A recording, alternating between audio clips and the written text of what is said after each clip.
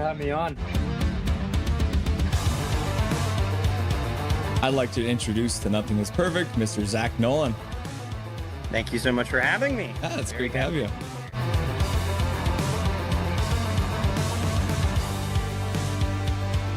Howdy. What's up, my dude? They say never meet your heroes, but boy, am I glad I got to, because here he is, the man, the myth, the legendary host, Toddcast Podcast, Mr. Todd Hancock. Dude, thank you, man. What a crazy introduction. A hero, a myth, a legend. Yeah. We're pleased to welcome to the show, Canuckland. Thanks for having me on. I'm really excited. Passionate, realistic, honest. Rev Trev. Let's go. Let's get some passion going. There's some actual hockey playing.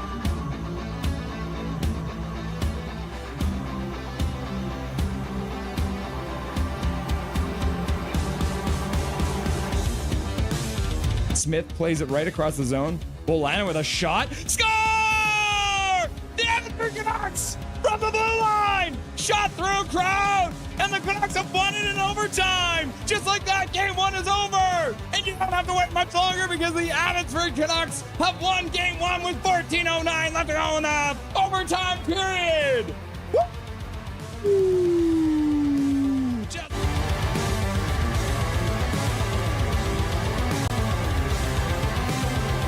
Charlotte wins the draw. They skate in. They take a shot towards the net. Goes high and wide. Comes around. In behind. Into the corner. And just like that, being resilient. Next man up. The Abbey Canucks, no doubt, never lost 2 games in a row in this Calder Cup Finals. And the Abbey Canucks are Calder Cup champions. Woo! Can you believe it?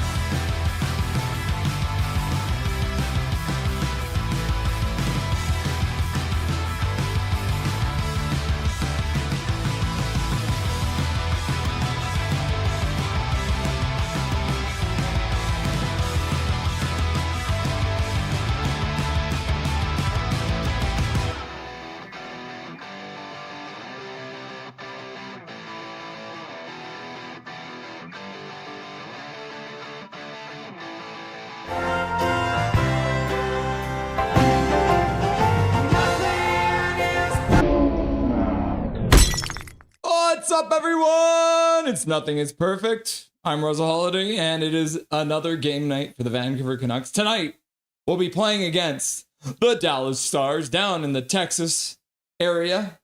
Dallas area, I guess I should say. Yes, it is going to be a very busy show tonight. We have an insane amount of stuff going on. That's why we're even a little earlier than we normally are here on Nothing is Perfect. Usually we go live about 20 minutes before game time. Today, we are going live half an hour before game time because we have so much stuff that we need to do and talk about. And first off, obviously, we are here to watch the road trip begin. Let the road trip begin. Canucks, Dallas Stars, their first meeting of the season. And yeah, so let's hop on over and have a look at what we're going to be doing to start, shall we? So I don't get too far ahead of myself. So this is why it's going to be such a busy show. For all you people who are over here, this is going to be crazy, all right?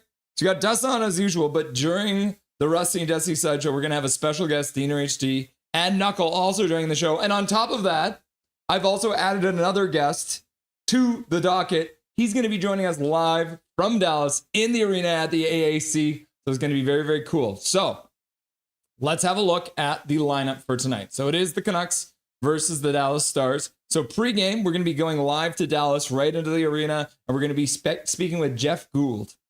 So Jeff is someone I just met on Twitter yesterday. So I reached out to him. He was saying he was going to the game, so I reached out and thought maybe he would like to join us today to chat live from the stadium. So we're going to, right after I'm done this, we're going to go live and check him out down there in the stadium. We're going to see the boys warming up on the ice, so it should be really, really cool. Once we're done with Jeff, we're going to go through hello to all you beautiful people who are right here in chat. And then we're going to go through the stats that you want, but you don't really need. We're going to do the Canucks starting lineup as well, and there have been some changes. Some players have come out, some players have come in. The defensive have been changed up. And so we'll do the Canucks starting lineup. During the first intermission, like I said, Diener HD, he's going to join us for the Rusty and Dusty Sideshow with Dustin Boydell. So it'll be the first time that I bring Dustin on at the same time. We're going to interview Diener HD together. It should be a lot of fun. And then, if that wasn't enough star power for you already, during the second intermission, we're going to have Demko from Nucks Memes coming onto the show to give us his insights as to what he's been seeing from the Vancouver Canucks so far this year. And we'll talk about how he's enjoying his new YouTube channel. Because if you haven't yet, make sure you hit that button. I've got a link to his channel in the description. Nucko is officially on YouTube, so go check him out. And then post-game, we're going to have Dustin Boydell stopping by to say hello.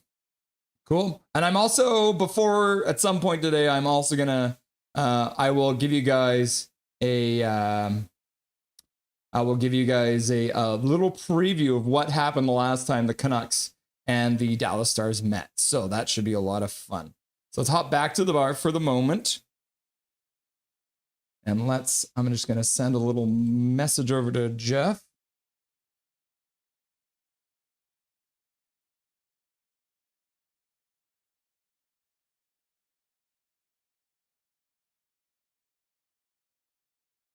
Perfect. All right.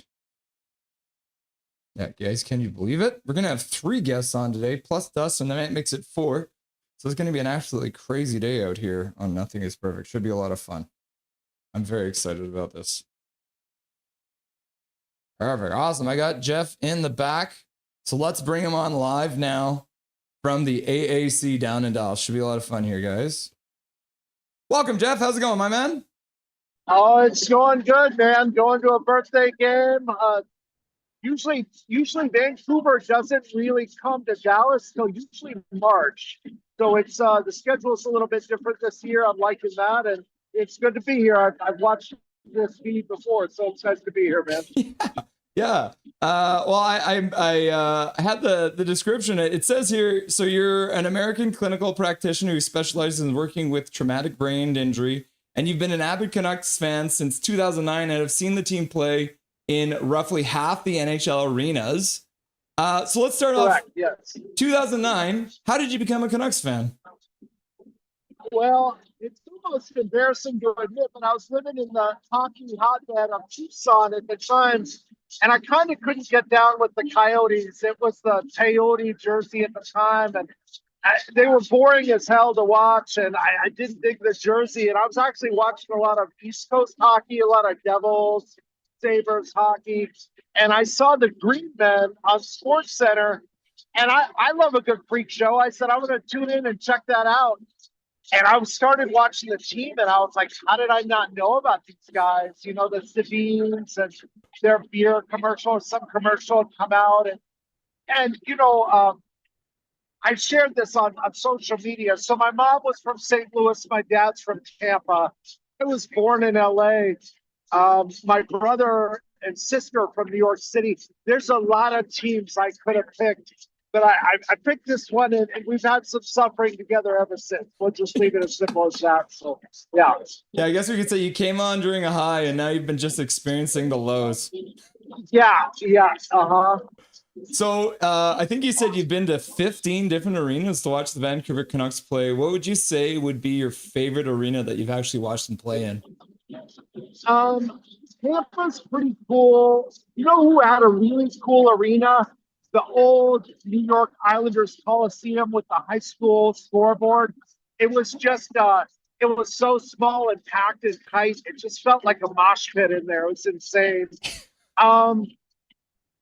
Actually, Dallas kind of has a cool arena. Yeah, so I don't know. It all starts to blur together after a while, but I've been to some good ones. Yeah, that's very cool. That's very cool. So let's talk a little bit about the Canucks themselves. Obviously, only 3 games in, so small sample size. But are your hopes being dashed like many people here on Twitter these days about the Canucks not being able to perform, or are you just like, okay, No. it's early, guys, calm down? Yeah, it's early. I think 2 years ago, everything went right, and they overperformed and were at the top of the Pacific. I think last year they were 22nd, and everything went wrong. I think we're a trade or two away from being maybe 11th in the league, maybe 9th, like somewhere in the middle. The good thing is we have a lot in the cupboard to trade that's worthwhile. I will say the only thing that's really concerned me, not the team, there were a couple of choices Adam Foote made where I was like, what are you doing, man? Some of his deployment just had me questioning. Anyway, but no, I think they haven't got going yet. They haven't started moving their feet yet. I think they're actually nervous to front load the thing and start pitching down. They're like, wait a minute, we haven't been doing this for 2 years. So that there feels like a pensiveness to the aggression on the plays they're being asked to make, right? How do you feel about Drew O'Connor being promoted to the top line then? Back to what I was saying about Adam Foote and some of the questionable decision making. I don't know. Good luck for him. I hope he pulls it off. I'll tell you who I do like. Max Sasson, I noticed at the Abbotsford wrap-up, some of the, can you cuss on this? Well, I won't cuss, but he was saying like, F Charlotte and the way they were acting. And he was so salty and poised, and he kind of had this really arrogant, like, Brian Kessler energy, and I'm really excited. Me and his dad have been chatting on Twitter for weeks, and I'm really excited that he got the call up. I'm a believer in him. So, yeah. So did you see this picture then that's hanging behind me of Phil DiGiuseppe in the background flipping off the Charlotte crowd there? And that was right at the end. Yeah. I got to see them play, and I saw them play in Austin. And there's nothing like watching championship hockey. Their passing game, they were hitting everything in sight, and they were winning in every possible way. The beautiful come from behind wins like we saw Vancouver do against Nashville, or just blowing teams out. I mean, they had the look of like a thoroughbred championship team. So much fun to watch. So. Well, Jeff, I wanted to give you a minute just to talk about kind of what you do and what you do for a living, and where you came from and how you got to where you are right now. Yeah, I'm 23 years sober, so I spent 22 of those years working in addiction, and I wrote a book about growing up with an undiagnosed traumatic brain injury. I was hit in the head with a door. It ripped my lip off and folded my jaw in the wrong direction when I was about 13. And they gave me a CAT scan at the time, but they were only looking for a vascular bleed if I'd had a stroke or if my skull was cracked. And my personality changed big time 3 weeks later, and I had trouble conceptualizing things, remembering things. My executive functioning is poor, and I didn't get around to treating that for 30 years. So I've helped other people with the same. A lot of them, I've helped 2 guys that have been hit by a car on a bicycle. I've helped a number of NFL guys, somebody that got hit in the face with brass knuckles. But it's really a lot of integrated medicine, change your diet, change the way you think, a lot of nutraceutical and new technology stuff, hyperbaric oxygen, red light, and different things that at the metabolic level, a lot of people don't know this. They used to think it is what it is. But brain tissue is like other tissue. It never stops growing, and it's always willing to, in some senses, grow back and accommodate change if you give it the right prompts. Much like you would a broken laptop, if you give it the right prompts, executive functioning comes back big time. So, yeah. Yeah, cool. Well, if anyone wants to check anything more about Jeff Gould here, I've got a link to his website in the description for the video today. Jeff, thank you very much. I don't want to take too much of your time there. Down there having a wonderful game. Do you have a prediction for the game tonight before I let you go? I do. Yeah, Dallas has to lose at some point, and Vancouver has to win at some point. So why not tonight? I call it Vancouver 5-2. Yeah. Perfect. It's my birthday, so I'm bringing the birthday energy. It's gonna be happy good. birthday, Jeff. That's all. You finally turned 35, eh? Yeah. That's right. So. Well, brother, thank you for having me on. Enjoy the show. Everybody enjoy the game, and we'll see you. Awesome, brother. Enjoy the game. We'll talk again later. All right. That's pretty cool, guys. Yet another Canucks insider coming to us live from the arena. You love to see it. That's Jeff Gould. Like I said, I've got a link to his website in the description of the video. So if you guys want to check his stuff out, he's doing a lot of really good work with a lot of people that really need it. So I would highly recommend going and checking that out. So happy birthday to Jeff. I didn't even know it was his birthday, but he's here. So that's very, very cool to see. All right. We've done the live on location. Let's hop into the chat now and say hello to you beautiful people. Calvin99 Charlie, 430, oofta! And then there's me using all the custom emojis. Dobby, Learn the Rules, Trevor Linden, Square Jar, Goal, Big Mac, Coconut Slow, Jake Says Hockey, The Wave, Crystal, Rusty and Dusty, and Artie. And then Hachiko's like, oh no, my narrative died. Swear. Calvin99 Charlie, I wanted to say 5-2 if Linus Karlsson is on the ice. If not, we lose 5-1. Well, sneak preview, Linus Karlsson will be in this game today. So I will let you know that before we show you the lineup later today, Calvin. Hachiko, welcome to the club. Hopefully it's no one gifts. I can update tomorrow. Hachiko, I think we win 6-5 in the exact same way we won last year. We played the Stars. Crying. With the amount of subs Russ has, it's got to be a while till we get one. Laugh out loud. I do think, though, Calvin, usually when the memberships get gifted, usually it ends up going to people who are already in chat, and it's based on like how much time you spent in chat. So also, my birth year is now the subscriber count. So we have 1984, which is pretty hilarious. It is the year I was born. Nako has a channel now. You guys see that before. I don't think he did. I might be wrong though. Yeah. So before Nako had his own channel, he used to work with his friend Mimamoto, Kyler Mimamoto, and they would do their Pacific Perspective podcast on that channel. Now they're going to be doing that on Nako. So I do have a link to his new channel in the description if you guys want to go check out. Hachiko, Nux memes? Yeah, he just started the season. Yeah. Callum's in the house. Let's fucking go. What's up, Callum? Nice to see you, my dude. Let's go, Vancouver Canucks, says People's First UConn. What's up, People's First? Nice to see ya. KJ Bracy's in the house. Wow, mine's gone too. I subbed as soon as I seen it. Yeah, very cool. Yeah, so we'll have Nuck memes on later for the second intermission. No! Welcome, JJ, to the club. Also, Chico is here too, crying. And just like that, crying all over the place from everyone who's lost their membership. I'm sorry to see that, guys. But I assume at some point you guys will be able to get them back, eh? You'll be able to get them back.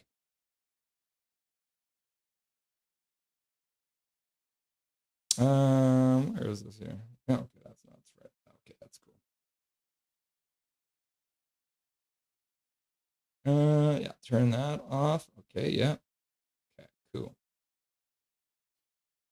Luke Flyswatter's in the house. What's up, Luke Flyswatter? I hope Petey comes alive this game. Me too, but once I show you guys the lineup, you might understand why he might not tonight. Cal McKenzie, submit to subscription. Dusty Mans, your likes, thumbs up, and submissions because this podcast is fucking awesome. Thank you very much, Calvin. I appreciate you. What's up? Says Calvin99 Charlie. Laugh out loud. Let's go, Vancouver Canucks. And then Calvin's like, Rusty and Dusty, Dobby. Wave! Yo! Says Swervin' Irvin. What's up, my dude? Nice to see you, Swervin' Irvin. Hi, people, says Calvin. Guess what, guys and gals? I have a vape again. Laugh out loud. The Swervin' Irvin, Jeff Gould. Yep. Pretty funny. I'd like to propose a toast because I want to drink. To evil! Also, Sportsnet's not even doing a pregame show of any kind for this. So if you want a pregame show, this is the only place to get it. Leafs 1-0. Huh. Who's in net? You'll find out in a minute. Ready to cheer on the Vancouver Canucks. Let's go! Interesting third line and Abby line, and most if O'Connor's on the first line, we are getting set for a trade already. Yep. We need to a trade like 3 months ago. Demko is starting again against Casey DeSmith. Yep. So my prediction today is that Casey DeSmith gets a shutout, right? My name is Jeff. I am in class till 9. I better see a win when I get out. I hope so. We got an insider? Yes, we do. Get this guy to fix my traumatic brain, says Callum. Been a fan since 82. I need clinical therapy. Well, you got the link in the description, so if you want some help, make sure you go check them out. Keith in the chat. What's up, my dude? Go Canucks, go! Upside down smile face. Calvin and each other. I feel like a little kid. My headset got lights up. I got lights up. I don't like it. Laugh out loud. Ouch, you bite your tongue.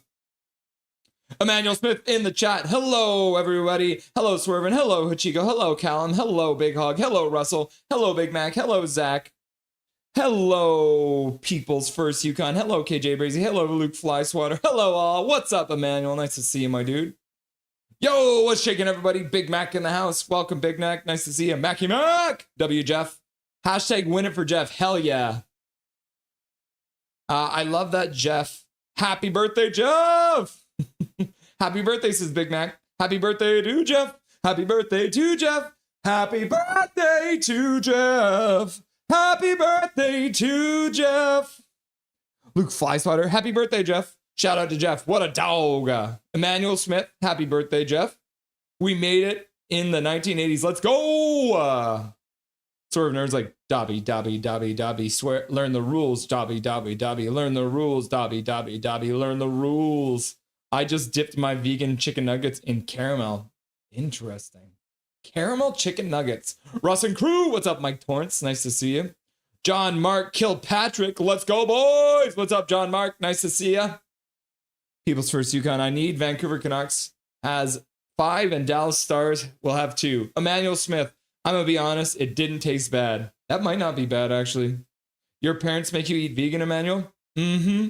I hate being vegan. No wonder you're always wound up all the time. Go eat a burger, bro. And then Gary Wiseman's just laughing. What's up, KP? And he's like, Rusty. Yeah. How's it going, KP? Nice to see ya. What do you mean? Gary Wiseman's like, live long and prosper. Soup Gary. Burger. Good think I have Emmanuel blocked. Bro is a veggie. Laugh out loud. Wish I could. If my dad caught me eating meat, my mouth would be bruised. Just know that. Laugh out loud. Well, that's not very nice. Gary Wiseman. Let me join the Soup Gang. Keith, yes. Soup Gary. Gary Wiseman on Sportsnet 1 tonight, right? Not Sportsnet Pacific? Correct. Tonight's game will be broadcast on Sportsnet 1. And then Big Mac's like, too evil! I'm not going to drink too evil. I have a beer league later. Fair enough. And then Emmanuel's like, too evil! And then it's Demi Boy. Yep. Swap O'Connor and Kane, and I don't mind the lines. I'm close to that, but I still don't like Garland and Kane on the same line. Haven't seen this level line juggling since Elaine Vigneault. I know, right? Did Drew O'Connor earn that spot on the top line? Is that what we're saying? That's what we're saying, is that Drew O'Connor earned a spot on the top line. What did Drew O'Connor do to earn a spot on the top line? Answer me that. Keith Catherine. First line has to get going. That means DeBrusque. So, yeah, DeBrusque isn't on the top line anymore. If O'Connor actually uses his speed, he could help this line. If not, he's just a guy. 1-0 Leafs. Go Vancouver. To Evil. Hello, all. Hope all is well. Nice to see you, Prickfetti. Welcome to the chat. There's Derek. Derek was helping me feel better today. We were chatting on Instagram, and I thought, we're going to lose in a shutout to Casey DeSmith because Canucks logic says so. But Derek made me feel better, so we'll see. Go Canucks, go! Welcome, Demko. Nice to see you. The Roblox gamers in the chat. Hello! Dobby, Trevor, Linden, goal. Go Canucks, go. Wave, Rusty and Dusty. Learn the rules, swear jar, Big Mac. Jake 6 Hockey, Crystal, and Artie. EP40 must produce or else. Correct, John Mark. I agree with that statement for sure. All right. Let's hop on over back to the lineup. So we're going to go through now the stats that you want, but you don't really need. So Canucks playing on Thursday. They have done it 615 times. Oh, and Rod's here too. Welcome, Rod. Nice to see you, my dude. Go Canucks, go from Kamloops. Benderman, maybe O'Connor and Petey will light it up in practice. I don't get it. No, I don't get it either. They literally didn't practice these lines. They didn't practice with Coots out of lineup. They didn't practice with Max Sasson. They waited till after their one practice this week to change the lineup. I don't understand what Foot is doing. But Benderman, thank you for putting that in chat. And welcome to the chat. Okay, back to the stats. I saw that and I nearly flipped. All right, 615 times the Canucks have played on Thursday. They're 259 and 287 with 69. And I have updated this, by the way, everyone. We are now doing overtime and ties together. They now have 69 overtime or ties because that will allow us to know the exact amount. I was not including ties in here before because there is no such thing as ties anymore. What's up, B-Dog? B-Dog in the chat. Hello, all. But at home, the Canucks have played 240 times on a Thursday. They are 121 and 89 at home. On the road, however, they are 60 games below 500 on the road on Thursday, I'm afraid. Playing on October the 16th, they've done it 23 times. They're 9, 10, and 4. At home, they're 4, 4, and 2. On the road, they're 5, 6, and 2. So they're pretty even. It's a coin flip when we talk about October the 16th. If we talk about the Canucks versus the Stars, last 10 games, the Canucks are 6, 3, and 1 against the Stars. And that sounds good. However, in the last 5 games, the Canucks are 1, 3, and 1 with 14 goals against and 21 goals, 14 goals for and 21 goals against. So that part's a little scary. They've done 205 games against each other. The Canucks are 83 and 90 against the Stars. At home, the Canucks are 47 and 41. In Dallas, they're 36 and 49. So 13 games below 500, and they have 18 overtime losses or ties.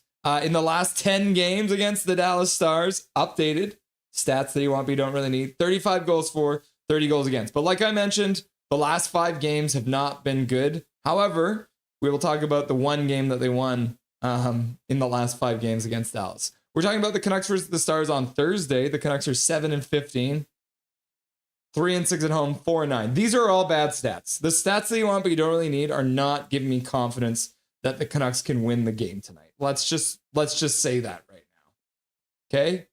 Canucks current leading scorer against the Stars.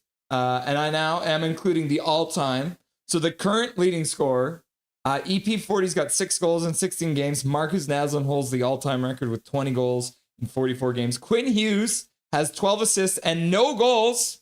So if Quinn Hughes scores tonight, it will be his first goal against the Dallas Stars in his career. I don't think there's a lot of teams left that Quinn Hughes hasn't scored against. He's got 12 assists in 14 games. Henrik Sedin, 38 assists in 60 games against the Dallas Stars. EP40 has the overall current lead. He's got 15 points in 16 games, so almost a point a game, which means he's got about 9 assists against the Dallas Stars, which isn't bad. The Stars' current leading scorers against the Canucks. Ben has 17 goals in 44 games. Mike Modano has the all-time lead with 32 and 71. Ben also has 21 assists in 44 games and 38 points in 44 games. So almost a point a game as well. Mike Modano has the all-time lead with 47 assists and 79 points overall. We look at the game stats. So far this season, Rupe Hintz has 5 points. Wyatt Johnston, so Castle Siege, your favorite player, is leading the team in goals, and Rupe Hintz has got 4 assists. Jake DeBrusk has the most assists. Kiefer Short leads the team with 3 goals. And the team with 3 points. Not a great stat. We play them today. We play them again on November the 20th, and then we play them back in March. So the game in November will be in Vancouver, and then the game in March will also be in Vancouver. So we'll only play once in Dallas this year. So good thing that Jeff got to go see this on his birthday. Thatcher Demko is 1-on-1. Kevin Lankin's 0-1. Jake Ottinger has started all 3 games for the Dallas Stars. Casey DeSmith is getting the start for the Dallas Stars tonight. Former Vancouver Canuck Casey DeSmith. In the last 10 games, the Canucks are 1-2. The Dallas Stars have not lost a game this season yet, beating Winnipeg, Colorado in a shootout, and Minnesota most recently. If we're looking at the power play, the Canucks are terrible. They're tied for 31st with no goals on the power play. The Dallas Stars are 3rd with 33%. Penalty kill wise, Canucks are looking great, 6th in the league. And I mean, a good part of that credit goes to Demko. Dallas not as good, 21st, 76.9%. Face-off wise, the Canucks are struggling. Dallas has been really good, 53%, 9th in the league. When it comes to goals for, the Canucks are struggling. Dallas is almost 4.7 goals per game. That is 2nd best in the league. Canucks are 13th when it comes to goals against, so they're not bad defensively. And the Dallas Stars are a little struggling with obviously winning by scoring with 3.33 goals per game against. Okay? Let's hop on and now have a look at the lines as they've been constructed today. I just want to, once again, I'm going to quickly double check to make sure that they haven't changed these because they have done this before to us. Let's quickly double check Mr. Bachelor, see if they changed anything in lineup. No, it appears. Oh, no. Oh, okay. The lines as they skated have EP40 on the second line. I don't have it set up that way, but apparently that's how it is. So let's have a look now at the lines. So starting in your offensive lines, you got Drew O'Connor, Elias Pettersson, and Connor Garland. You got Jake DeBrusk, Phil Hedl, and Brock Besser, who are apparently the number one line tonight. You got Evander Kane, Atchiratu, Kiefer Sherwood getting together. And then we've got the fourth line is the Abbey line. The boys are back together. We got Archdeep Baines, we got Max Sasson, and we got Linus Carlson all coming together. The reunification of the Abbey line that won the Calder Cup last year. Woo! Woo! Woo! Always gotta bust out the Calder Cup every once in a while. So, let's just look at the top line again here. Drew O'Connor gets promoted. Okay, all right. Yeah. Let's have a look at the defense because I actually like what they did on the defense. So let's have a look at that. So same thing, top pair, Hughes and Hronek, HH, Triple H, Double H. Second pairing, now we got the veterans back together. So Marcus Pettersson, Tyler Myers will be playing together. And then the two young guys, Elias Pettersson and Victorio Mancini will be playing together. And we got Thatcher Demko in net for the Vancouver Canucks tonight starting. So that's good to see. Right? Hughes and Hronek, MP29 Myers, EP25, and Mancini with Demko starting. All right? How in the hell does O'Connor end up on the top line? Like, I do not, in any way, shape, or form, understand why they think that's a good thing. Not great.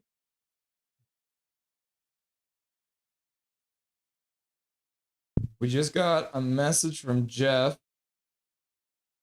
Let's quickly, I'm going to go hop on over so we can see that. So Jeff just put on Twitter, the pleasure was all mine to kick it off with you guys for a minute. Very cool. Thank you very much, Jeff, again. Happy birthday once again. Let's actually reply to him.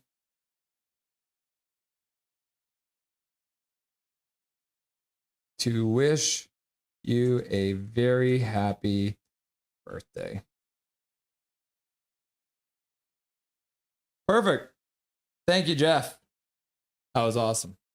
Gary and Perfetti are in the club too. Yep. Are we clubbing tonight? In the club tonight. A lot of us got it in the same then, huh? Laugh out loud. Who's paying for the table? And what is this? Crystal ball? Ooh, just rubbing the crystal ball together. Derek sliding into DMs, eh, Russ? Yep. Me and Derek chat on Instagram quite often, actually. He keeps me sane. All right, Dan Murphy's on the screen now, so that's a good thing. He's actually probably, I think he might actually be standing just below where Jeff was. Calvin 99 Tyler, by club, our names are gray. Hachiko and KJ are here too. I'm pretty sure I was the first to the club last stream. I didn't have my name green. Well, hopefully the Canucks can score some goals for you guys tonight. Emmanuel, can you ask Calvin 99 Charlie to unblock me? And please don't just read my comment and ignore it. I read it. There it is. Stop. Oh yeah, all of a sudden a lowly gray. My life is ruined. Benderman, laugh out loud. Yeah, Benderman. I saw your comment. We were doing the stats, but I was still like, no, we need to chat. All right. Hey, B-Dog, says Emmanuel. GTS, yeah. Gotcha, Emmanuel. Leah Herring in the chat. Blue Jays and Canucks at the same time. Oh, Leah Herring. Gonna be doing some channel surfing, I guess. B-Dog in the chat saying Dobby, Trevor Linden, goal, Coconut Boat, Wave, Rusty and Dusty. Swerve and Irvin, in Perfetti. Shame, shame, shame, shame. B-Dog, learn the rules, swear jar, Big Mac, Jake Steaks Hockey, Crystal, Artie, Demko, I want the Canucks to firefoot, but then we will have like 6 coaches in 5 years. Correct. So it looks like John Shorthouse and Dave Tomlinson will be calling the game. No worries, Swerve. I feel the shame. B-Dog, says McNally. LMAFO.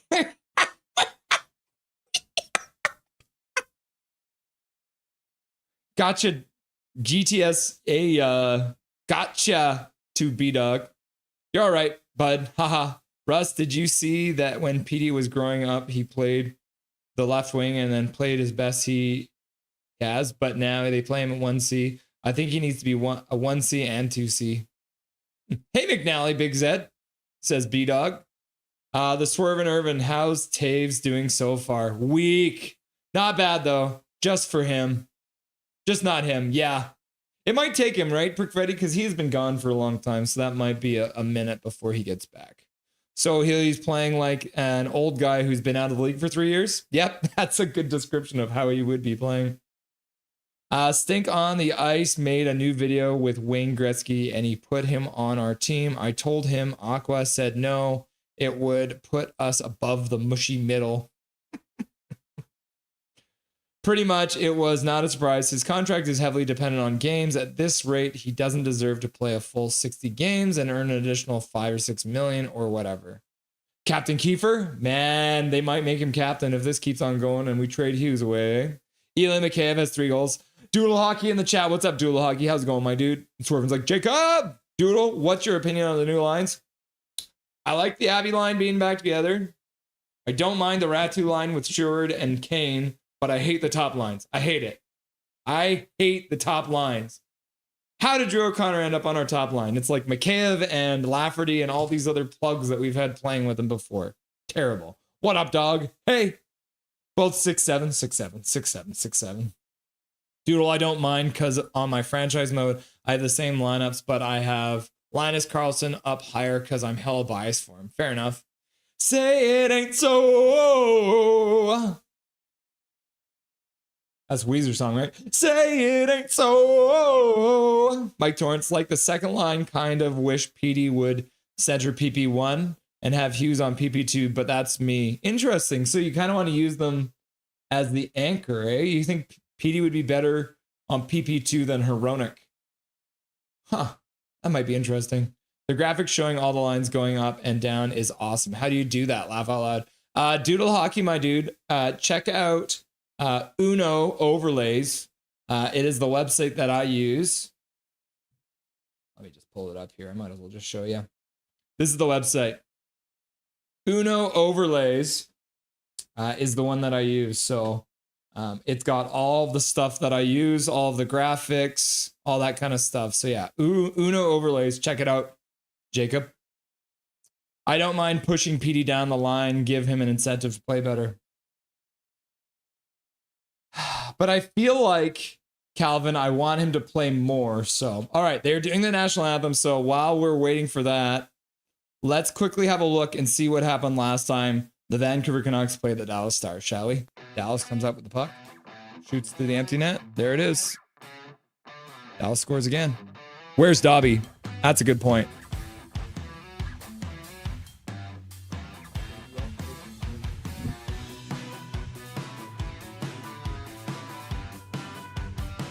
Ratu scores. Dobby shows up and the Canucks score. Look at that, Dobby.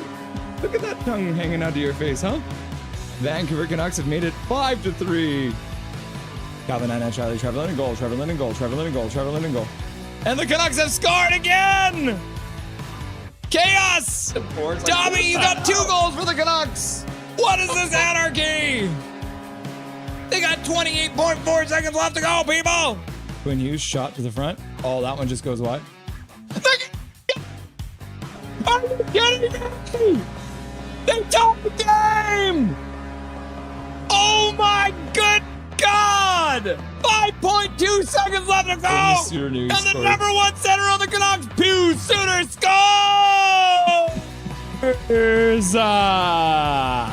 Can you believe it? Can you believe it?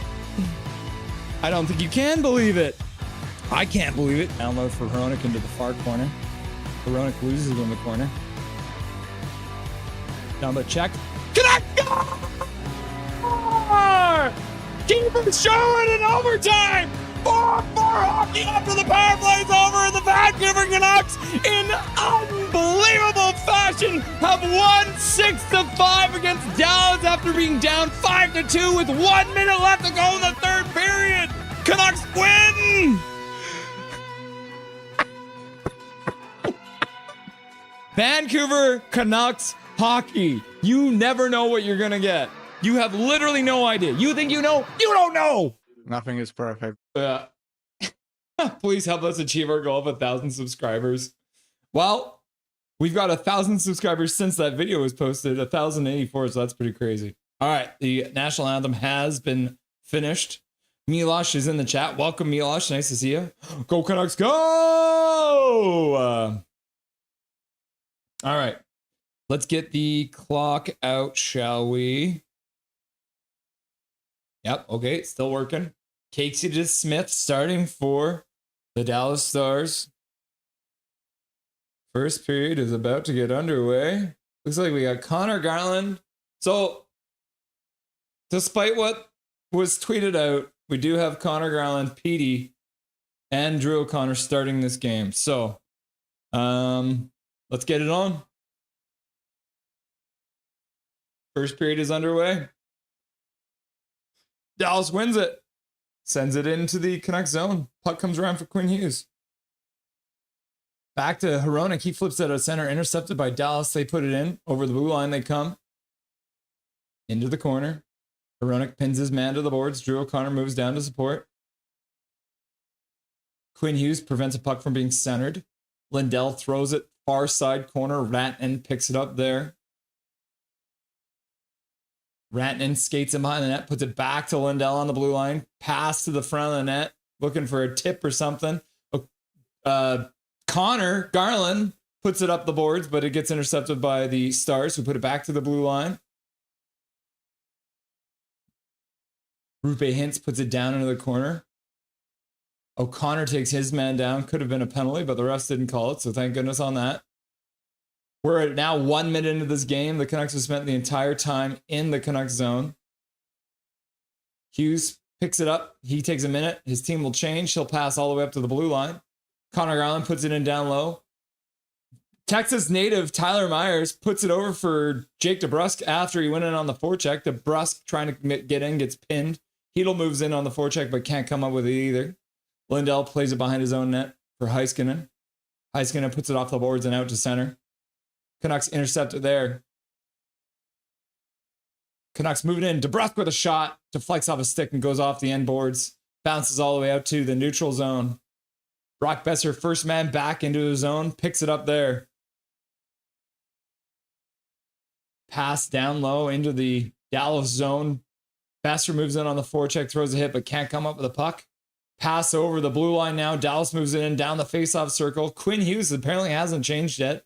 Quinn Hughes has been out there for the first 2 minutes of this game now. Shot to the front of the net, unless he went off and came back on. And now shot to the front of the net, and Demko shuts the door after a pass from behind the net. They try to jam it short side, couldn't get it to go. Now Kane tries to move it out, gets to center. He'll dump it into the Dallas zone. Ratu throws a hit on his man. Kane moves in on the forecheck. He'll hit his man. So Ratu and Kane both throwing hits on the forecheck. Couldn't come up with the puck. Dallas puts the puck in. Mancini onto the ice now, puts the puck around the boards. Yeah, Quinn Hughes is still out there. So Mancini and Quinn Hughes are currently out there. I wonder if that's just because they haven't been able to get changed. But if I'm correct and Quinn Hughes hasn't left the ice, this is a 2 minute and 40-second shift right now for Quinn Hughes, which is crazy.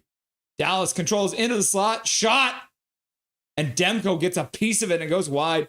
Flipped in front. Quinn Hughes picks it up, loses it again. Demko holds the post, and he'll cover it up now as the Dallas Stars dig away and Demko holds the line. Dallas now up to 2 shots in the game, and I've got to stop the clock, don't I? 17:08 left to go in the first period of play. Puck gets shot in, bounces off the back of the net, and then they put it out front, and they jam away at it. Quinn Hughes couldn't clear the front of the net, and they just jam away at it a couple times. My goodness. Woof. Hey, Russ, by the time you read this, I'll be already gone. Laugh out loud. Need to watch this game later. So can't have you spoil it for me. Haha. Have a great evening. I got you, brother. Jakes takes hockey is scared. I would be scared too, Jakes. Canucks dump it into the Dallas zone. The boys move in on the forecheck. Can't come on with it. Dallas with 3 shots now on net. I didn't start the clock, did I? Okay, now it's accurate. Hito with a shot to the front of the net. DeSmith makes the save. With 16:46 left to go in the first period of play. Looks like the Abbey line is about to come onto the ice now. Adam Foote, the 22nd head coach. B-Dog, let's get some other D-man. Get some time. Ridiculous. I know, B-Dog. I know you're a great player, and I know you're the captain, but my God. 5 shots now for Dallas. Let's go, says Miserable Saber fans. What's up, Miserable Saber fans? Nice to see you, my dude. So Max Sasson on his first shift gets waved out. Max Sasson, we should keep a track of that. How many times does Max Sasson get waved? Now Rupe Hintz gets tossed out. I'm going to keep track of that. Got a little notepad out here. Puck is dropped. Carlson wins it back.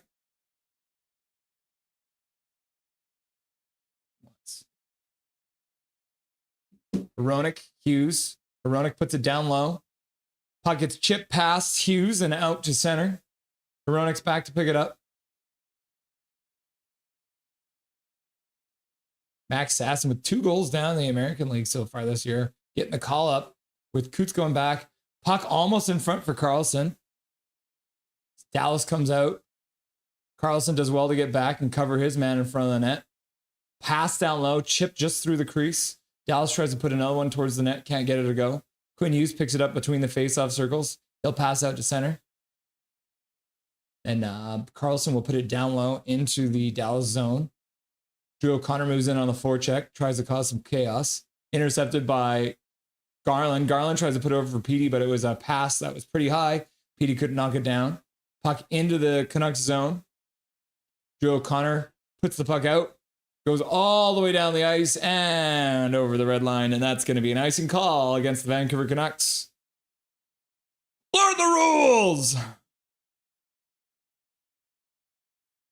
Russ turned 1 year old. Russ turned 1 year old? Yep. Quinn Hughes, I can't trust any of you bitches. I'm playing all 60 minutes. Can you imagine? Swervin' Irvin. Shannon in the chat. Hey, everyone. What's up, Shannon? Canucks lose the faceoff in their own zone. And Dallas scores. That did not take long. Wasp faceoff. Shot from the boards. Petey loses it in his own zone. And on the 6th shot of the game, the Dallas Stars have taken a 1-0 lead against the Vancouver Canucks. Hi, Shannon, says Jazz. Great name, right? Miserable Nucks fan. How does this end up? Oh, no. Pedersen tipped it into the net. They wanted him to score goals, but we didn't want it to be on our net. EP40 deflects the pass across the top of the crease and into his own net. Does that even count as a shot then for the... How does that work? Does that count as a shot? Canucks lose another faceoff. Oh, my God. Dallas puts it in gingerly into the near side corner. DPD in, throws a hip check. DPD's stick is now broken, so he's defending without a stick. Nobody's giving him one. Looks like Ratu has decided he will play D instead of giving defensive Pedersen a stick. Canucks chip it out to center. Not a great start for the Canucks. Miserable ain't that miserable this year, eh? Maybe I should be the A. I'm good. Yesterday was the best time I was happy. Yeah. 8 goals from your team, eh? Marcus Pedersen picks up his own zone. So Dallas is up to 7 shots now in this game. Dallas picks it up in their own zone. Another dump and chase the Canucks couldn't do anything with. Pedersen knocks it down. Puts it down the boards for Drew. Drew puts it across for Garland. Garland into the middle. Shot to the front of the net. Casey DeSmith makes a save and kicks the rebound away. Picked up by Petey. Petey loses the puck. Dallas chips it from center into the Canucks zone. Moves in on the forecheck. Now we got Mancini. So I think they've already changed the defensive pairs. So Mancini and Marcus Pettersson are now out there together. And then we've got Heronic out with DPD. So we'll have to keep our eyes on that. Puck gets deflected by DPD's broken stick in the corner. Dallas recovers it, puts it down low behind the net again. Up the boards, far side, ends up going off the stick and out of play with 13:51 left to go in the first period. My gosh. I hear Buffalo fans already wearing paper bags of shame. So miserable Sabre fan, I believe you got, I believe you're the one who threw the jersey on the ice. Is that what you're telling me? I heard that you were the one. KJ says Big Mac. Unfortunately, I can't read that because they blocked. KJ Brazy, I never have issues with Sportsnet. What sports are you catching? Doodle Huggy, let's get a big game tonight. Let's shock the world. I hope so, Doodle. I hope so, Jacob. Canucks have only won one face-off so far tonight. You're not going to win many games if you're constantly chasing. They do have more hits, but they have one shot and one face-off win, one block shot, 2 giveaways. I think Gatsya is good to see ya. Oh, good to see ya. Thank you. I'm a millennial. You need to update me on these things. Keith in the house. I'm hoping for a winning streak this weekend. It's my birthday on Sunday. I will be 59. Well, maybe remind me, Keith, tomorrow that it's your birthday, and I will sing you happy birthday. I agree with you on the top line, but unfortunately, but hopefully they surprise. It's possible. Remember Dallas blew a 3-goal lead in the final minute last year. Ha ha! Yep. We played the video earlier about that. Thank you so much for the information on the lines with the overlay. Brilliant. I'll look into it. Yeah.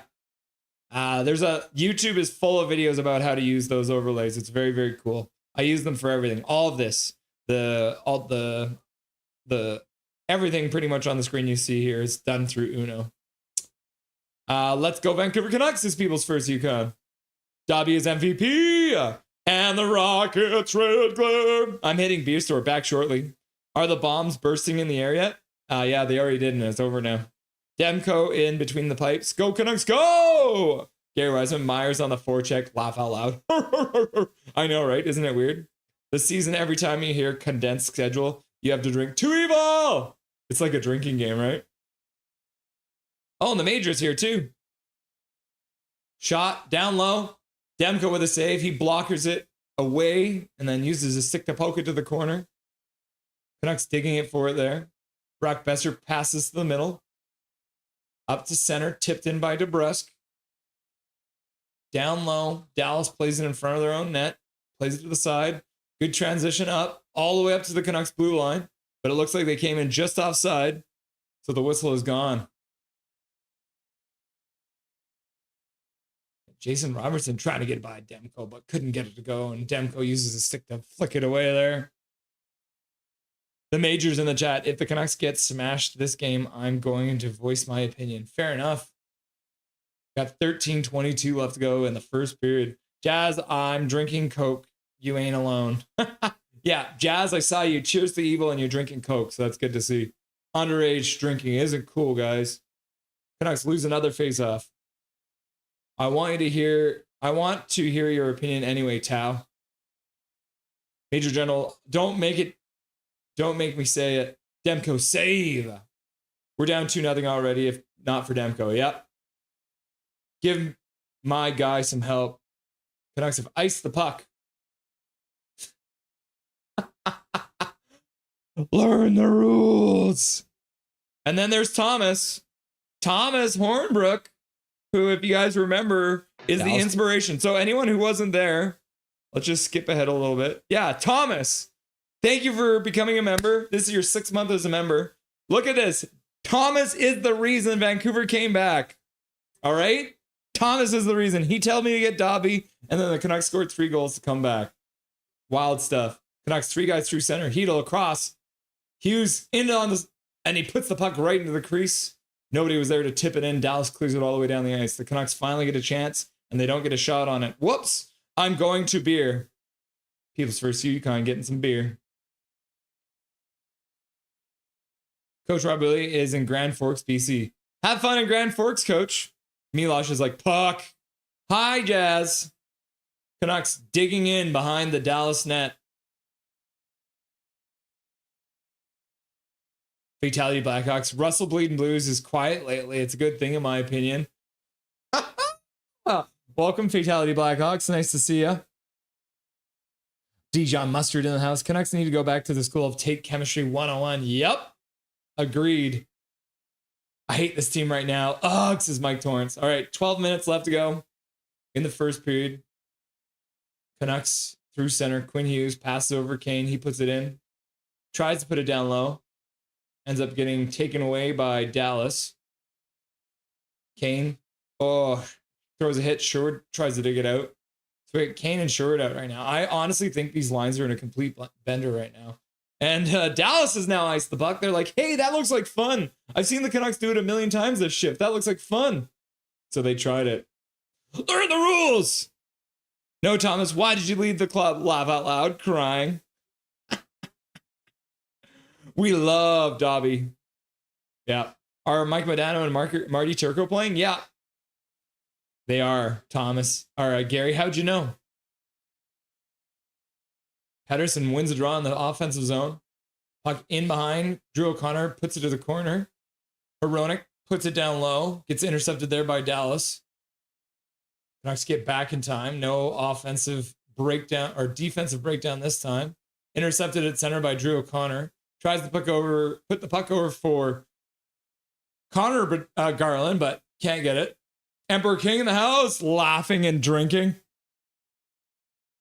Elias Pettersson puts it behind the net for Elias Pettersson.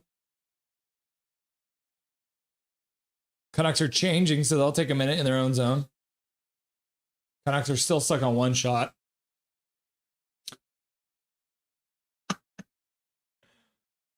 Oh, okay. Carlson onto the ice. We got the Abbey line out. Carlson battling in the corner. Chips it there. Dallas flips it. I should also note that Rick Ovian, who was in the Texas series last year, was in this game too. Tyler Myers with a shot to the front of the net. And then Max Sasson tries to jam it under to Smith. Puck ends up behind the net. Carlson recovers. Puts it back to the blue line. Myers with a slap pass to the front of the net. Ends up going off a stick and out of play. 10:29, the Abbey line with some beautiful forecheck and come back up with the puck. And then Max Sasson almost slides it through the legs of Casey DeSmith, but it gets cleared by Lindell behind. And then Carlson picks it back up. Yeah, that Abbey line so far, I didn't say it before the game, but I was thinking it. The Abbey line might be the best one. Surprise, surprise, the Abbey line has the best shifts. What a surprise! Me and Dustin always on the same page, eh? Trevor Linden. Canucks win the draw. Mancini down into the faceoff circle, puts the puck down low for DeBrus. DeBrus puts it behind the net, gets by Besser. Hedl picks it up. Besser picks it up. He puts it back to the blue line for Hughes. Hughes bobbles the puck and skates it out of the zone. You don't see Quinn Hughes bobble the puck very often. Omega Fish. Yo, nothing. What's up, Omega Fish? Nice to see you, my dude. Ross, I've got a question for when you're busy and can't record live about the Van Canucks. What do you do? I'm live during every game. I was live during every game last year. I'll be live during every game this year. I'm lucky that my day job is flexible with the schedule, and so I can actually take time off when I need to, if you're wondering. Shot to the front of the net by Dallas. Harley with a shot to the front of the net. That gets blocked and deflected to the corner. Picked up behind the net by Dallas. They put it back to the blue line. Another shot by Harley to the front of the net. That one ends up going wide. Yeah, Mancini and Hughes are out there together right now. What the hell is happening? Is DPD hurt? Is that what's going on? Is DPD hurt? This is what I want to know. Anyone see anything? Oh my God, PD says Luke Flyswatter. Yep. Canucks do have a second shot now. So that's a good thing, right? Sherwood throws a hit. Dallas gets it up to center. They pick it up there. Pass over the blue line. Moving in down the boards on the far side. Drop pass. Shot from the faceoff circle. They drive to the net on the rebound. Can't get it to go. Back to the blue line. Just gets out, so they'll have to recoup in the neutral zone. Or else time. Put anyone else in EP40's place. Demko makes a save on a wrist shot from the side. No, there's DPD. So DPD is out there. So he's not hurt. So what the hell is happening with the D lines? Keep the Abbey line one. Dijon Mustard, I agree. Yeah, let's make the Abbey line the first line, eh? Dusty is because Linus Carlson. That's why. Fair enough. Connor Garland. I know, right? You did hear that. I thought I got away with it, Swerve, and I almost said Connor Bedard, but Connor Garland through center gives the puck away. Pettersson can't come back up with it now. Drew O'Connor intercepts it and gives it immediately away. Mancini. Garland in the neutral zone. Absolute chaos now in the neutral zone. Puck down low. Canucks can't come up with it. Garland throws a hit. Marcus Pettersson picks it up, puts it across for Hronek. Yeah, I think the D pairs are all whacked out right now. They've Marcus Pettersson and shot blocked by Marcus Pettersson. Speaking of it, another shot to the net ends up getting blocked. Hronek gets back and keeps it in. Passes across for Pettersson. Pettersson with a shot to the front of the net. Casey DeSmith gets a glove on it. Sends it wide. Can't glove it though. Kept in for a moment by Marcus Pettersson. Drew O'Connor swipes at it. Can't get it to go. Ends up going wide of the net. Garland gets knocked down in the corner. Max Sassen's out. Puts it back to the blue line. Over Hughes. Hughes with a shot to the front of the net. Hits a body. And the puck gets out to center. Hronek and Hughes are out there now. Canucks clear out the zone. Hughes walks the blue line. Spins on it. Near side. Doing circles. Passes across the zone. Shot to the front net by Sherwood. And the puck goes out of play off the glass as he shot it wide. Casey DeSmith up to the task, getting a piece of his glove on it just to deflect it wide. We got 6:42 left to go in the first period. Oh my goodness. He's definitely clears waivers. Petey sucks. McBaby is like, I'm here, KJ. As long as it's not ketchup. Laugh out loud. Go Leafs. KJ Brazy, I should just have chose Rope hints in my hockey pool. Puck. Goal! Jets. Yeah, we can have a look. I do have the out-of-town scoreboard ready to go for you kids. The Jets are up 2-0 now on the Flyers. So good to see for you, Prickfetti. The Rangers are currently losing to the Maple Leafs. Let's double check. Is this in... Okay, no, this is in Toronto, it appears. Right? This is in Toronto? Maybe it is.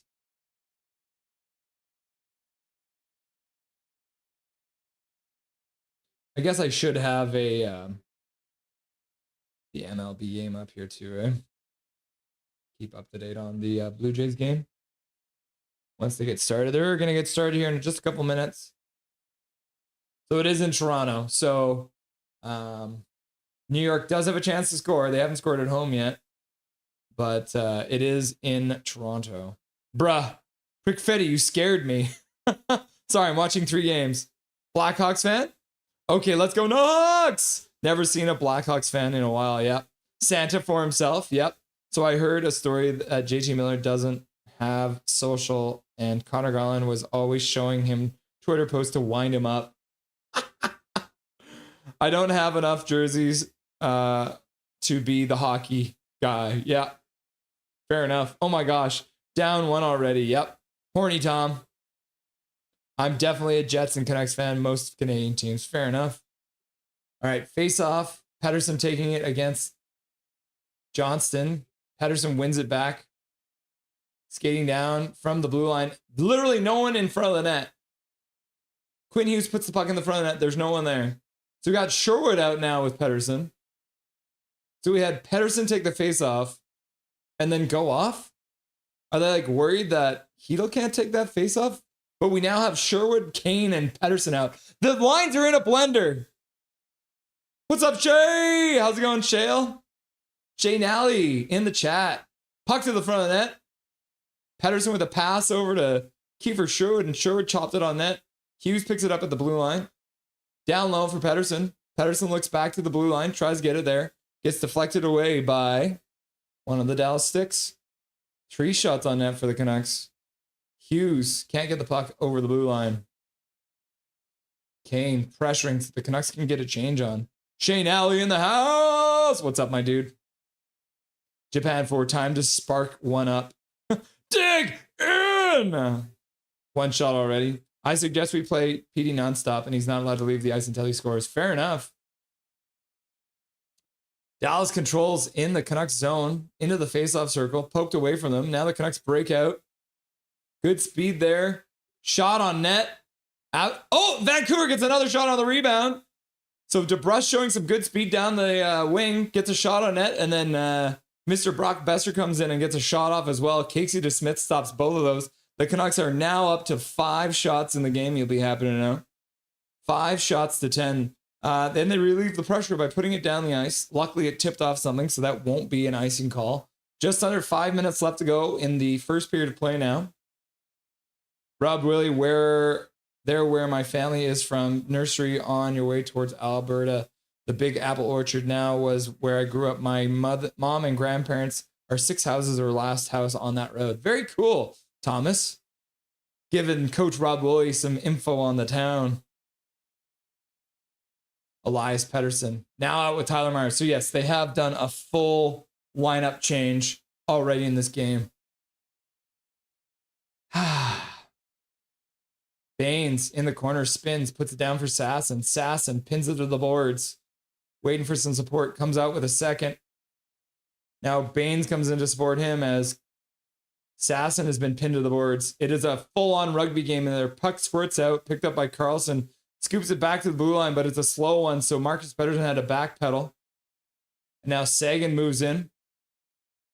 Connor Garland now over the neutral zone.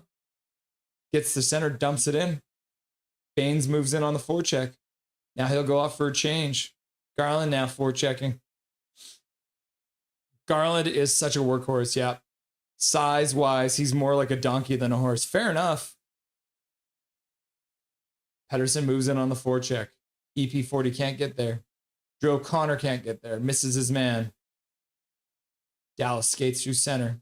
Dumped in from the red line. Behind the net. Into the near corner.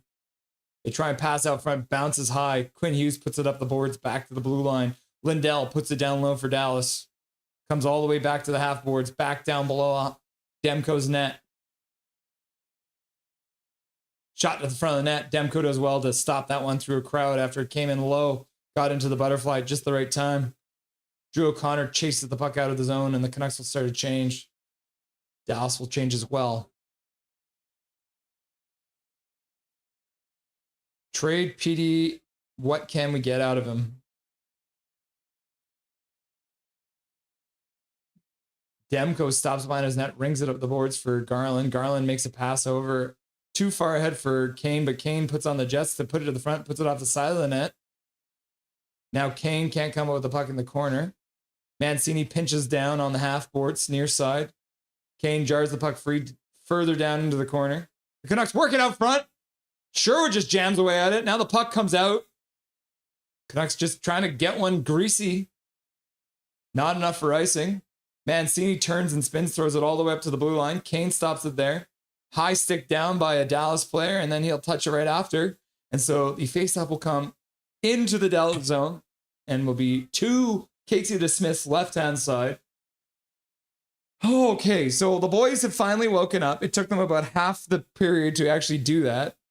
But that is good to see that they finally have woken up ever so slightly. My goodness. Perfect. Seelovs and Alex Lyons, they were interested in. I think we tried to, but the Canucks didn't want to trade him to Edmonton. Yeah. Barbershop, I don't think we wanted to give him. Yeah. Eagles Nick, why is O'Connor on the first line and Lekermacki scratched? I'm scratching my head. Eagles Nick, bro, I don't even know, man. I am not happy about it. Absolutely insane that Drew O'Connor gets a promotion to the first line. It's like, why is he getting promoted to the first line? Like, I have no understanding in my brain about why that would be a necessary step. Like, I don't get it at all. Right? Like, I don't get that. So I agree with you, Eagles Nick. Thanks for being here. And thanks for being just as confused as me. I like Coots better than anyways. Laugh out loud, Calvin. Are the Connors better than the Petey's, Drew, and the Gargoyle? Right now they are. Omega Fish, says Jazz. KJ Brazy, come on, we can score on to Smith. We all need is some shots on goal. Yep, fair enough. And that last play, they're just trying to jam it in there. All right, so the Blue Jays and the Seattle Mariners are underway now. So I will try and keep you guys up to date on that as well. But you guys can also feel free to keep us up to date. You guys are our enemy, but welcome in chat. Yep. Omega Fish, laughing and crying with the Mammoths win. Made the Flames 1-4, now nothing. Yeah, we love to see that. Thank you for putting them down. Emperor King, but there is hope, though. Is Jason Robinson injured? No, he's playing tonight. All right, face-off in the Dallas zone. Pettersson wins it back. Hronek picks it up there. DeBrusk into the middle. Pass across the zone. Okay, so it was actually Hedl taking that face-off. Am I injured, you mean? No, you're not injured, Jazz. Are you injured, Jazz? I hope you're not injured. Puck up the boards. DeBrusk into the middle, picked up by Hedl. Or no, Hronek. Hronek puts the puck into the blue line, pass across the whole zone, down low for Hughes. Hughes back to the blue. Oh, shot on net, blocked in front. Puck just inside the front of the net, and then chopped wide. And it looks like somebody on the Canucks might be taking a penalty here with 1:35 left to go in the first period of play. Battling with Rantanen, and Rantanen gets high stick by DeBrusk, eh? Oh, wow. Rantanen went down like a sack of hammers. Holy cow. That is an acting job of acting jobs. Oh, and the Oscar for Best Actor goes to Mikko Rantanen. Insane. That was a huge dive. I agree with you, Carly. HMS Fangirl in the chat. Hey, everybody. Welcome, Fangirl. All right, so the Canucks will have to kill off a power play. And I don't need to remind you, Dallas is 33.3% in the power play this year. They are third best in the whole league. It's a little scary. Stars win the draw. 3 for 9 so far this year. Pass across the zone, back to the blue line. Far side, back to the blue line. Down the blue line, skating down the slot, shot to the front of the net. Blocker saved by Demko. I think he might have got the knob of his stick on it and goes out of play with 1:19 left to go. 1:44 left to go on the power play. 1:19 left to go. Might have been a header, actually. Demko got a head on it? Maybe. Dallas loses the draw, but the puck rings around the boards. Now, EP40 picks it up on the half boards and flips it down the ice. Careful, KJ.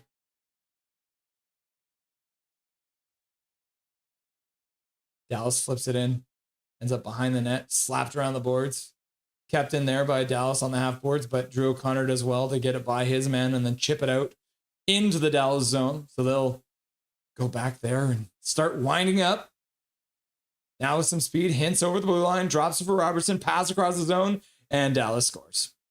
On a pass all the way across the zone, right through the slot, and it looks like Mikko Rantanen gets that. And the Dallas Stars have taken a 2-0 lead with 38 seconds left to go in the first period. Puck. Nuck sucks, says BC Born. Then Mike Torrance is just like, Burk. Carly Isaac, game already over. Russell streams are clutch when I'm eating dinner. You're very welcome. Swear jar. But we got Demko. Milosh off. Puck off. Imperk Fetty. I don't know. Beta male Brady Kachuk took a huge dive. Failed to get a call and injured himself. Up to 8 weeks. I think it's the best dive in the NHL. 13 shots against, 7 shots for. Rantanen scores.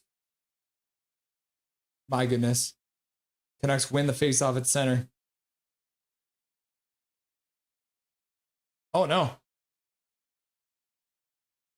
Oh, no. The clock is totally destroyed.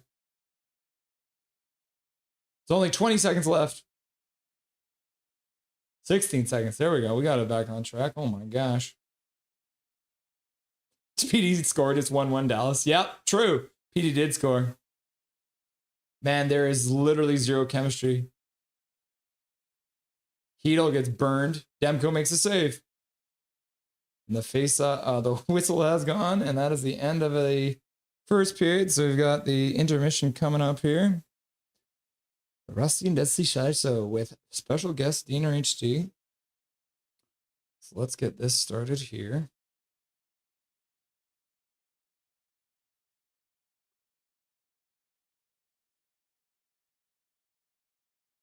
Yeah, hopefully this works here.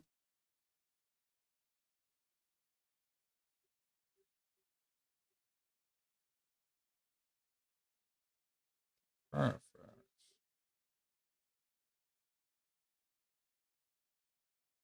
All right, I do have the boys in the backstage, but I don't have their names proper, so let's fix that before we bring them on the air. I mean, you guys probably won't get these two confused, but, you know, it is what it is.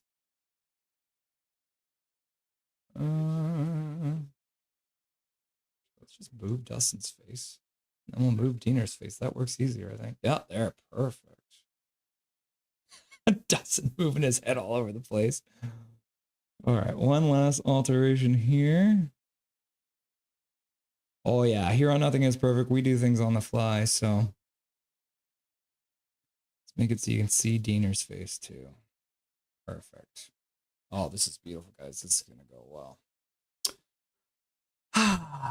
I wished it was under better circumstances, but here we are, down 2-0 after one period of play. And for the first time ever, we're going to have our first three-way here on Nothing is Perfect. So I'd like to introduce the Silver Fox and Diener HD. What's up, kids? Good evening.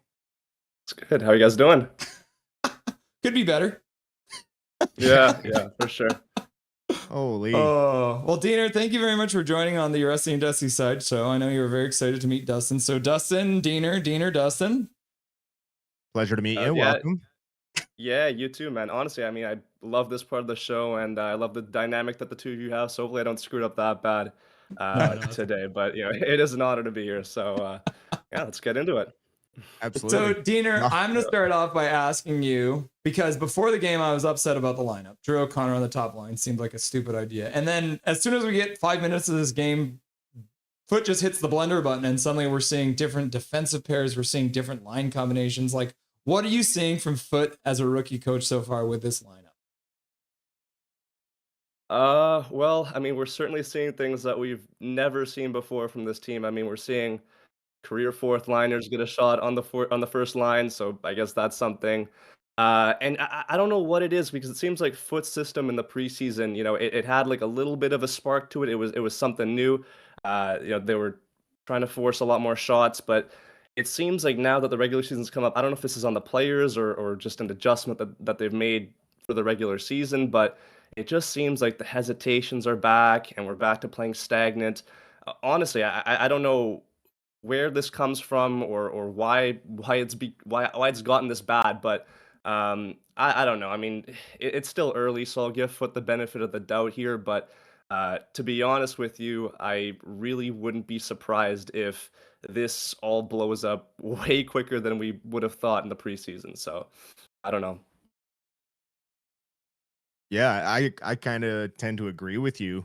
How long do you think Foot's leash really is? Like, Rutherford's done it in the past. He's fired a coach like very early in the season and gone to the AHL coach when he did with Mike Sullivan. Like, do you think Foot has like a 20 game leash to get this thing right side up, or is it 10? What do you think? Yeah.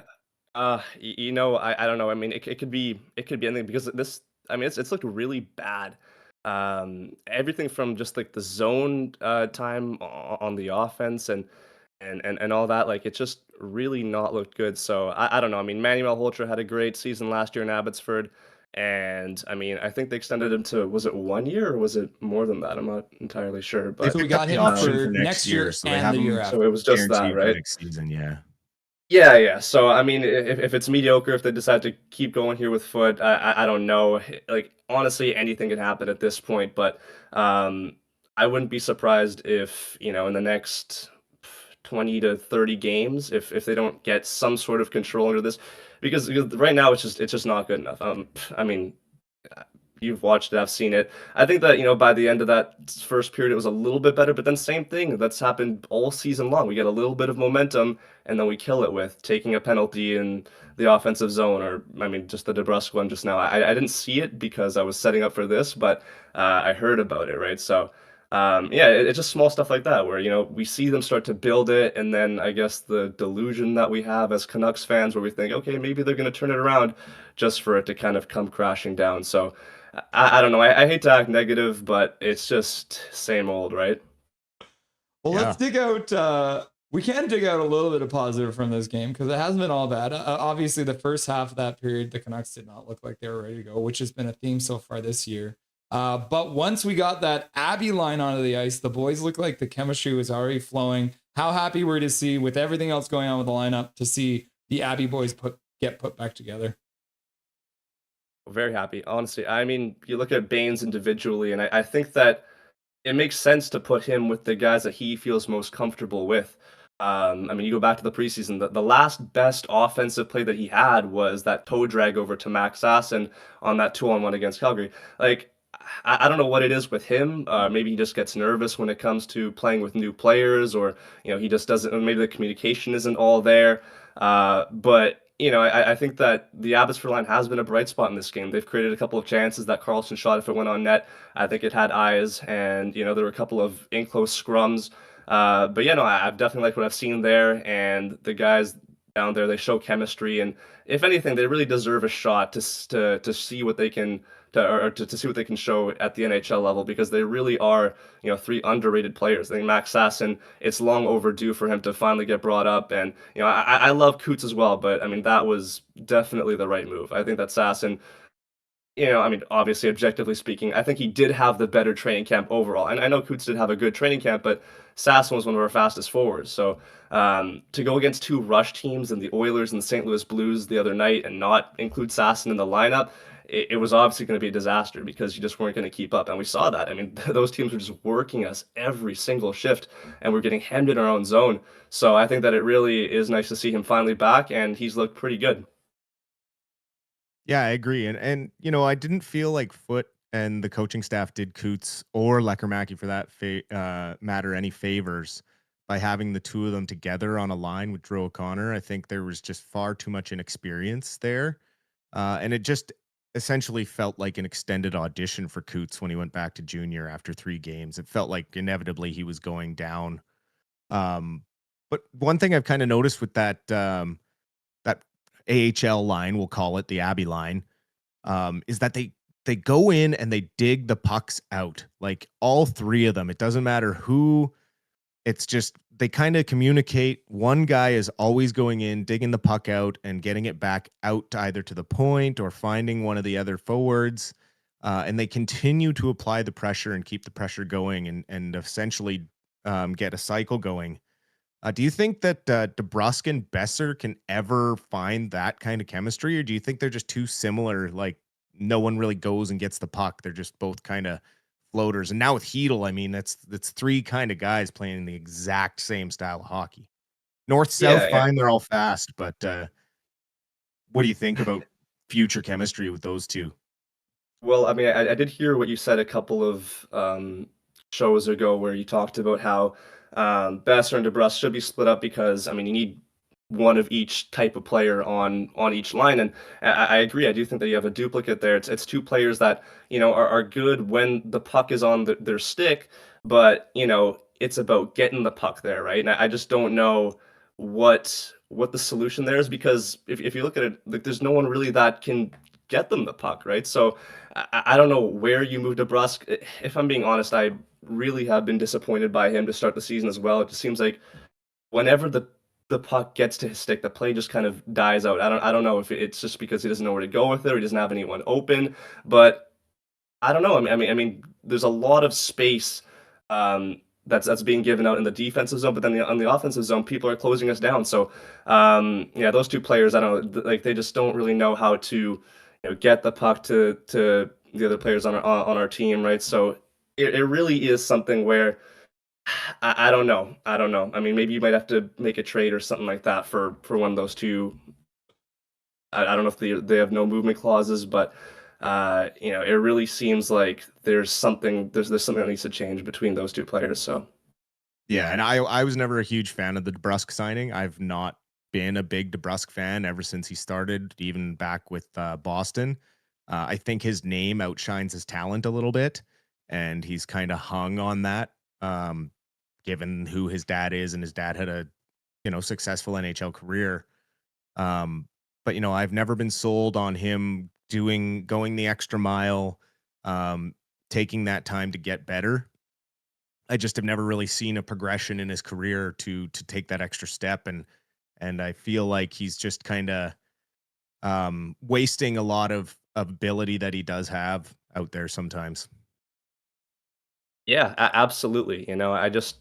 I'm not sure what the solution is, but right now you're looking at a bunch of players that are waiting for something to happen, and no one on the offense is taking accountability for it. So, I mean, I understand why a player like Quinn Hughes, who I mean, albeit maybe hasn't been his best himself, but would be frustrated because you're waiting for something and just nothing is happening from any of those players. So So we'll see. Diener, if let's say Adam Foote gets fired tomorrow and they're like, hey, we need to think outside the box. They hire Diener HD as their new head coach of the Vancouver Canucks. And you have the opportunity to do full lineup, what you want to do, no trades. So and I mean Hoglander's still out, so we'll take that into consideration too. If you have to put together the lineup, what's your top line for the Vancouver Canucks right now? Well, I think it goes back to what Dustin said about deploying the players in the right situations, and specifically Jonathan Lecker-Mackey. This is a guy that going into the season was supposed to be, making that jump to the next level and being a consistent player in the NHL. Well, 4 games in, he's already getting scratched. That's not the best move in my opinion, especially since I don't think that it's entirely his fault that he hasn't had that much offensive success throughout 3 games. He still has a goal, right? So I think it's about putting him first of all on that first line.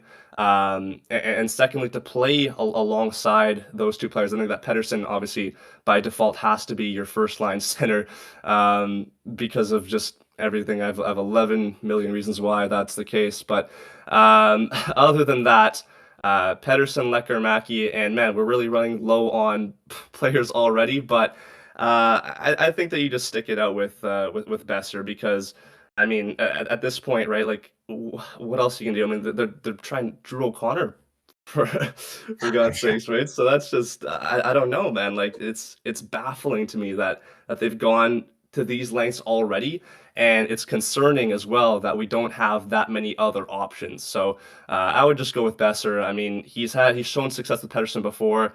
And not because Besser is the best option. I mean, he is the best option, but not because he's going to be a satisfactory option. He's just the only option, right? So I don't know. I'm kind of stumped there. So Do you think that part of Pedersen's lack of production, or what kind of appears to me sometimes as a lack of interest or frustration, maybe it's frustration that appears like a lack of interest? Do you think it's because he continues to lose line mates that he's been successful with? You look back at like different guys that he had a lot of success with, like Kuzmenko, and then they don't re-sign him because the coach didn't like him, and now that coach is gone. And there's been a number of different line mates. You've seen it. The lottery line originally was super successful, and then they got broken up for whatever reason, and then never really got put back together. It never really worked after Horvat was gone because we didn't have the depth at center to have kind of Miller and Petey on the same line. And I just feel like maybe if they were more dedicated to getting a little more talent that's closer to the 100-point mark like he was, that would be enough to get him going. I just feel like they've made him promises that they aren't coming through with. And they're like, oh yeah, we'll get you some talented wingers to play with. Here's DeBrusque and Drew O'Connor. And, there's only so much you can take as a professional. Like, at some point, he's got to have some talent around him as well. And that's where I agree. Like, Lecker-Mackey should be up there.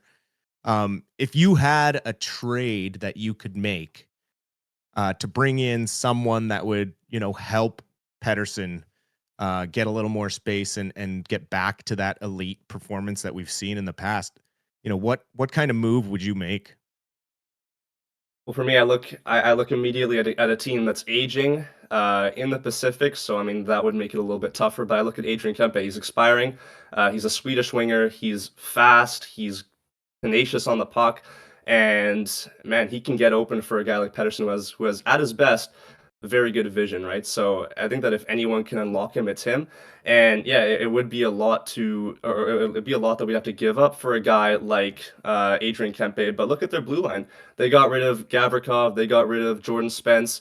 There's a big hole there on that right side, right? So I don't know if you look at a Tom Wielander or an Elias Pettersson as a starting piece for the return, but I'd be very tempted with Kopitar retiring and the Kings team kind of looking a little bit meh to start the year. I mean, who knows if they start to sell, then Kempe could be a guy because he's going to demand a lot of money in free agency, and I think he'd look really good in Vancouver. So that's one guy. Another guy, I mean, he's not a winger, but I think Tage Thompson. You could move Pettersson to the wing because I know that when the Lotto line was a thing, Miller was the primary center. But Tage Thompson, I think you guys have mentioned him on your show as well. But just such a talent, 6'6", and man, he can score goals, right? So I think that if anyone can be someone that can get Pettersson back to his game, it's him. And he's on a Buffalo team that's struggling as well, right? So he might want a fresh start. I don't know if here's the place he'd want to go if he's looking for a place to win hockey games, but it's a new place for sure. And I mean, I think that those two players would really spark our top six. So I don't know. It's a pipe dream, but we can only dream, right? Absolutely. I mean, I told Russ last show that I am manifesting a Tage Thompson trade to this team. I am just doing everything. I'm not a religious man, but I will pray to any god or any higher power to make that trade happen. I think he would be a fantastic fit as well. I just hope that a few more dance partners emerge here soon with the trades, because like we know, the summer there wasn't a good trade market out there. Everyone was kind of struggling to fill out their lineup. Everyone's struggling with center depth. So hopefully, in the next few games here, if it continues to go south, I mean, Alvin has never waited too long. So we'll see what's up his sleeve. Absolutely, yeah. And you know what? It goes back to the summertime. I'm pretty happy that they didn't give up more than they had to give up for a center that wasn't exactly the piece that they were looking for. Maybe just someone that, I mean, he's available, so why not just go take him, right? Like I'm talking about like a Marco Rossi, who I'm very happy that we didn't go out to get, because it's another small center, right? So holding on to your cards is the right play for sure, and waiting for the right opportunity when the right player does become available. I mean, also Alex Tuck, that's another guy that I forgot to mention, but big body, fast winger, can score goals. Would love to see him in blue and green, right? So we'll see, man. Anything is possible. We've seen that through watching this team. But I don't know, man. It's going to be interesting to see it all unfold. Diener, that was a quick Rusty and Dusty Sideshow. It was lots of fun having you on, so we'll have to have you on again sometime later in the season. But keep up the good work on the channel, my dude, and we'll chat again soon. Absolutely. Thank you guys so much again. I appreciate it. Yeah, great having you. For sure.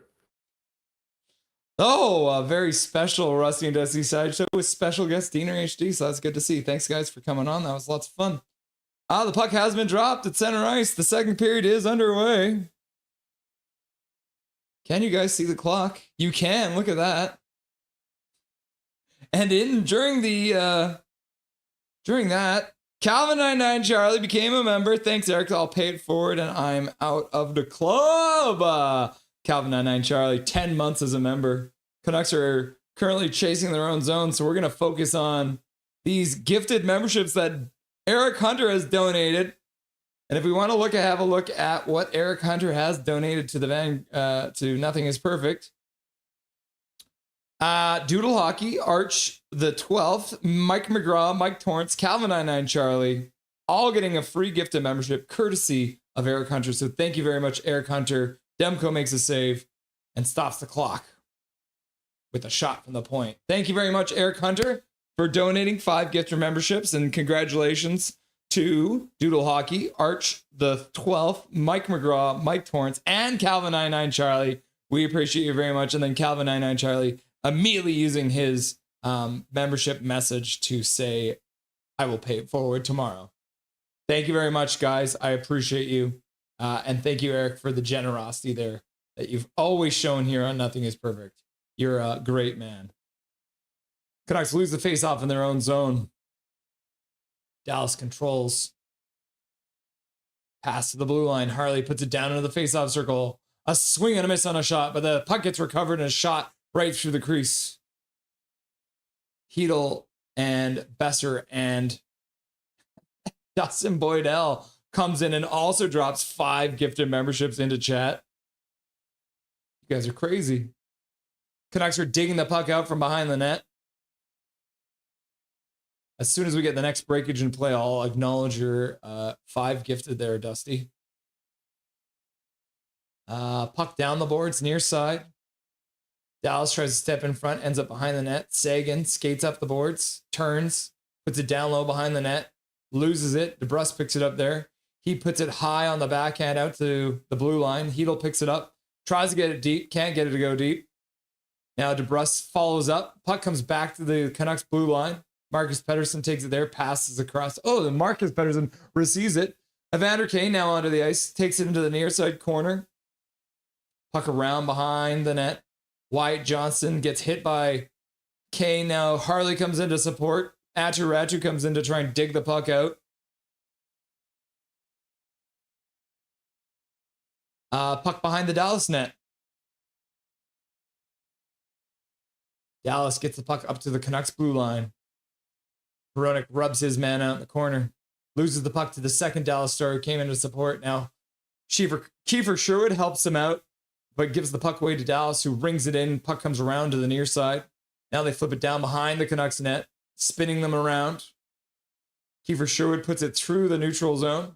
Picked up there by Dallas. Dallas puts it up to the Canucks blue line. Picked up there by Hronek. Hronek and DPD out there together now. Max Sasson on the ice. Drops it for Kiefer Sherwood. Kiefer Sherwood puts it down low for Max Sasson. Not a very good pass, though. The puck gets flipped back out to the neutral zone.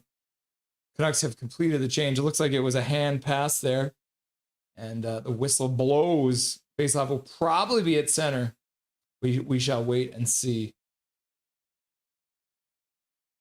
With 16:58 left to go in the second period of play. And Dustin Boydell with the 5 gifted memberships. Faceoff has been done. The Dallas Stars win it. Not a surprise there. And then Mr. Dustin Boydell gifting 5 gifted memberships. And those go out to In Prick Fire We Trust, Hachiko, Big Hog Hockey, Zach McNally, and Andrew, all getting free gifted memberships. All the regulars getting the gifted memberships courtesy of the regular contributor, Dustin Boydell. Thank you very much, Paragraph Pro. We appreciate you. You're a beautiful man. And then Eric Hunter says, well, I'll drop another 5 if we score. Thank you very much, Eric Hunter. Keeping us up to date with your lofty donations. We appreciate you both, guys. That's awesome. Puck squirts out to center into the Canucks zone. Myers grabs it behind his net, puts it around up the boards. Dallas puts it in offside. They tag up and then try and move in, but Hughes picks it up, pass across the zone for Myers. Myers flips the puck in. Drew O'Connor moves in on the forecheck. Jars the puck free. It rings around the boards. Comes up the near side for Garland. Garland back to Myers. Myers with a shot that gets blocked. Pettersson puts it to the side for Garland. Garland tries to put it to the front of the net. And how does it stay out? Petey crashing in the net. The Canucks put it right through the crease, and Dallas comes up. They put it all the way down the ice, and a pass that going across gets blocked by Tyler Myers into the corner. Dallas now skates into the front, puts it across, and Demko makes a save on a one-timer across the crease. And it looks like the Canucks have also taken a penalty. So Drew O'Connor, once again, taking a penalty. Drew O'Connor, what's wrong with you, bro? Ah! How does it stay out? Oh my gosh. Casey DeSmith took it off the line. It was half over the line, and Pettersson couldn't get a stick on it. Casey DeSmith, we're talking like millimeters on the line. That is crazy. Okay, I was too hard on Drew O'Connor. It wasn't him taking the penalty. It was, in fact, Connor Garland taking a penalty for slashing. Russ, please fix the scoreboard. Yes, sir. Sorry about that. First period. There we go. Thank you for reminding me, brother. Vander Kane ain't no Aaron Rome or Rafi Torres. Fair enough. Extra glad it didn't go to Barbershop. JK Barber, we love the trolls here too. Laugh out loud. All right. Dallas is 1 for 1 on the power play. Dallas wins the draw on the power play. Shot to the front of the net. Demko makes the save. 15:27 left to go in the second period of play now.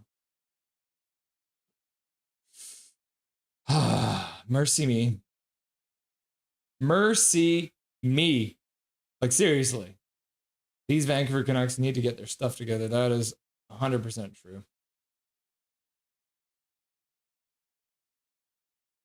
Someone's stick broke.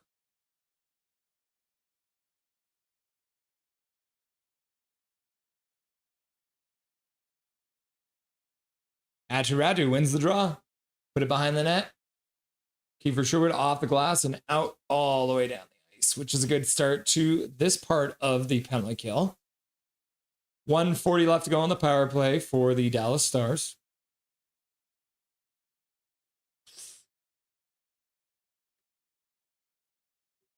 Stars have to regroup. Can't get through the neutral zone.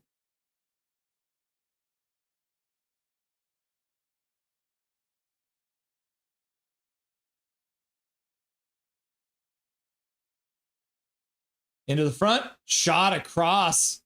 Goes wide. It must have gone off a skate or something. Dallas now picks up the rebound. Stars put the puck in front again. And then Demko makes a save. Puck comes to the corner. Rung around the boards. Ends up going all the way down the ice. 1 minute left to go. 1 minute left to go.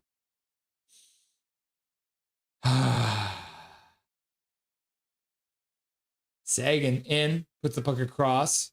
Besser couldn't get it. Good stick by DeBrusque to deflect that pass. Another block pass. Marcus Pettersson puts it up the boards. Gets by DeBrusque. Dallas recovers it in their own zone. They start moving in towards the Canucks zone. Over the blue line. Sagan stops up on the half boards. Tries to put it down low. Intercepted by the Canucks. Now Besser takes a look and flips it down the ice.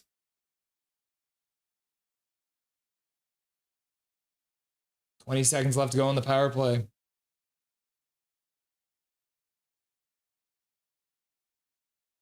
$10 seconds left to go on the power play. Puck in behind. Picked up there. Oh, back to the blue line. Pass across the blue line. The power play is over now. Hedl got the stick knocked out of his stick. Shot down low. Deflects. Goes off of a shin pad. Now Kane is out there. He flips it all the way out to center. If the Canucks try, breakaway. Phil Hedl in. Shoots and scores! Phil Hedl on a beautiful pass from Patrick Kane. The alley-oop goes all the way down the ice, and the Vancouver Canucks have made it a 2-1 game on a beautiful pass from Evander Kane to Philip Hedl. Woo! 2-1 Vancouver. After killing off that power play, they come back in a beautiful pass from Evander Kane all the way down the ice.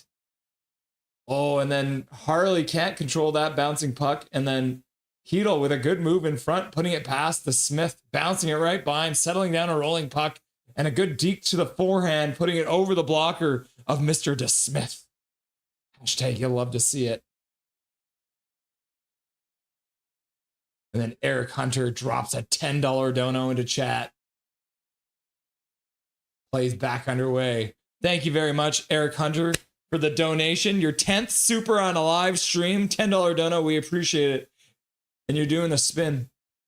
Now it looks like Dallas has just taken a penalty. And now they're gathering for a chat. Fox is there. Evander Kane's there.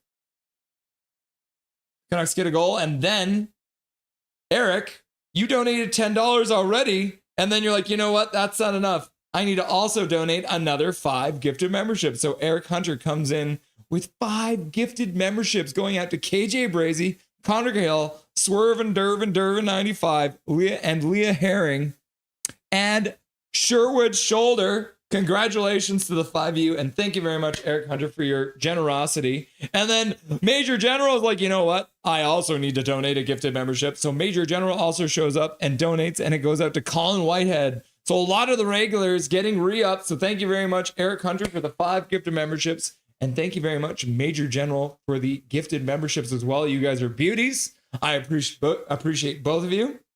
You guys are great. Eric Hunter, the legend. We need to get an Eric Hunter jersey on the wall, I think. Thank you very much, boys. And then we got Paragraph Pro saying, go, go, go, go, go, go. Mike Torrance says, yay! Milosh says, let's go! Second period, Russ. Oh, it is the second period. La, la, la, la, la.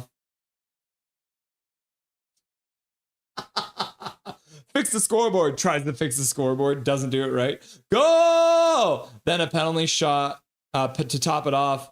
Puck this shit up. Woo! Says Milosh. Are you saying yes to Bess? Maybe. Hito! And then in Prick Fetty Trust is like, go, go, go, go, go, go, go, go. And then Prick Fetty's like, go, Canucks, glow. Go, Canucks, glow. And then KJ Berry's like, attaboy. And then Calvin99 Charlie says, someone use your monthly membership message to say it. Hito is the number 1 center. Woo! Says Andrew. Go, Canucks, go! Let's fucking go, says Andrew. What a pass. 1 Heedle, 1 Seedle. And then Andrew shows up, figures it's time to donate with all these free memberships I've gotten. $27.99 coming in from Andrew. We thank you very, very much. Mr. Andrew, coming in from Abbotsford. We appreciate you very much. You've been watching us a lot lately, and you've been awesome. So thank you very much. $27.99 in. Let's get some hype in the chat for Mr. Andrew as the Canucks are about to go to their first power play of the game. 13:03 left to go. Dallas wins the draw and shoots it all the way down the ice. So the Canucks will have to start from their own zone. Thanks again, Andrew, for the $27.99. That's a fat dono. I appreciate you very much. I can't say it enough. No worries, Russ. Keep up the great work, bro. Thank you very much, Eric Hunter. Canucks take control in the offensive zone. Besser back to the blue line. Puck gets deflected on the pass. Hughes is going to have to backtrack into his own zone with 1:30 left to go on the power play. Andrew Hype! 2 RBI is an easy way to say that, Big Mac. And then in Brick Fetty We Trust shows up and donates another 5 gifted memberships. In Brick Fetty We Trust, 5 gifted memberships. Those are going out to Ryan Mellis, Just Myself, Jake's Takes Hockey, Skytrain Alfred, The Random Voice, and Russ Corner. I just got a free gift membership courtesy of Mr. Imprick Freddy We Trust. And the Canucks put the puck towards the net. Just Smith makes the save. They recover it. Garland puts it back to the blue line. Down from PD down to Garland on the half boards. Back to the blue line for Hughes. Hughes high slot. Down low for Garland. Puts the puck through, hoping for a pass or a tip pass. Couldn't get it to go. Back to Hughes. Over to Garland. Garland tries to put it through the crease. Hughes now high slot. Puts it down low onto the half boards for PD. PD now skates down into the faceoff circle. Back to the blue line for Garland. Garland down for PD. PD puts it through for Garland. Nice backhand pass. Garland in behind the net. Puts it back to the blue line. Hughes with a pass down for PD. And the puck goes off of the skate just wide of the net. Dallas tries to skip it around. Can't get it to go. Pick puck in front. Ends up on the half boards for Pettersson. He spins. He takes a minute. Figures out what he's going to do. Put his back to Hughes on the blue line. Hughes skates down high slot. Tip pass. And the Canucks score! Vancouver on the power play. Good moment. Up and down. We still got the donation thing on the screen. And the Vancouver Canucks have tied it up on the power play. Putting the puck past Casey to Smith. What a pass. Just good movement. The Canucks power play is back. Okay, boys. We're in this one. Need 2 quick ones. A donation from the Major General. We appreciate it. Swervin Irvin using his gifted membership message to say, let's make a baby to fix our marriage. Wait, what? Oh, so Hughes tipped it and shot on net, and Besser tipped it top corner over to Smith, and the play is back underway. Can't even keep up with all the chaos that's happening in chat. You'll love to see it. And then Eric Hunter shows up and he's like, here's another 5 gifted memberships. Canucks control again in the offensive zone, and Eric Hunter was like, have another 5. The Canucks scored. You'll love to see it. Puck in behind the net. Dallas is reeling after giving up 2 quick ones to start this second period of play. Kane knocks his man down. Sagan's not happy about it. He gets up looking at the referee. We got a rugby game in there. Heel trying to dig it out, put it down low, comes up at the boards, and Dallas will start moving out of their own blue line, turning back. Try and pass across the blue line, intercepted by Tyler Myers. He chips it over, intercepted by Ratton, and he puts it back to the blue line, shot to the front of the net. Demko has it go off of him and off the end boards, comes out front where Heel collects it. He'll play up to the neutral zone. Canucks lose it there. This is craziness. You guys, I can't even keep up with the donos. You guys are going so wild up in here. 10 minutes left to go in the second period. This is a fast-moving second period, too. Pass up for Max Aston. Partial break. Takes a shot. He scores! On a partial breakaway on a beautiful pass. He gets in behind. And oh my goodness, the Vancouver Canucks have scored again to take it. Make it a 3-2 game. I haven't even updated the scoreboard yet. And there it is. We got to update it. 2 goals at the same time. Holy cow! This is getting out of control! What a pass up the boards, and Max Sasson read it well and just puts it right by Casey DeSmith's blocker. Ooh, 3 goals! Just like that! Oh my gosh, how quick were these? 6:40, 8:50, and 10:06. 3 quick ones from the Vancouver Canucks. And we've got to get up to date on all these crazy donos that have been coming in. Oh my God, I haven't stopped the clock. What's going on? There's 9:52 left to go in this period. Ooh, the American Airlines Center is quiet except for Jeff, who is currently cheering his head off. All right, play is back underway. I'll start the clock again when, okay, perfect, yeah. Okay, clock is accurate now. Demko with a glove save. Woo! And the faceoff will go into the right side. But after all that action, we'll have a minute to get caught up on everything that's happening in chat right now. Oh my goodness gracious, this is craziness. Okay, I don't want to lose these. All right, let's get up to date on the donos, okay? Because Eric Hunter, he shows up. And this is the one, yeah, I think this is the one. Drew Richards, Freddie, Katie, Canucks Uncensored, and Jessica all getting a free gifted membership courtesy of another 5 donated from Eric Hunter. And then Major coming in and also donating a gifted membership. And that one goes out to Mark. Game over Vancouver, Mark. We chatted on Reddit the other day. We have to get Mark on this show. So congratulations, Mark, on getting the free gifted membership. And then Eric Hunter donating another 5 gifted memberships. And those go out to David Butler, Cousin Vinny, Tristan Talio, Dave DeVilliers, and VXWXZ, all getting free gift memberships courtesy of Eric Hunter. Diener HC, yes sir, baby. Diener HC in chat, nice to see. You love to see that. So yes, all the donuts flooding in. Eric Hunter is now up to, how many? Let's go back. How many? Eric, you crazy guy. All right, these are all of these. Okay, thumbs up. I don't know what's happening. Oh, get off my screen. Get off my screen, chat summary. Okay, here we go. So Eric Hunter has 5, 10, 15, 20 gifted memberships currently on the board from Eric Hunter. We got Andrew with the $27.99. We got the $10 dono as well from Eric Hunter and a single gifted. So he's got 21 gifted memberships. Dustin's got 5. This is craziness. You guys are absolutely blowing up the donos. I appreciate you. Oh, and then Big Mac's, you know what? I don't want to be left out. So then Big Mac's like, I need to get in on this. And then Big Mac also donating a gifted membership.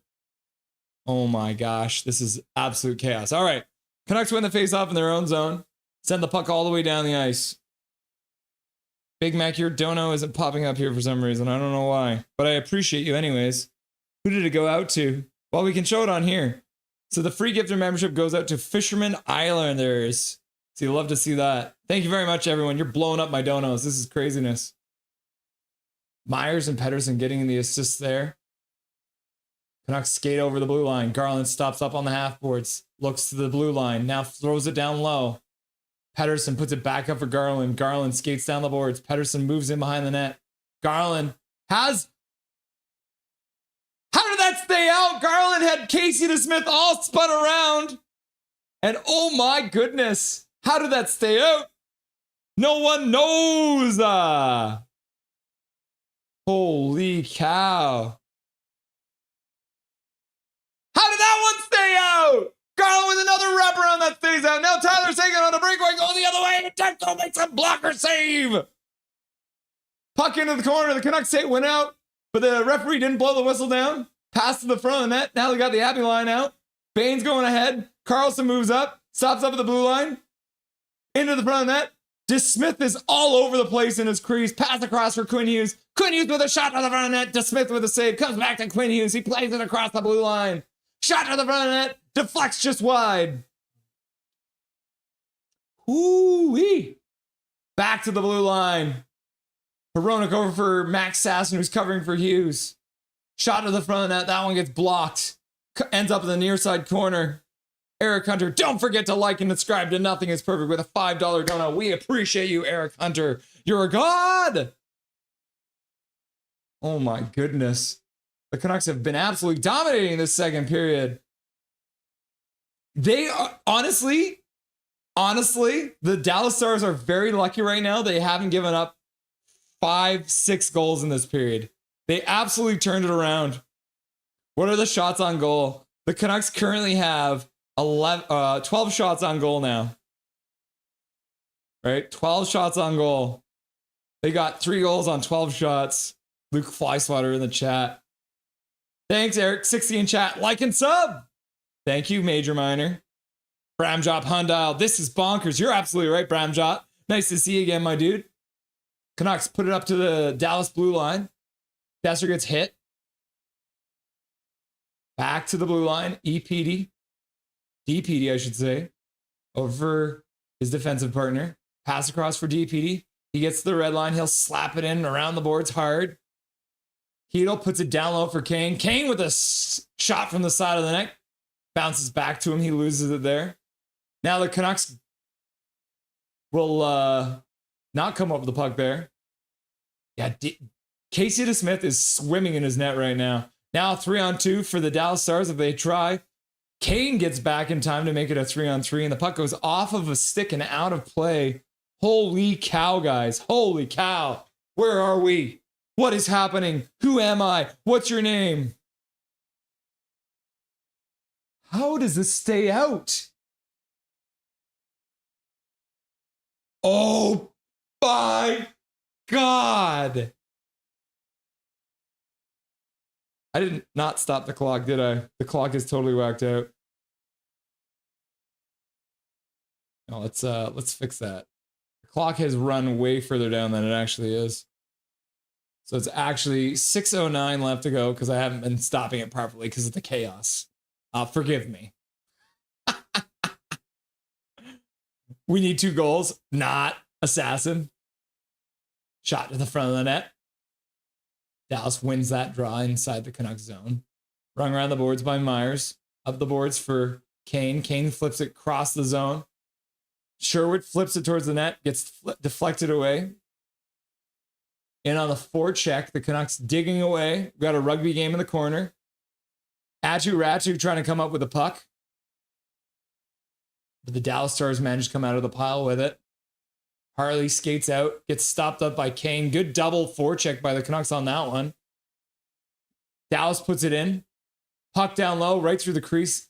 Kiefer Sherwood was there for a minute, but he didn't actually need to do anything because the pass was behind him. Kane gets checked from behind just inside the blue line. Now Rantanen starts over his own blue line. This might be one of the fastest moving periods I've seen all year. This is crazy. Now we're starting to see the lines go for more. Thanks for the $2 dono, Major General. I appreciate you. 5 minutes left to go in the second period. Dallas controls. Far side half boards. Down into the half board, side of the net. Intercepted there by Hronek. He plays it off the boards. Kept in at the blue line. Hughes throws a hit on Rantanen. Separates him from the puck. Garland comes in to support. Garland picks it up on the half boards. He plays it across the zone for Pettersson. Pettersson keeps, dishes for Hughes. Hughes skates down into the faceoff circle. He'll go in behind the net. He gets hooked. No call. Can't believe that one didn't get called. Drew O'Connor spins, puts the puck down low, falls and loses it. Puck down into the Canucks zone. Hronek plays it up for DPD. DPD plays it across the blue line, goes off of Heedle's stick and bounces to a Dallas Star. They put it back out to center. Canucks play it up again. Besser waits for his teammates to clear and moves in. He puts it, tries to put it back to the blue line, decides to put it down low instead. Heedle plays it over for DeBrusk. DeBrusk back to the blue line. Shot by Myers, tipped on front, and then DPD puts it on net, and it gets blocked by a Dallas stick. Wyatt Johnson plays it behind his own net. Dallas plays it out to center. Intercepted there. Canucks wait again. Tyler Myers intercepts with a shot. DeSmith makes the save, and he'll hang on with 3:44 left to go in the second period of play. What a chaotic second period.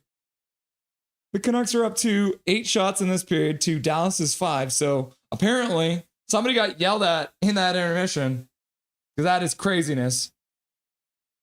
Swear jar in my handle because I need it this year. 279 dono coming in from Mr. Swerve and Irvin. Thank you very much, Swerve and Irvin, for the 279. We appreciate you. Where's Lekermacki Bramjot? He is scratched right now because they wanted to put Drew O'Connor on the top line. Drew O'Connor on the top line instead of Lekermacki. How does that make you feel, Bramjot? Craziness, right? I was halfway putting it in TP22. Figured I should take it back and even make it an even 23. Fair enough. This Smith's save percentage is not looking hot right now. No. You're making bank, dude. I know this is crazy. I seek no adulation. Thank you, Big Mac. We appreciate you. DeSmith hockey for ya. I hope Calvin understands it's for Dobby. Yeah, it's going to Dobby's college education fund. How did those 2 Garland chances not go in? I know, bro. The one literally went down the goal line, off the post and out. I didn't see a good replay of the first one, but they were pretty much the same thing where Casey DeSmith is doing this in the crease and got all out of position. Man, have these guys ever woken up or what? Yep. Yeah, I don't know how they didn't go in. Eric Hunter, intergalactic mega stud status. We're flying. What is going on? I don't know, Dijon Mustard. They woke up. Luke Flyswatter. I'm going to lose my bet if Canucks win, but that's okay. That's how you do it, Luke. You always bet that the Canucks will lose, and then if the Canucks actually lose, you make money, and if they win, you're happy because the Canucks won. It's the Don Taylor. Oh, head coach having a chat with Drew O'Connor saying, bro, you suck. Why did I put you on the top line? Had that Space Jam juice. Yep. Canucks win the... Oh, no, they won the faceoff, but then lost the puck in the Dallas zone. Dallas puts it all the way out to center. Quinn Hughes gets taken down behind the net. Oh, no, that was Hronek. Dallas tries to put it up front. Block there. Heedle skates up the boards. Ends up stripping the puck, and then Besser helps out. Chips the puck out to the neutral zone. Ends up in the Dallas side of their blue line. Pass out. Intercepted by Heedle. Now the Canucks chip it into the Dallas zone. Dallas changing. Dallas almost gets a breakaway pass. Got tipped in, so no icing. Sagan takes down Hughes. Off the boards, out to center. Intercepted there by the Dallas Stars. They'll move back in. Harley stops up in the corner. Tries to drop it for his teammate, but it gets blocked by DeBrusk. Now Dallas comes up with skates behind the net. Back to Heiskanen. Heiskanen walks the blue line into the middle. Shot goes high and wide. Dallas picks it up there. Pass back to the blue line. Down low. Trying to spin it to the middle. Harley couldn't get it to go. And now the Canucks assassin with good speed down the boards. Looking out front for his man. Can't get the pass to go. Heiskanen does well to prevent that pass from getting in. Eric says, hi, HSM. And HMS says, Eric, hype. Johnson fans on the shot, and then Demko heads it away. He was down, and he went boom, and he headed it away like some kind of a soccer player. Pass across the blue line. Mancini with a shot, blockered away by DeSmith. Carlson digging in behind the net. Puck gets partially blocked by Baines, but Dallas picks it up, and they'll flip it all the way down the ice.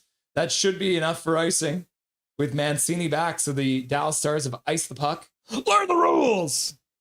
Calvin and Charlie, the mint ones are good, but the brown fisherman friends ones were horrible. Garland, 1911 stars. Yeah. But now the shots have gotten all the way up to 16 to 20. So the Canucks have 10 shots in this period. So they absolutely have woken up. 12 Van, 19 Dallas. No time to relax. We got to keep up the score. Nice, Demko. No, need 2 replays. Yeah, we need 2 replays. Last year, all over again. I know, right? Thanks, Gary Wiseman, says Luke Flyswatter. Go, Canucks, go, says HMS Fangirl. Should be 6Q. Laugh my ass off. Ooh, what happened? Another icing call against the Dallas Stars with 1:44 left to go. They still won't be able to change their lines. Learn the rules. Shoot infinite at DeSmith. Did they drink Michael's secret stuff? Damn those Garley chances. Yeah. Now that's how you play for Demko. Yeah. Breathe, says B-Dog. Yeah, I might need to breathe. 1:44, face off in the Dallas zone after a second straight. And then he fakes the, okay, so they don't toss him out because it's a icing call. Petey wins it over for Kane. So we got Kane, Petey, and Garland out there now. So it looks like they're having Pettersson come out and take the draws for Hedel, which is interesting. Something to keep a note on. Dallas puts it into the Canucks zone, picked up there by Hughes. Petey puts it up for Garland. Garland down the boards, looks back to the blue line, passes over for Hughes. Hughes shot to the front of the net, blocked away by DeSmith. Garland puts it in front again, gets knocked back behind the net. Dallas picks it up there. Petey checking him, giving away to Garland. Garland! What a move! Connor Garland stealing the puck in the slot and deep to the backhand. And the Vancouver Canucks take another 2-goal lead in the game. Connor Garland is all over this ice surface tonight. Oh my God. I don't even remember what happened in the first period of play. But right now, what a play. Good pressure there by Pettersson, not allowing the man to get out. And a beautiful pass from the Dallas defenseman to Connor Garland. And he dekes to the backhand and puts it in past to Smith. Petrovic couldn't even stop him. Woo! Go, go, go, go, go, go, go, go, go, go. What a move. Hedgie go, go, go, go, go, go. Sherwood next. Calvin 99 Charlie. Go, go, go, go, go, go. Bang! Says Big Hog Hockey. Play back underway. We got 1 minute left to go in this period. I think it's going to be a different tone when I bring Nucko on here. 100%, eh? Definitely going to be a different feel when we get Nucko on this call. Holy cow. Canucks into the middle of their own zone. Try and pass it up to Hedel. And then, again, maybe they have just changed the lines again. So maybe, I don't know what's going on with the line. Maybe we'll see if Nucko has a better idea what's going on. 30 seconds left to go. I wonder who made that pass over to him. Held into line, just out. Besser manages to pressure the other number 6 to get the puck out. Then Major General shows up with another gifted membership, and that one goes out to Russell Bleeding Blues, getting the free gifted membership, courtesy of Major General. Dallas controls the puck. 5 seconds left to go in the period. Thank you very much, Major General, for the another gifted membership. We appreciate you. And congratulations, Russell Bleeding Blues, as time has run out, and we have now entered the second intermission of play. 4 unanswered goals in the second period. What the hell is going on? This is chaos out here. And then Eric Hunter also gifts a membership, and that one goes out to Silas Hurd. Silas Hurd? Silas Hurd. Oh no, this happened last year too. Silas, Silas, Silas, Silas. Silas, Silas. Does anyone remember? Congratulations. Thank you, Eric Hunter. Thank you, Major General, for donating those gifted memberships. Now let's get Nucko on the line, shall we?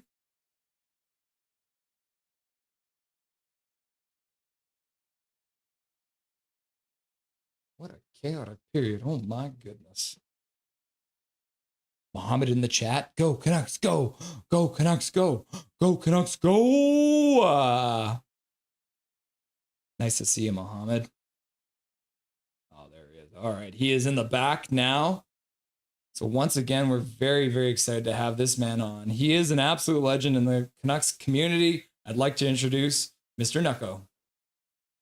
Thanks for having me again. Listen, I want to start this off by saying I am very happy I chose second intermission over first intermission. It was a tough chat with Diener HD in the first intermission with me and Dusty, but we got through it, and we got a reward after. I guess they might be watching on their iPads and saw that we were pretty upset with them. Yeah, maybe. But now it's all smiles. Now we're all good. Have you got any idea what the actual line structure is right now? Because I feel like every time Foot puts another line over the boards in that period and in the first, it seems like it's a different line. It is quite interesting. There's like some sort of structure, sort of, but also like sometimes one guy will go out and it'll be completely different. Like Pettersson taking Ratu's spot that one time. Sasson and Besser were on the ice at the same time at the end there. Whatever it is, we've scored 4 goals, so I'm not complaining, but it is kind of tough to predict. So in that intermission, is it just like we would picture it? Like, is Quinn Hughes in the locker room just like peeling the paint off? Or like, what do you think was said during that second or that first intermission? Honestly, I think, guys, what is happening? What the hell is going on? If we lose this, we're 1-3, and that is not a fun hole to dig yourselves out of. Lock in. Whatever it was. I mean, I would love to hear what it was, because I mean, they were playing decently at the end of the first. They were getting some more chances. They were getting shots on net. They were no longer getting outshot like 12-2, and that kind of carried over. So that was good. It was probably just to, play how you did at the end of the first, and the goals will come. And I mean, the goals really started pouring in there. Isn't it like, and looking back, because Connor Garland had those 2 crazy chances pretty much on the goal line. And then a Dallas player is just like, here, man, I feel bad for you. You got robbed there twice. Have the puck and score that goal, because Connor Garland was flying, and I think he absolutely deserved to score that unassisted goal, eh? I feel like there are a lot of games where Connor Garland will just be all over the ice, and he comes so close to scoring, and he just doesn't quite make it, and you're thinking, there's no way he's ending this game without a goal. So, yeah, he got the beautiful pass from the Stars player. And then Petrovic and DeSmith decided they have no idea where Connor Garland is going with this puck. Their jockstraps are gone, far gone. Yeah, Garland's been great. He's been flying out there. That is the kind of energy we need, and he definitely deserved that goal after the couple chances he had. Well, it makes you wonder if a couple of these Dallas players who did play for the Texas Stars last year against the Abbey Canucks, Petrovic and Rikovian, is I'm pretty sure how you say it. It's a mouthful. Maybe a little bit of PTSD with the Abbey line getting put back together. Yeah, especially with Sasson scoring on that breakaway there. Beautiful feed by Tyler Myers, by the way. I mean, he definitely has that in him, but we don't see it a crazy amount. What a pass, and Sasson right on the tape, and those guys from the Texas Stars are looking and thinking, oh man, I've seen this one before. I was really excited to see that Abbotsford line get put together. That was something where in the off season or even in training camp, I was thinking like, this line has so much chemistry. They look so good.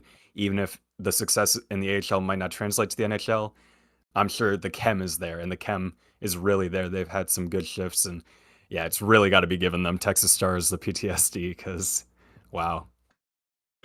Well, it's kind of funny, right? Because you look back at the Dallas game last year between these two teams, and the Canucks obviously came back being down 3 goals in the last minute or whatever it was. And then again, here we see the Dallas Stars absolutely crumbling in on themselves, giving up 4 goals in that second period. Is it sometimes just that kind of thing between 2 different teams? Like maybe Dallas is just overconfident and they kind of hold back. But what can really explain a team just collapsing now 2 games in a row to the Vancouver Canucks? Well, I don't want to, single anyone out here, but I don't know if we're winning 4-2 right now if Jake Ottinger is in their net. Casey DeSmith also played that other game and choked that one, and now we have 4 goals on him this time. And if we hold on and win this one, which I'm hoping we do, I'm hoping next time we play against Dallas, they're wise enough to put in Otter. I'm sick of the disrespect. Stop giving us DeSmith. We are killing him. It's like when the other team starts their backup goalie against you, you have to have a chip on your shoulder about it. You can't be happy about that, and they do not look happy about that. So thank you to Canucks legend Casey DeSmith for letting our offense do stuff a couple times now. You sometimes see that, like, I mean, there are the odd backup goalie or whatever former teammates that do end up looking better against their former team, but Casey DeSmith just seems like he's helping us with an inside job here, so we'll take it as he is. Yeah, it's kind of nice. Canucks It's like legend. it's the way Vander Kane looked against Edmonton a couple times in that game too. You got to think. I mean, another one was Nate Schmidt coming over from Vegas, playing terrible for us, and then immediately leaving and being good again. Like that was an inside job. That has to be. Well, I'm working on a spreadsheet right now, and it is because we did this in the playoffs last year. Where we essentially, because the Canucks didn't make the playoffs, so I literally made a spreadsheet of every former Canuck that was playing in the playoffs at the time, and it was a little depressing, but it was also funny. So I'm now currently working on the same thing as a regular season thing. It's going to be much longer because there is a lot of former Canucks. It seems to be a conveyor belt of players coming through. Is there any former players from this Canucks roster that you miss more than any of the other ones? Well, the answer to that will forever be Andrei Kuzmenko. I'm always going to be an Andrei Kuzmenko fan. And I mean, we lost Pius Suter and I was sad about that. But even now, like, I'm not following Pius Suter that close. Bo Horvat went to the island and I don't really want to watch Islanders games. So I've kind of lost touch with him.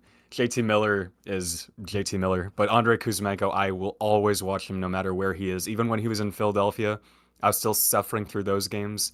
Now he's in LA and it's a lot more fun, so Kuzmenko is definitely the guy for me. But Dakota Joshua too. I mean, I already liked watching Leafs games before. I watched a lot of Leafs games every year, so now to have a guy that I really, really like on that team, that's quite nice. And I mean, I feel like he still had a role on this team. I feel like we didn't really need to get rid of him.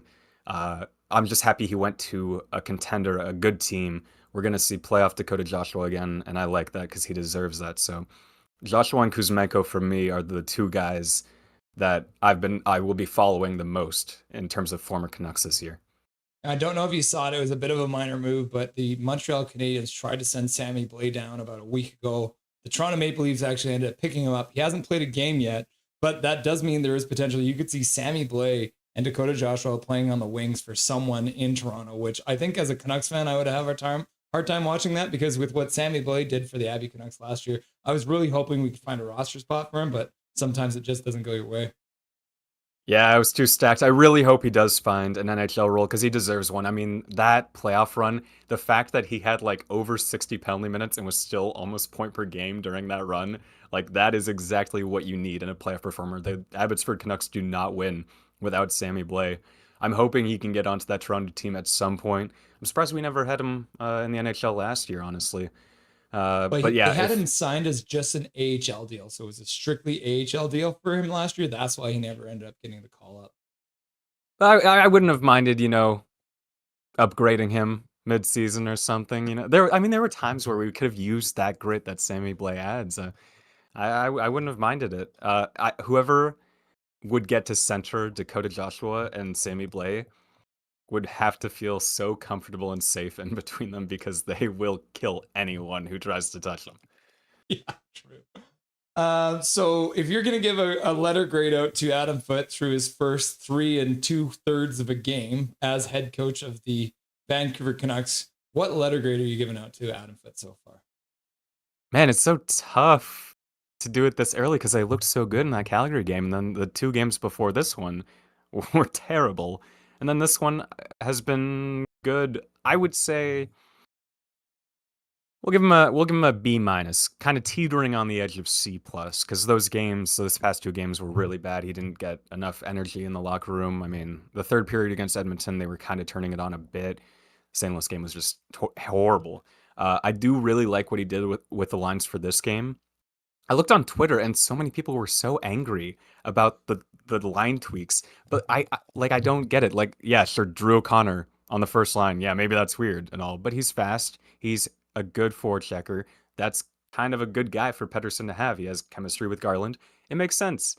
Hedl centering DeBrusk and Besser. It makes sense. Sherwood and Kane on the same line is terrifying for the other team, and Ratu also is a pretty physical guy now.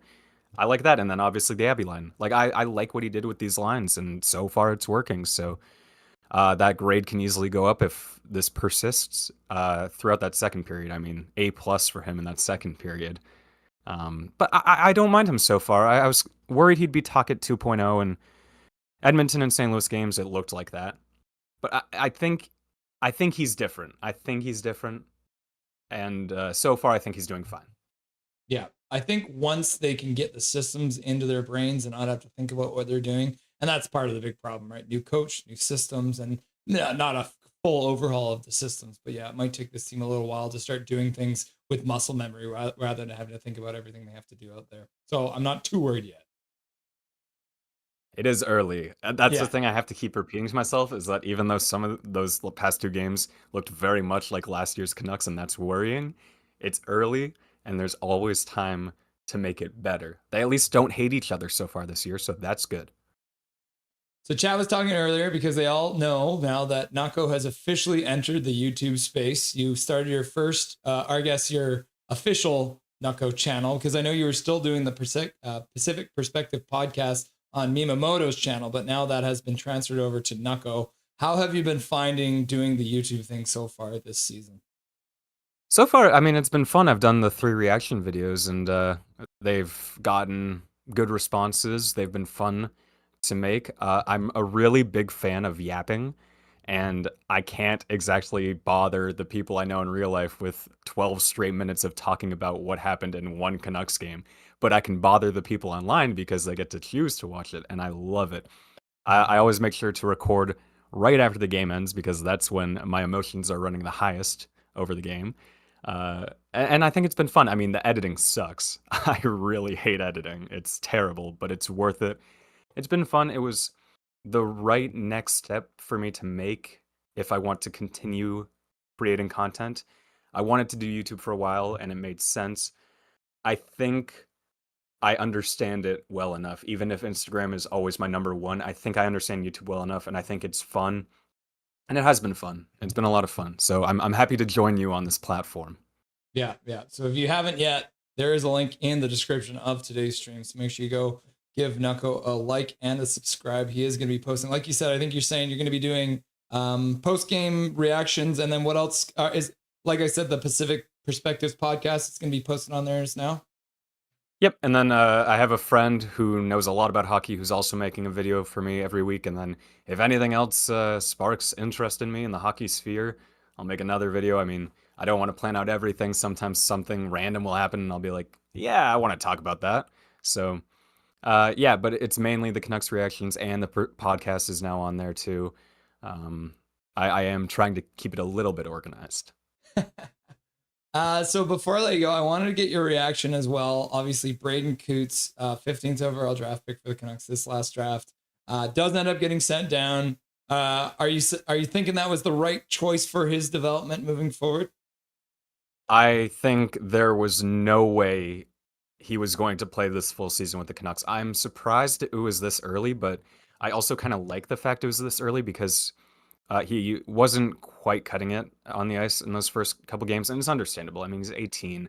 I don't hold it against him, but the fact he got sent down this early means that the management and the coaching staff are prioritizing winning these games now and doing what's best for the team right now, and doing what's best for Coots, which is going back to Seattle. And he understands that too. Coots said that, he's okay with it. He gets it's best for him.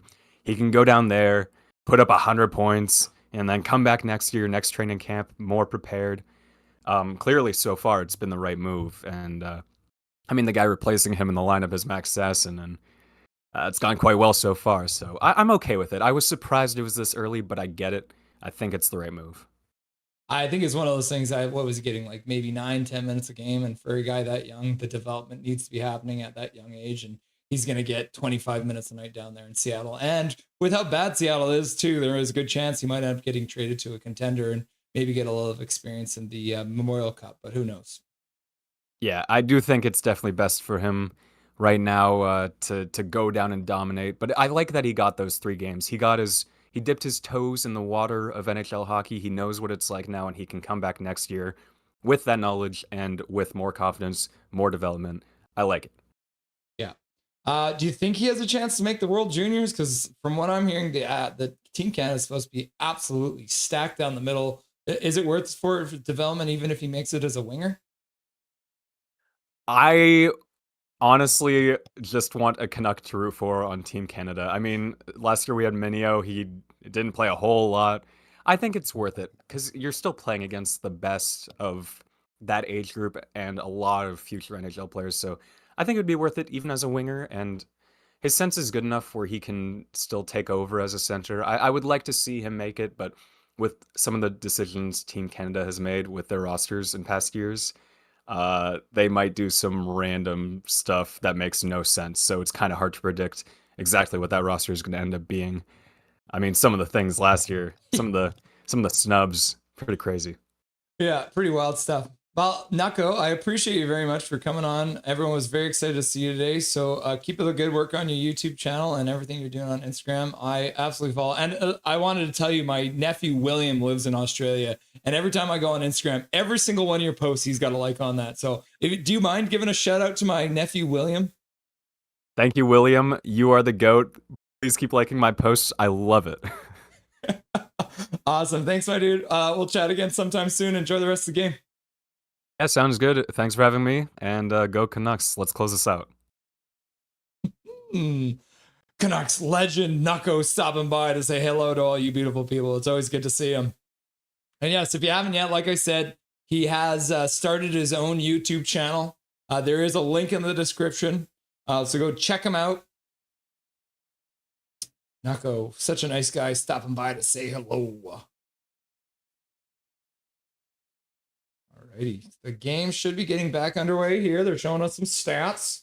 Highest percentage of road wins since 2024 season. The Canucks have won 53.9% of their road games so far since the beginning of last year. So they are actually better on the road than they are at home, which is a very Canuck thing for them to do because they don't like winning in front of their own fans, apparently.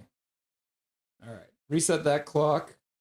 Let's get ready so that I actually update this so it says third period right off the bat. We're up to 1990, everyone. We've entered the 90s.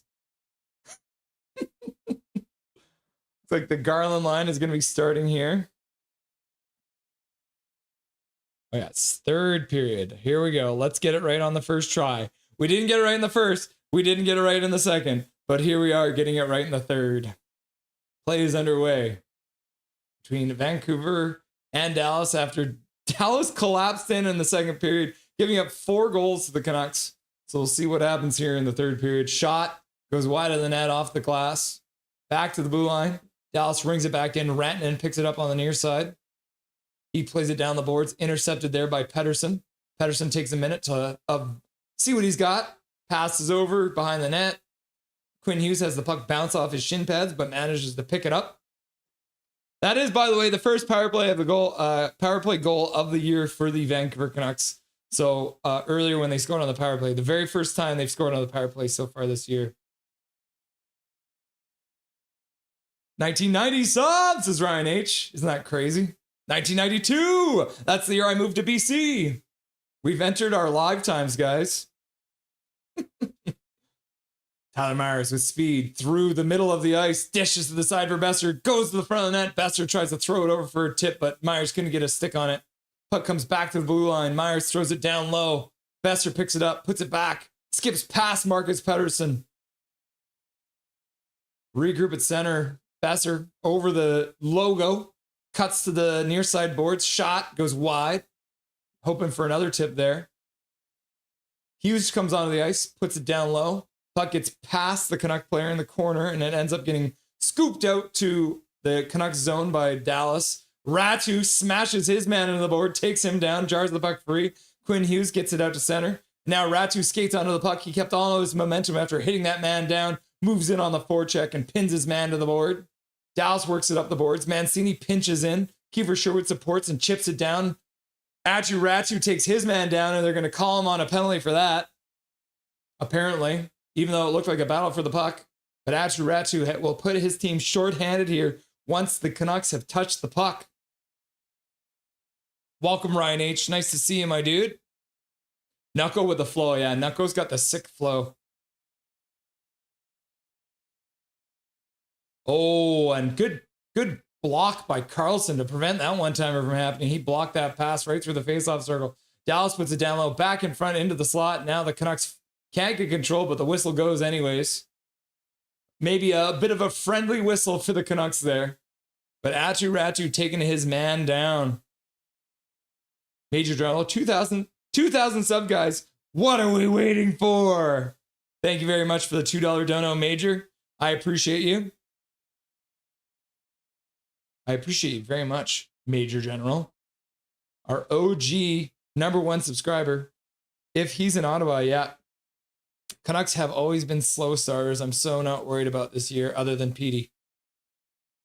I expected a slow start, and I said this the other day. I did expect the Canucks to start slow, but I didn't expect it to be this rough.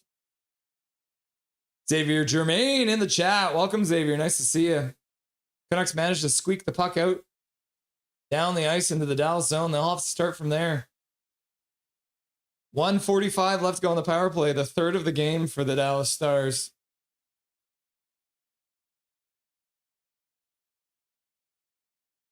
Dallas just iced the puck on the power play. What a bunch of idiots. Don't they know how hockey is played? Learn the rules. Oh my gosh. So 1:44 left to go on the power play. They've iced the puck, so they got to start from their own zone. Major, that's what makes us Canucks fans laugh out loud. We've been impatient since 2010. That is correct. Let Y2K in this place. Yeah, let's get to Y2K. Did anyone else just get green lines on the screen? Learn the rules, says Zach. Learn the rules, says McNally. Learn the rules, says Firebeast. Learn the rules, says Major General. Dallas with a shot to the front of the net. Demko with a save. Dallas puts it behind, in front, high slot. Heiskanen down to the half boards on the far side. Shot to the front of the net, and they chip it just wide. Demko cleared that one away. Puck all the way down the ice. The Sportsnet clock is broken. I cannot see what the time is. I think I have an accurate one here, but we'll see. Dallas, Robertson into the middle, puts it back to Harley on the blue line, near boards. Steele puts it in front for Steele. Steele puts it down for Sagan, and then Sagan puts it off the side of Demko's mask and out of play. Oh no, it just ends up skipping out to the neutral zone. My Canucks are winning, and so are my Blue Jays. Let's go! This is Firebeast. Thanks, Dallas. Learn the rules, learn the rules, learn the rules, says Cal McKenzie. Elias Pettersson in a penalty killing role. Puck blocked in front. Hronek blocked a one-timer from Pew Suter. Yeah, the Sportsnet clock is broken. This is the first time this game where my clock is better than the Sportsnet clock. Dallas shot to the front of the net. Up the boards. Down low behind the net. Dallas still controls after the power play's over. Ratu's onto the ice. Flipped up the boards. Takes a weird bounce off the boards. Sherwood picks it up. He'll flip it into the middle. Tyler Myers stops up just inside the blue line. He'll put it behind the Dallas net. Kiefer Sherwood throws a hit, separates his man from the puck. He'll ring it around the boards. Hughes picks it up there. He'll flip it down. Ends up behind the net. Dallas picks it up there. Puck into the middle. Shot from the side, and Casey DeSmith makes a save and stops the clock. And I believe it is 15-14 left to go in this third period of play. Luke Flyspotter gifting a membership.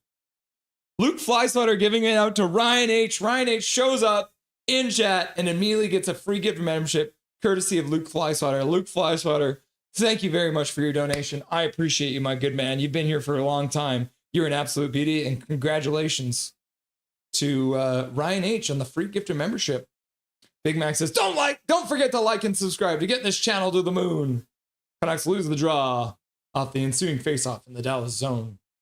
Dallas flips it out to center. Mancini stands up and puts it up the zone. We got almost all Who's the other defenseman? Okay, we got Hughes and Mancini. Are they double shifting Hughes? Pass up the boards. Baines puts it down low. Good pass. Sassy with a shot to the front of the net. Smith makes a save off the back of the net. Dallas chips it back there. They now move it out. There it is. Offside. Puck out of play. Icing? What is the call? Tell me. Must have been a icing call, I think. Dallas ices the puck again. Sasson getting a tap on the shoulder after that. Good shift. Yeah, icing against the Dallas Stars. I don't think the rule book's working. Maybe we need to get them a picture book. Get a picture book. All right. Play is underway. Hronek with a shot to the front of the net. Eric Hunter, you crazy son of a gun. A $50 dono. He wants to be at the top of the top fans. And just like that, Eric Hunter becomes the top fan with a $50 dono, Eric. That is an absolute beauty. You beautiful man. Thank you very much. I can't tell you how gracious I am for your donations, my man. You're a beast, and I think we need to get your jersey up here. We definitely need to get your jersey up here. Pass across the zone. Dallas with a shot from the blue line. Shot goes wide, off the glass, and out of play. And we'll stop the play there.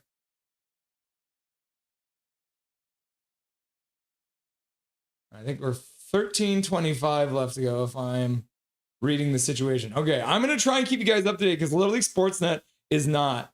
Eric Hunter, $50 dono with this. What is that? A pear head? A lemon head?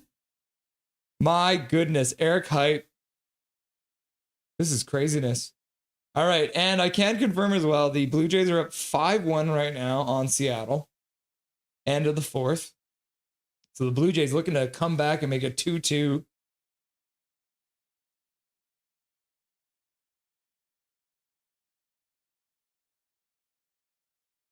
I wonder if it personalize your gear. We got to do this right now. Can I make it so that we can like...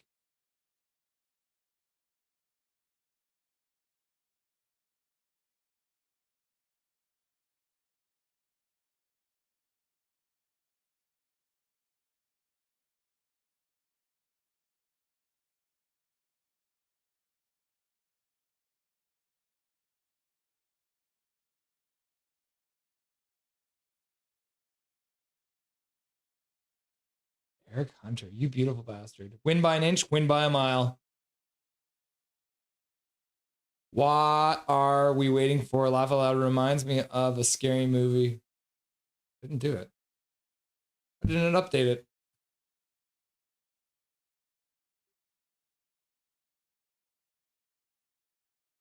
How do you jersey generator?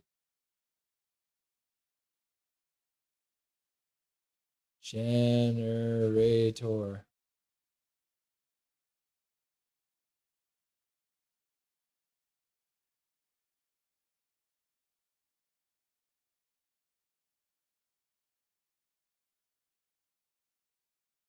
Dallas wins the face-off. Shot goes off of his stick and wide in the Canucks zone. Half boards far side. Marcus Pettersson and Tyler Myers back as a defensive pair. Back to the blue line. Shot from Harley gets blocked in front by Pettersson. Pettersson and Marcus Pettersson in the corner. Tyler Myers flips it up the boards out to the neutral zone.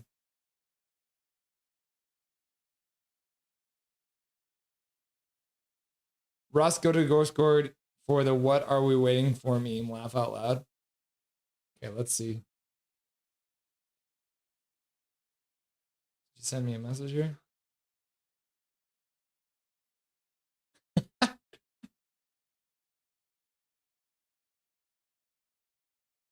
That's funny. Okay, how do I... Let's see, I think I can do this in here, right? Oh.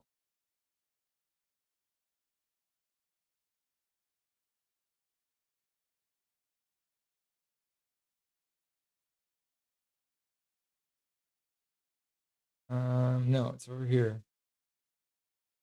There it is. Okay. Canucks are on the power play all of a sudden.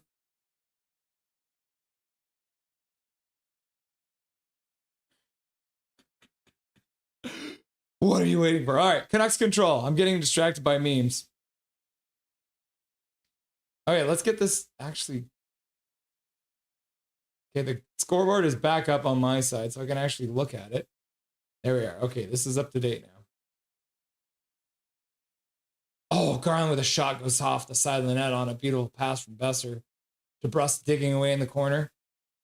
Picked up by Garland, plays it back to the blue line for Hughes. Hughes down for Petey. Petey plays across the zone over for Garland. Garland down low, ends up getting deflected away. Besser picks up the deflected puck, puts it up the boards. Petey picks it up on the backhand, skates down into the corner, puts it back up for Hughes. Hughes skates across high slot, puts it over for Pettersson.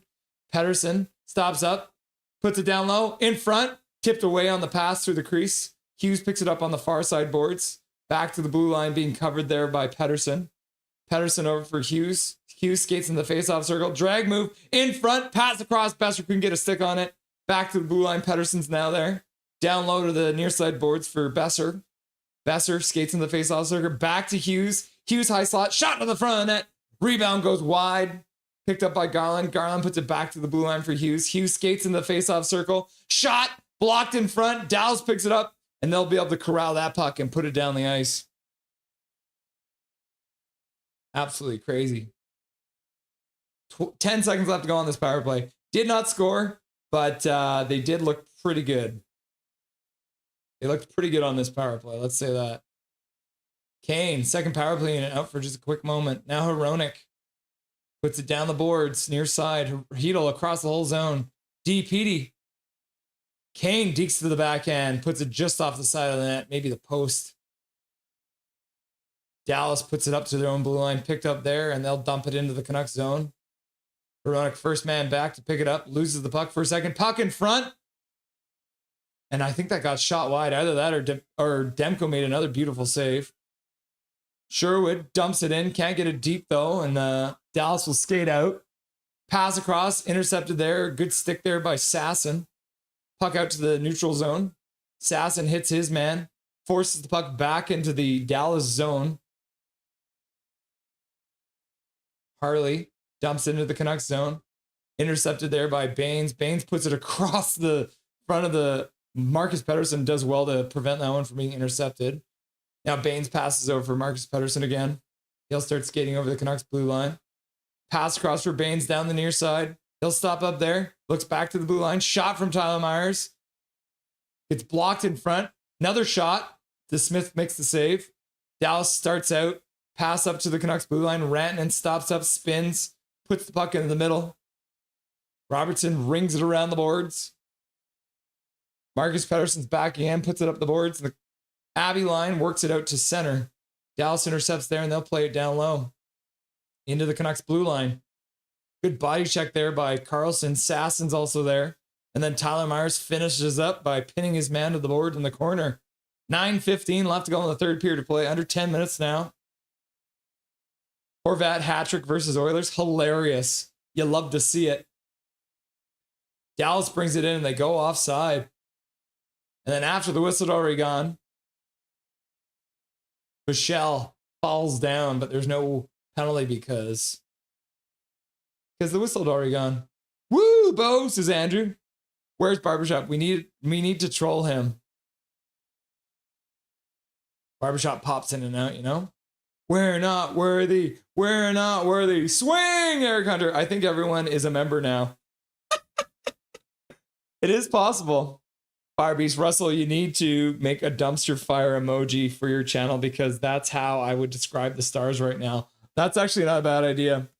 Captain's log, start date October 16th. Where did my pen go? Oh, yeah, I dropped it during the interview with Diener. Oh, God. Okay. Oh, let's bend over and grab that. All right. Captain's log. Dumpster fire emoji. Added to the captain's log. We did this last time, so Calvin has been given to Big Mac, and Swervin has been given to Major. We do have a clock now, so we did do that. Dono hype emoji, we still haven't done, so we still got to do that. So we got the dumpster fire emoji and the dono hype emoji on there in the captain's log. So we'll have we'll keep that up to date. Thank you, Firebeast. I like the suggestion. Eric W. Boys. My wallet has spider webs and a $1 bill. Got a spider living in your wallet? That's crazy. It's a humanoid lemon. Let's go, Blue Jays! I think Eric owns the bar now. Yeah, he is officially the owner of this bar that I'm sitting in. Woo! Eric Hunter, Ryan, you're green on my screen. Calvin 99 Charlie, W. Eric for noticing we are probably out of free gifted because not everyone is under the age of 50. Laugh out loud. Eric is a sugar daddy, says Xavier. That is true. All right, Canucks win the draw. PD wins another one. I wonder where PD's at in the draw right now. So I feel like Pettersson's been doing really good in the draw. They've actually been putting him out there instead of Hedl. Puck gets chipped out to center ice, picked up by Hronek. He'll flip it back in. Connor Garland puts the puck down low, tries to poke it behind the net. Can't get it to go, but he picks it up anyways. Hughes picks it up on the blue line. He walks the blue line, skates down the near side boards, backhander to the front of net. DeSmith makes a save with the knee. And then he'll cover up the rebound. Connor Garland getting dumped in front. Major General Eric Hunter is on a mission to get the Canucks back in the finals. I'm with him. Fair. Eric gonna keep donating until he owns this channel. PP, doesn't he? Yes, call me daddy. We're not worthy. We're not worthy. Haha. Nice. Eric is trying to get me a salary. Yes. Face off to DeSmith's left. Besser had to move in to take it. Couldn't win it. So Hedl got waived. Tyler Myers loses the puck behind the net, but Besser's there to support. He'll pick it up. Now pass up to Tyler Myers. He'll pass across the neutral zone. Now Tyler Myers, high slot, down low for Hedl. Hedl gets a shot off, but it gets deflected away. Puck up the boards, picked up by Besser. Besser puts it back for Myers. Myers keeps it in just at the blue line. Now Marcus Pettersson has some space, skates down, shot high and wide, goes off the glass, out of play. Woo! 8:02 left to go in this third period of play. Swerve and Irvin. Russ is going to come home and find Crystal sitting at the dinner table with Eric. What? Vancouver PP. Andrew laughed my ass off. Daddy hype. Yeah, from now on, I will refer to Eric as Daddy. PP time. I want to see 2,000 subs, says Eric Hunter. Laugh out loud. Paragraph shout out to Rusty and Dusty. Face off to DeSmith's right in the Dallas zone. Now, Ratu gets tossed out.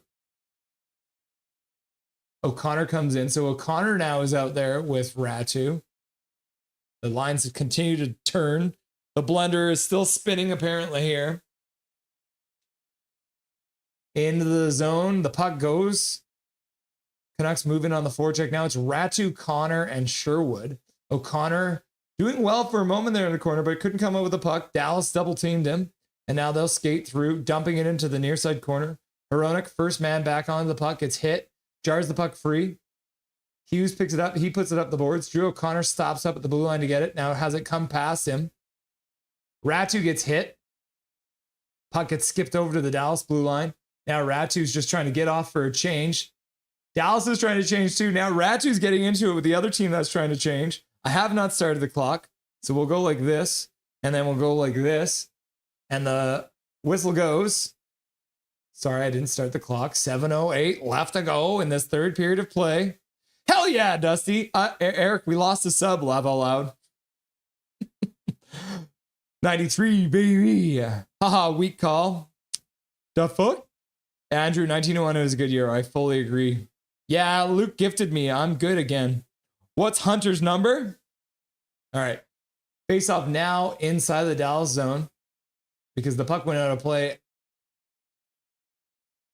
Pettersson lining up for the face off against Wyatt Johnston. Pettersson wins it back.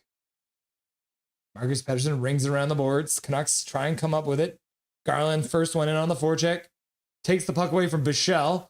Now he skates by Heiskanen. Puck rung around the boards. Myers gets it at the blue line, puts it down the boards for Kane. Kane flips it on net, goes wide. Marcus Pettersson holds it in on a pinch, but the puck gets past him now. The other Pettersson covering for him at the blue line. And then puck gets picked up by Dallas in the neutral zone. Tyler Myers taking Sagan down. Sagan looked like he was going to throw himself to the ice. Myers in the corner, battling with two guys, puts it back behind the net. Marcus Pettersson picks it up there. Now the puck comes back down for Myers. Now he'll ring it around the other way, up to center. Pettersson leaves it for Garland. Garland flips it in, knocked down by Heiskanen. Now Heiskanen turns it. The Canucks start to change. Dallas will change too.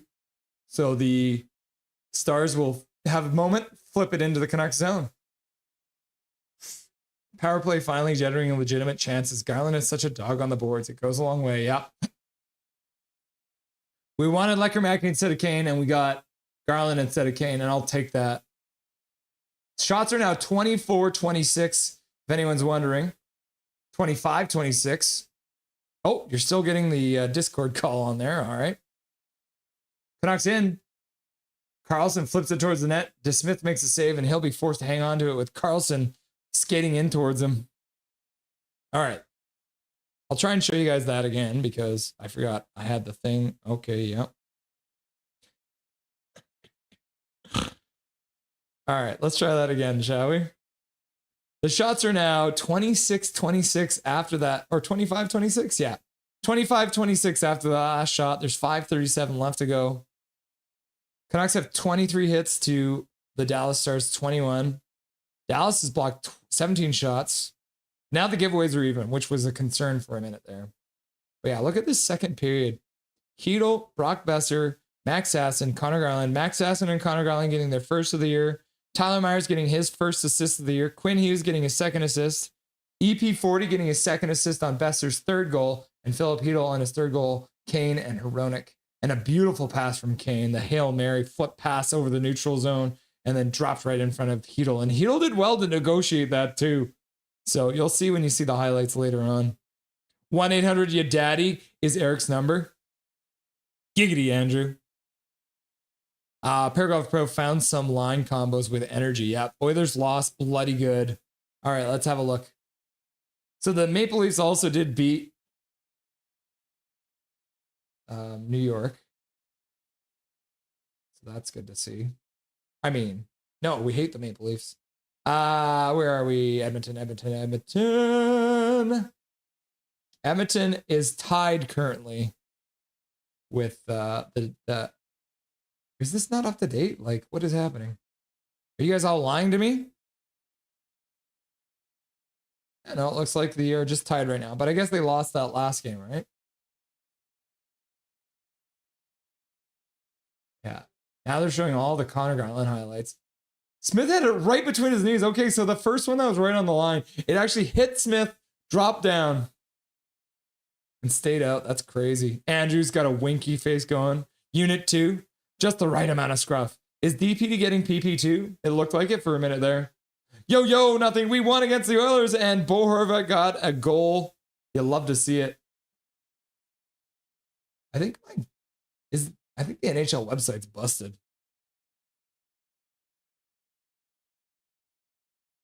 It's showing old scores. Or has my whole stream crashed again? It looks like we're still alive. All right, Dallas is controlling. I was not paying attention. Demko makes the save. There's now 5:14 left to go. Let's update that.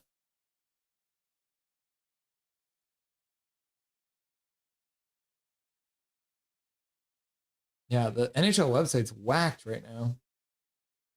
What's up with that? Face off inside the Canucks zone after that Demko save. P loses a draw. Uncharacteristic of him so far this game. Puck out to center. Picked up by Harley. Stops out of the red line. Dumps it in. Demko will stop it behind his own net for Tyler Myers, who puts it off the glass and goes out of play. Tyler Myers banks it off the glass and out of play. So no penalty on that. Better this time. How does soccer goalies stand a chance with such a big net? It's not easy. Horvat Hattie. Let's see. Is this? Oh no, yeah. That. Can you guys still see me? Is my stream crashed? All right, face off in the Canucks zone again. Face off won by Dallas. Pass across the blue line. Shot to the front of the net. Stopped by Demko, and he'll stop that puck again with a glove and hang on to it. Yeah, what's happening? Rid of that. Rid of that. Maybe it's this. I bet you it's this. Maybe that'll help. I am trying to get the NHL website is currently not working for me, which is weird, right? They're going to redo the draw because the linesman didn't like how they did it. Has anyone else got the scoreboards are all whacked out, or is that just me? Let me know.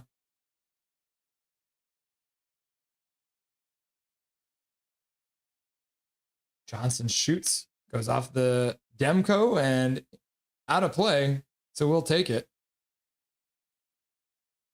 4:42 left to go. Made another head save.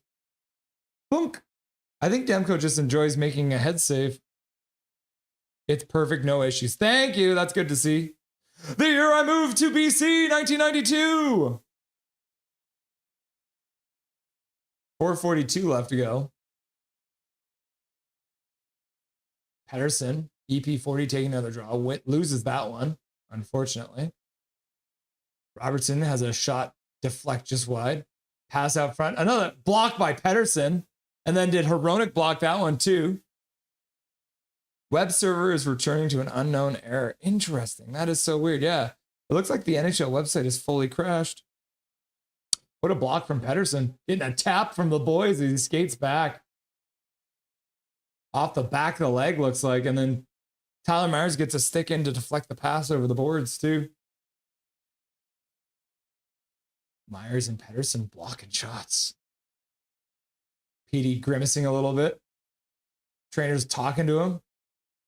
PD's taking some deep breaths. Canucks are now leading in the faceoff, even though they lost that one. They're leading 20 to no, that's not updated. I think the NHL website's crashed. So weird, right? Huh.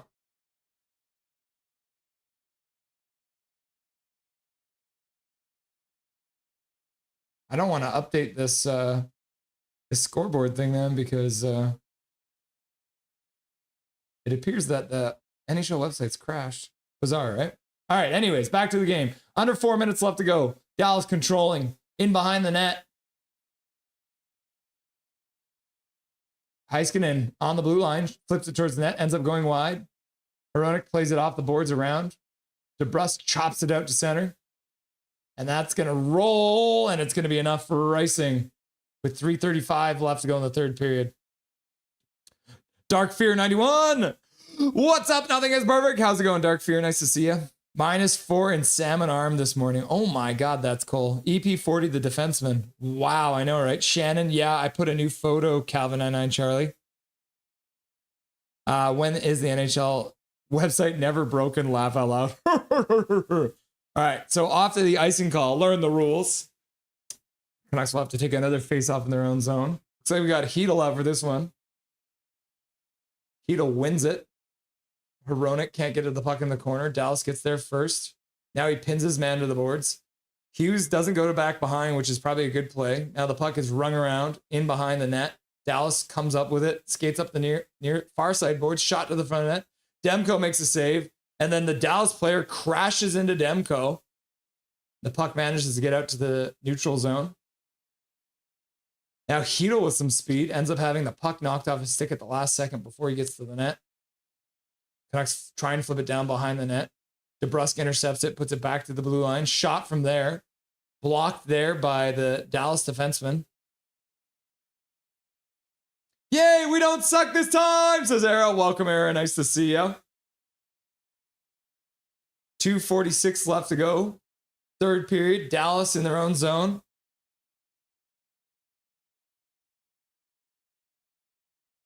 Myers takes a man down.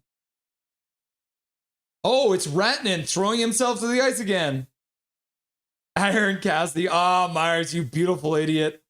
I hate Myers, says BC born. ... Nice dive. Yeah, it's Rantanen. Rantanen is a soccer player. Watch him. Oh no, I fell. Look at that fucking drama. Hands in the air. BC born is not happy about it. Damn it, damn it, damn it, damn it. And Mike Torrance is like, weak call. Yep. Crashed into Demko. There goes our season. Rip. Nah, he's fine. Swear jar? Swear jar! Swerve Nerve's not happy. If you guys F this up, I swear. Let's go, Vancouver Canucks. Oh, good God. 3:35 left. Yeah, now it's only 2:33. Canucks are going to have to kill off another penalty. Let's try the NHL.com again, shall we?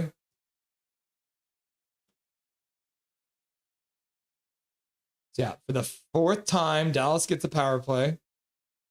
Stars win the draw. Back to the blue line. Down to the near side boards. They've pulled the goalie now, so it's a 6-on-4. Robertson, pass in front, goes right through the crease, ends up squirting out, off the boards, out to the neutral zone. Good for the Canucks. Sagan dekes in and makes a pass across, and Dallas has scored. Going 6-on-4. They make it a 4-3 game on the power play. 2:08 left to go. Myers may have actually sold the game. Sakes, Russ, don't do that again. You sound like the guy off of Superbad when he's talking lube in the parking lot. Laugh out loud. Dallas makes it 4-3 in the third period. Good pass across. The Canucks lost their man in the fray. 3 guys going to the front of the net. And Castle Siege will be happy because it looks like Johnson actually put that puck into the net. So Wyatt Johnston making it a 1-goal game with 2:08 left to go. They'll probably pull their goalie again. Imbrick Freddy's calling for it. Pull your goalie. Pull your goalie. And Milosh is like, go Canucks, go! Plays back underway.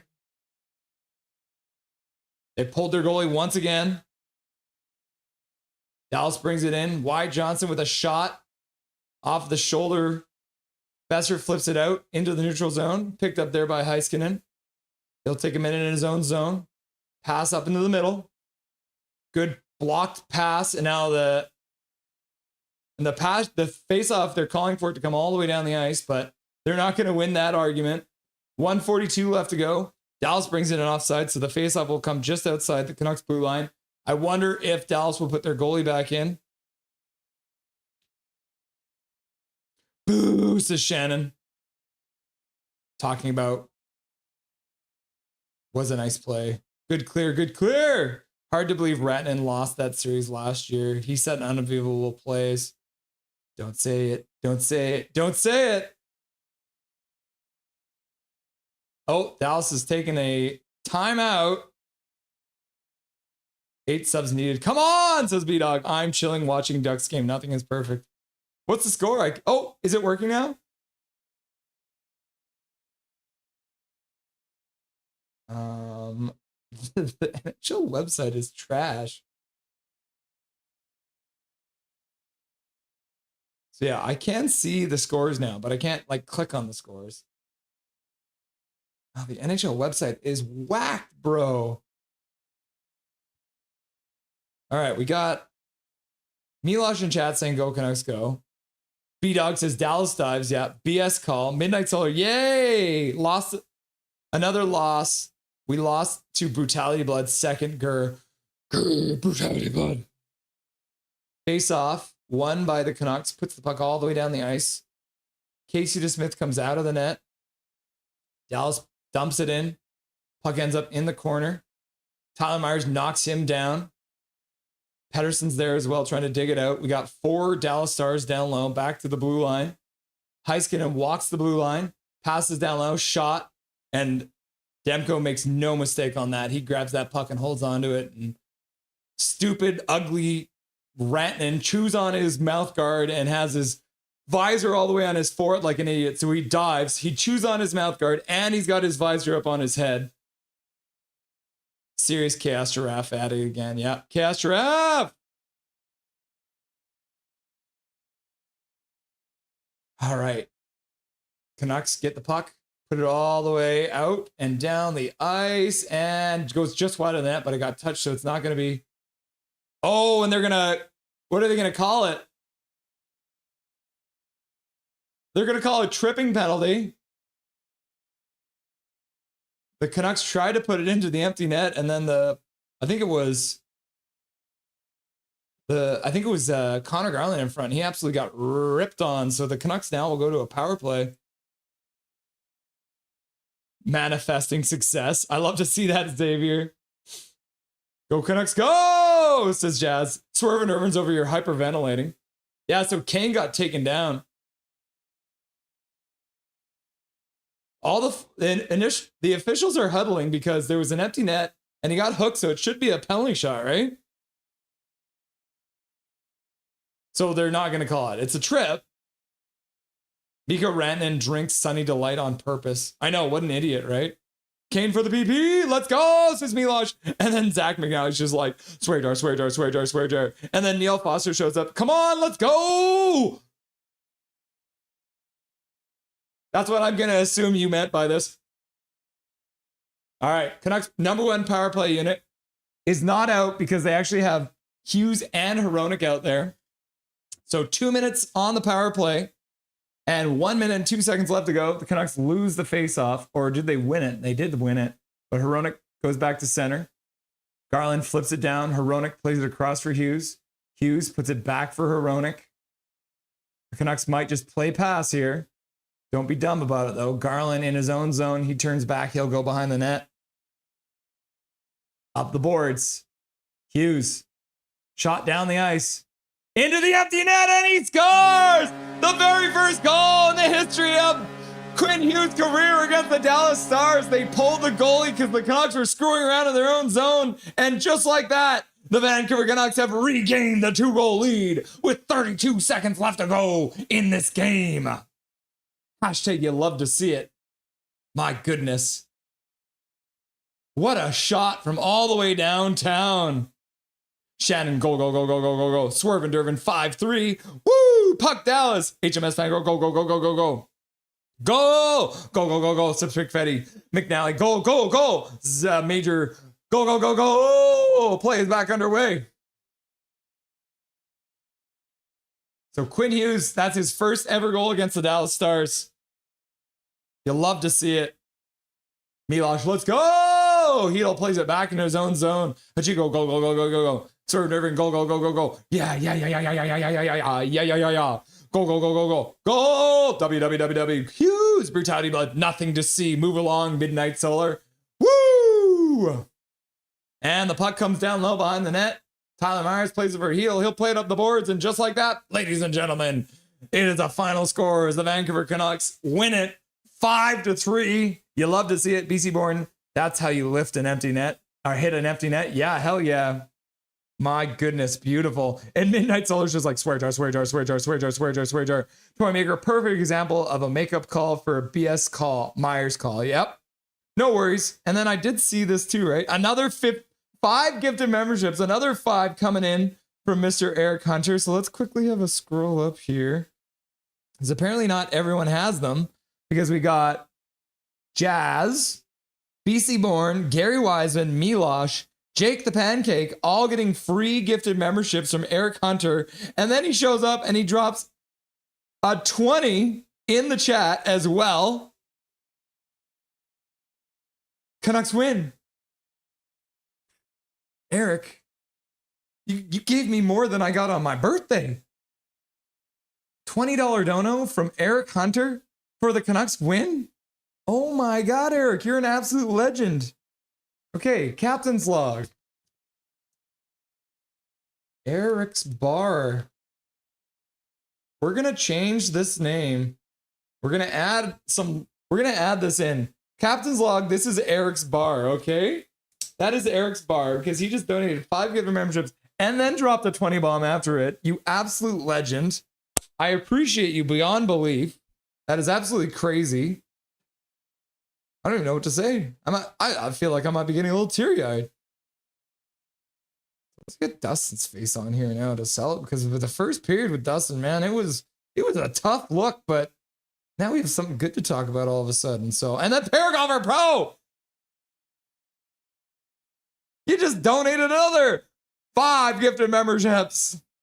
I'm just gonna block your face once again and say Sensei Dean Y, Brian Anderson, Japan 4, Bob Bluger, and Daniel Lezek, all getting free gifter memberships courtesy of the 5 gifter memberships, I'm assuming, for the 5 goals the Canucks scored, Dustin? Wow, a big win, and you love to see it. I mean, do you feel that wind? Just that real stiff breeze was all of Canuck Nation exhaling. Because everyone was holding their breath going into this game.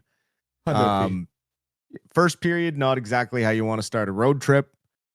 However, understandable going into a tough building against an undefeated team to be a little bit nervous. Also, you had talked about in the pregame how all those line combinations had 0 playtime together. They didn't practice those line combinations. I messaged you earlier in the week wondering why they didn't make their transactions the day before they had the full practice, so they could have practiced with the new lines. But hey, I'm not a coach. I'm just a guy sitting in my office analyzing what these guys are doing. So it didn't make a ton of sense to me. And you could kind of see that it took a little bit of time for guys to get comfortable with wingers they're not used to playing with. And even then, we still saw more juggling go on in the middle of the game. Foot kind of realizing that, chemistry does exist and you need certain types of players playing together to generate some offense. And, they're slowly chipping away. They're slowly making their way to that lineup that I kind of would like to see rolled out. They finally got Kane up there in the top 6, which I think will make him more effective and more engaged. I think in the bottom 6, he looks a little bit blah out there. Which is partly an ego thing, which is fair. I mean, he is like a long-time NHL player. He probably feels like he has enough in the tank to play in that top 6, especially since they're not doing much. A lot of pride there to help the team move forward. And then you see Pettersson and Garland in that line starting to get, some free pucks out. And then tonight we finally see Garland on that first line power play in place of Kane. And lo and behold, someone who's able to get in on the boards, get the puck out, stick handle well in traffic, and keep the play alive. And suddenly the power play is able to set up properly and get one really nice goal from Brock Besser. I mean, they had a couple of other chances there. The Quinn Hughes one is a power play goal, so they're 2 for 3. But even on that third power play that they had, they hemmed Dallas in until about 10 seconds left in the power play. And they looked like they were going to bury another one. They had a couple of really, really close, dangerous chances. Something that was lacking from this Canucks offense were those high danger chances. And I think in the second, obviously we saw a bunch of them buried. It started with the Hedl, the alley-oop from Kane that landed right on Hedel's stick. Just kind of sparked the team. And I think maybe, going into the intermission, that fourth line was playing so well. I mean, Foot probably went into the locker room and said, if everyone can keep up with the Abbey boys, then we'll be fine. Right. And that's probably enough motivation for the veterans to get a little pep in their step, because they were getting, I would have gone in there as a coach and said, okay, these guys are our top line and they're getting all the ice time tonight until someone shows me that they want to be a top 6 player. Because these guys are playing like top 6 hockey players. You guys aren't. Yeah. I mean, they were going in, getting every puck and fighting for the puck hard. Carlson was driving the net hard, getting in the goalie's face, making dismiss my life miserable. He was throwing some big hits. it was nice to see Carlson finally get into the game and show that he's matured into the NHL game where he's physical and is not afraid to go to those dirty areas, which is, morphed his game into a more effective and more dynamic offensive player. And so, that line, great. I mean, you saw Max Sasson and his speed and why I was confused as to why he didn't make this team out of camp. I felt like he was probably one of our faster, more consistent forwards out of training camp. And, I understand the cup of coffee that they gave to Braden Coots, but was it really best for him when they could have had, Sasson up here for 3 more games, actually driving an NHL line, whereas Coots, he earned a spot, but there's no shame in saying, look, kid, you had an incredible first camp, way above our expectations, but the best place for you this season is in Seattle. Go down there, dominate. We'll see you at the end of your season. We'll call you up to the big club. And if we have room for you in the lineup, we'll get you in for your 9 games that we can use you for. No one would have faulted them for that, right? And so instead, you have 3 games where the kid gets caved in because he's just not capable of playing to that level. And he's seeing, top lines in matchup combinations try to match up against him because other coaches are obviously going to try and take advantage of that line, right? So you have 2 rookie guys out there, and then you have another, guy who's kind of in and out of the lineup winger. O'Connor experiment didn't last long on the top line. Thank goodness. Moved him back down to the third line where, he belongs. At Ratu, O'Connor and Sherwood is actually a really good third line. I don't mind that at all. Maybe even a fourth line because you have that Baines, Sasson, Carlson line that was just flying tonight on all cylinders, really driving the energy of the team. And I think going into the second period, that really helped. And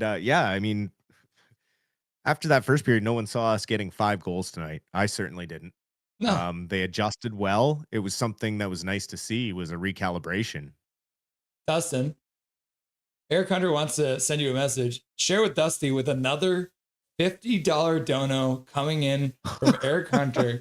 So we got to share with Dustin his very first paycheck ever on Nothing Is Look Perfect at for the that. Dusty and Dusty Post Game Show, courtosy of Eric Hunter. Thank you very much, Eric Hunter. Beauty. It's very generous of you. You're an absolute beauty. So we thank you very, very much for all the donations that you've been making since the beginning of this season. And yes, I'm going to make sure that Dusty gets something nice with that. We love it. Eric Hunter, the legend. I think we're going to have to get maybe I'll get myself what are those lights you can spell out? Neon lights? Get some neon lights. Yeah, just you get says an Eric Hunter Bar. neon light. I'm gonna have to start dressing fancier too. I need to put on a suit and tie or something with all this money flowing in. Or you need like a button so you have an overlay flash. Eric Hunter. So Quinn Hughes scores his first goal, like I said, against the Dallas Stars in his career, and it ends up being on the power play as well. So the Canucks end up, despite the fact that it was an empty netter, they end up going 2 for 3 on that power play, which is good to see. Even like we said, sometimes that's all it takes to get the confidence flowing is an empty netter. So 2 for 3 on the power play, only 50% on the penalty kill. Were you a little worried about the penalty kill, or is that just a result of Dallas having one of the best power plays in the league? I mean, look at the weapons they got. The 50% is pretty good, especially with Forbert out. You have Bluger out, 2 key penalty killers. I don't mind what I saw from the penalty kill tonight. The first one they got was they were just snapping the puck around, right? And just really quick, and they get the puck to the net so quickly that the Canucks didn't even really have a chance to set up on that one. I mean, like Wyatt Johnson from Tyler Seguin and Jason Robertson. I mean, that's 3 very talented hockey players. It's not a fluke that Dallas was undefeated coming into this game. So the fluke is the Canucks after the last 2 games we saw them play was them coming out of this with a 5-3 victory. I guess we'll give him a bit of a pass because, as we know, the second power play goal happened when it was a 6-on-4. So that's why there was probably a little bit of missed coverage there. on the last moment of that power play because there was just an extra guy all of a sudden in the slot. So I guess we'll give him a pass on that one. Big Mac donating $5 saying, get Hunter on, just do it. He deserves it. I want to hear his voice. Thank you very much, Big Mac, for the $5 dono. You got to blur his face though. Yeah. It's just a mystery man. Got to get him a voice changer. That's amazing. So 3 stars of the night in Dallas. How does it break down for you if you're thinking about what they would have done for the 3 stars with the home team calling it? Ooh, that's a tough one. I think Quinn Hughes, I guess, with a multi-point game. Assassin game winner. Demko had a pretty good game, winning goalie. What else we got here? They probably give one to a home team player, so I got to kind of figure that out. Yeah. Right? Because, like, I guess Jason Robertson for 2 assists. So, like, I'll go Quinn Hughes, Thatcher Demko, Jason Robertson. That's my guess. Demko 1st star, Quinn Hughes 2nd star, Mikko Rantanen with 1 goal getting the 3rd star, getting a bone thrown his way. So maybe it's 1 goal and 2 amazing dives that he got a 10 from the Russian jet guy. That's what I was gonna say. I mean, for drawing the penalties. I mean, they're trying to cut down on diving in the league, and that one with Myers there, he's barely skating into his lane and just tries to initiate contact with him, and Rantanen goes flying like he was hit by a rhinoceros. So even Myers was like, "Come on, like, come on." That was a bad one. Well, Rantanen's one of those guys too who wears his like visor on his forehead. And that question I had for you about that when it comes to player safety, because they're forced to wear them, obviously. Rantanen doesn't want to. What happens one day when a guy like Rantanen, who wears it on his forehead, takes a puck in the eye because he wasn't wearing his helmet properly? Karma, I guess. Like, I don't know what to say, right? Like, if a guy's he's a grown man, he's choosing to wear it that way. You're taking your own health at your own risk, right? You know, you go to the trainers and tell them you want it done. They're not going to be like, no, it's against the rules, right? Like, they're not going to tell the guy who's getting paid millions of dollars no. They're just going to do it. So, or the guy will go do it himself. They got all access to all the tools and everything, and so I another one that's like that is Jesse Puljujärvi. He's always got the one way up, and with his big, huge mouth, it's just like, oh man, what a punchable face. The only thing that would make me hate Rantanen more was if his visor was also tinted. Oh, could you imagine if he had like a tinted green visor? Woo! Oh my goodness. Didn't they ban those now ever since Ovechkin wore one? I haven't seen a guy wear a tinted visor since Ovechkin used to rock it. It was the ones that are full like invisible, mirror. Right? Like they're like the classic like aviator color where it's like mirrored. Yeah. So you can't have the mirrored ones anymore, but you can wear just tinted ones, which is kind of still weird, in my opinion. Yep. Well, I mean, nothing beats what was it, Keith Carney and his laser yellow visor when he played for the Canucks and for Minnesota Wild. Holy, I think it was like high vis or something. Like, I think it enhanced the vision, but like to our eye, it just looked neon yellow and it just looked appalling. So, did you have on your bingo card today, Canucks score 4 goals in the second period? Oh, not at all. But like I said, definitely some line juggling helped, and seeing that fourth line kind of drive Dallas on their heels a bit towards the end of that first period. It did look like the momentum was starting to swing in the Canucks' favor. And so, like I said, a few broken plays at the beginning there, and then just that Hail Mary from Kane kind of changed the momentum and pushed it downhill a bit for the Canucks. And then they just kind of poured it on for a few minutes, getting up 3-0. And then the late one from Connor Garland, an absolute beauty, picking up that pass, that poor pass off the boards there. Pedersen not getting an assist on that play, but no one's going to talk about the board battle that he generated that turnover by being there, board battling two Dallas Stars players at the same time, to kind of force them to make a play quicker than they wanted to, and pass that puck out front to Garland. Garland making no mistake with an absolute beauty move to wait out to Smith and bury that one to get some insurance. And it was really good to see them up 4-2 going into the third period. So I was mentioning during the broadcast, obviously the first period, the face-offs started really, really bad. It was brutal out there. But it felt like as the game went on, the Canucks managed to get a little better. And I think there was actually some times too where Foote was actually sending out EP40 to take the face-off for Hedl. Were you seeing the same thing out there?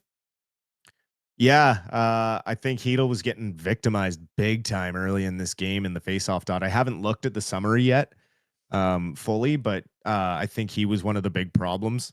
Ratu's never really a problem in the face-off dot. I didn't really notice Sasson taking a lot of face-offs tonight. There's the stats for you. They were kind of. Pardon? There's the stats on the screen for you right there. So we got Brock Besser at 60%, taking a couple of draws. Sherwood with 50%. Ratu's at 50%. And actually funny, now that I say this and I bring it up, PD actually ended up with 40% in the face-off dot, which wasn't great, but I feel like he was taking the majority of those face-offs. Well, yeah, you look, he took 10 face-offs versus everybody else, right? Like, Hedl took 6, Sasson 2, Ratu 2. Like, Petey took the majority of them all. Was there 2 for 4, 4 for... No, Petey took 25 face-offs tonight. He went 10 for 25. Like, that's crazy, right? A lot of face-offs. And which Hedl is took kind of 14, and he went. It was like JT Miller's role before, right? So. Pardon? That was JT Miller's role before. Yeah, no, exactly. And with Bluger out, they are leaning on the guys that are more talented in the face-off dot, and Pedersen is one of those guys. I didn't even notice Hronek also ended up with 2 assists in the game. He was a +2, so a big turnaround because he was a -2 last game. As well, I would like to point out the defensive minutes are a little bit more even. Obviously, EPD or DPD and Mancini end up with just a little bit less, obviously still around that 10-minute mark. But you see it pretty evenly spread out amongst the rest of the top 4 there. 23-27 for Hronek, 25-21 for Hughes, 23 for Myers, and 24 minutes for Marcus Pedersen. So despite the fact that the bottom pair, a couple of young guys, didn't really get as much time, it was nice to see the top 4 getting a little bit more even minutes during that game. Well, and I did like the juggle. I liked putting Hronek with DPD, and I liked seeing Mancini get some time out there with Hughes. That really did change the dynamic in the second period for the offensive structure. And, Hronek looked like it was time for him to kind of carry his own line, and it did help. It spread out the offense and made it so we could kind of roll our lines a little better. Yeah, absolutely. And there was definitely, they needed to be rolling some lines out there because it didn't seem like anything was sticking at the moment. Connor Garland is his mainstay on the first line after that game, I guess.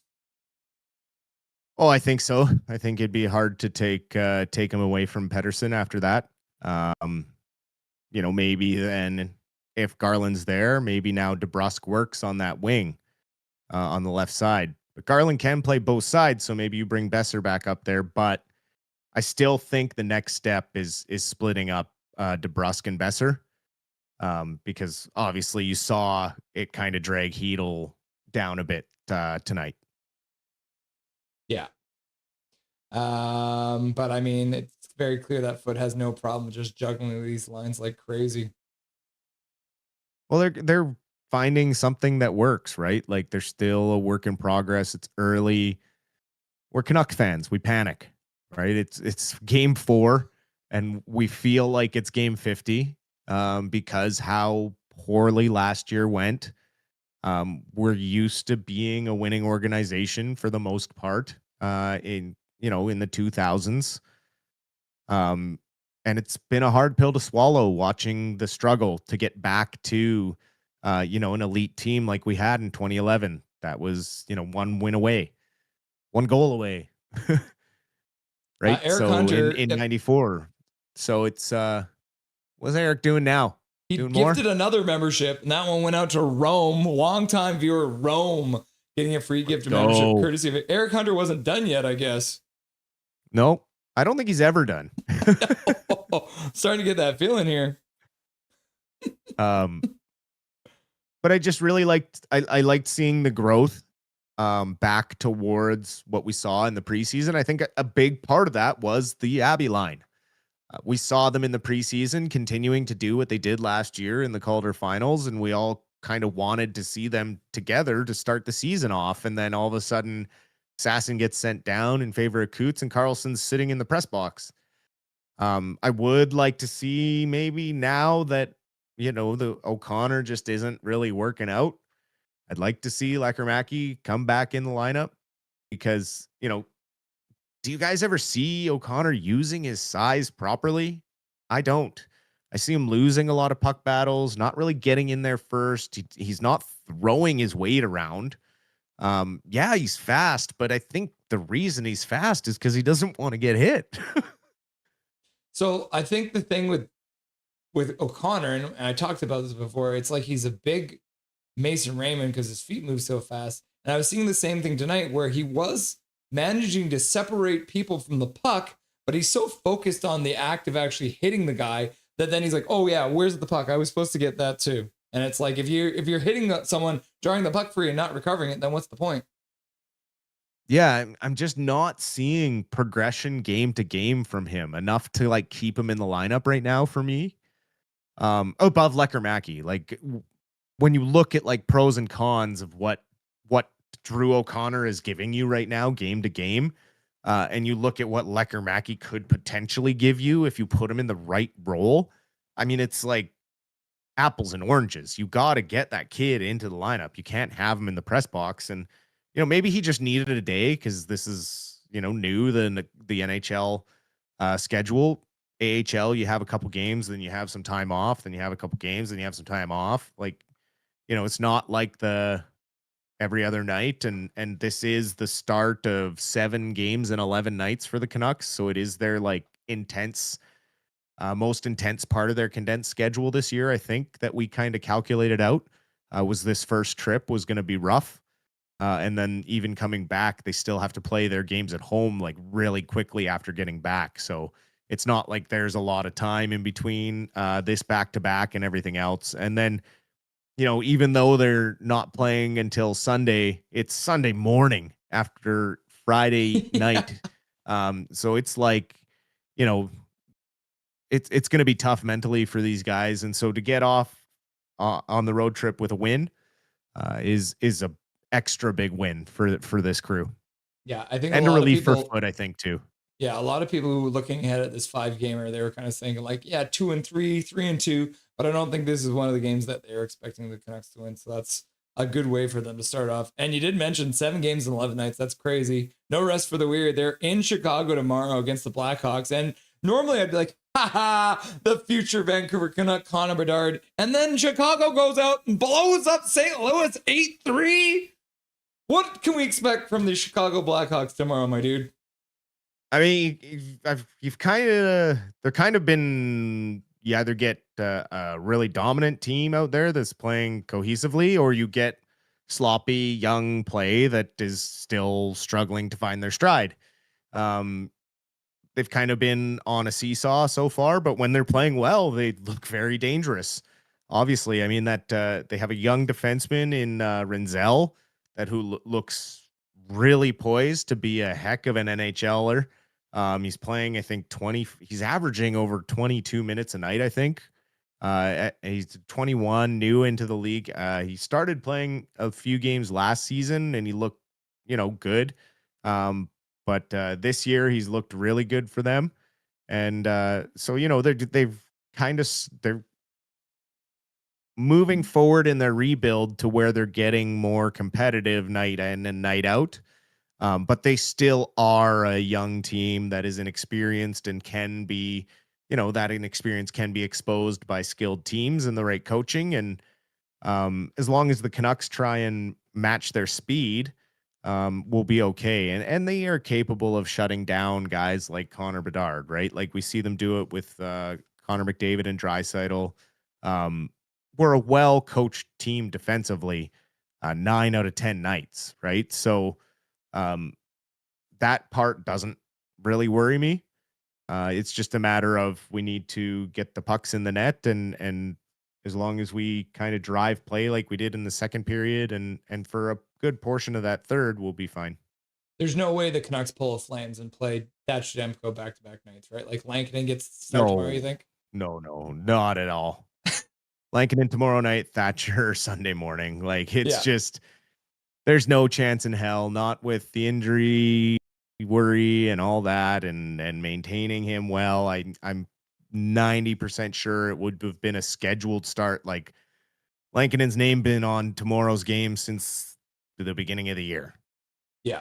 Just like he had the St. Louis game, right? Like they have scheduled starts for Lankinen, and it's like, this is our perfect storm. Like as long as neither one of you gets hurt, this is the schedule for the whole year.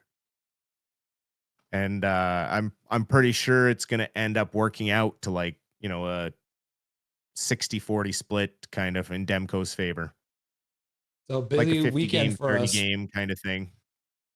Got the Blue Line Hockey joining us tomorrow during the second intermission. The Canucks play against Chicago, and then, like you said, they play again at 9:30 in the morning against Capitals. And actually, for that game, we're going to have Gio Collins back on from all the way over in London. And then as well, the Abbey Canucks, which we haven't talked a whole lot about tonight because obviously they play weekends, but they will be playing 2 games out in Quebec against Laval Rocket on Friday night. So we'll be covering them as well. And then Saturday, we won't be live, but I'll be watching that game as well. So busy night for Canucks hockey. So there's a lot going on. Dustin, did you want to take any questions from chat tonight? Like we usually kind of just let's do it. I mean, pop them in as we go, but trying to see if there's any good questions out here. Maybe just people agreeing with you. Calvin 99 Charlie. Linus Carlson with 100%, but not the one talking about that. Says he's not a centerman. So do you think Carlson has what it takes to be a centerman in this league? I'm not sure. I just don't think he's done enough of it. I think he's now kind of been developed firmly into that winger role. And I think he's comfortable in that winger role, more so doing the dirty work, getting in front of the net. Whereas a centerman has to have control of the puck and has to be a good stick handler, get to the open areas and set up the plays. And I think Carlson has learned to find that spot in front of the net that he likes to go to and create havoc and let the more skilled centerman skater in like a Max Sasson move the puck around. And you kind of saw it working tonight really well with Sasson and Baines getting the puck to the net and Carlson creating traffic in front. They didn't obviously score on any of those plays, but it was all just really positive things that you saw from that line tonight. People's versus Yukon. Dusty, how did you like the Vancouver Canucks game tonight? Oh, I love the Vancouver Canucks game tonight. I always love a Vancouver Canucks win. And I even love some Vancouver Canucks losses, because you can't win every game. And as long as there's, say you lost in overtime or something, it was a really, really hard fought game. That happens. But I was very pleased with tonight's game. It's a step in the right direction. I still don't think we're at the right line combinations, but this is progress back to where we kind of saw the structure heading in the preseason. Connor Cahill showing up at the end. I guess he knows the score now, but I guess he was watching on delay. Question for Dusty: are we seeing the Heronic that was way better before he signed his big money contract? I think it's early in the season to like overhype Heronic, but he did look a lot better carrying his own pairing tonight. When him and Hughes got separated tonight, I actually really liked what I saw. In the past, it's made me nervous, Heronic on his own, but when he's out there with DPD, Hronek can make a mistake here or there. He's always going to be backed up, where DPD's a little more aware of, he has more defensive awareness. And so I think I like that combination of their two makeups really well. It allows Hronek to think a little more offensively, shoot more often, which is maybe will allow him to hit the net more often, because, you know, his shots maybe gets rusty because he doesn't use it enough. So maybe the more he uses it, the more he'll hit the net and the more points he'll be able to generate. And I do think that him getting separated from Quinn maybe gives him a little more confidence in that, like, you know, the coaches see him as that ability to, you know, more of an equal to Quinn rather than, oh, Quinn's the guy and Phillips just kind of here as his passenger. Maybe it's a shift in mentality. Start calling Quinn Hughes the training wheels. Yeah. Paragraph Pro from Major General. Who's your prediction for the best new Canuck this year? Oh, there's a lot of them. I mean, I think as long as Sasson continues to provide what he's doing right now, it's going to be hard to outplay that guy as the best new Canuck if he stays in the lineup. And I think everything he did tonight has shown that he deserves to be at the NHL level full time. He started really well in the AHL as well, scoring both nights in both games that he played, the overtime winner in game one. And I think he's truly earned it now. And I'm excited to see what he can do as long as he's given the shot. As kind of a backup for that, I think we're going to really be impressed with Mancini's growth. If we see him get a little bit of extra playing time. However, POJ did get activated off the IR today, so I'm not sure what that means for Mancini going forward. However, Forbert is still on the IR, so they can carry Mancini on the roster for now. And I mean, he looked pretty good tonight, skated well with the puck out of the zone and moved his feet to get out of trouble a few times.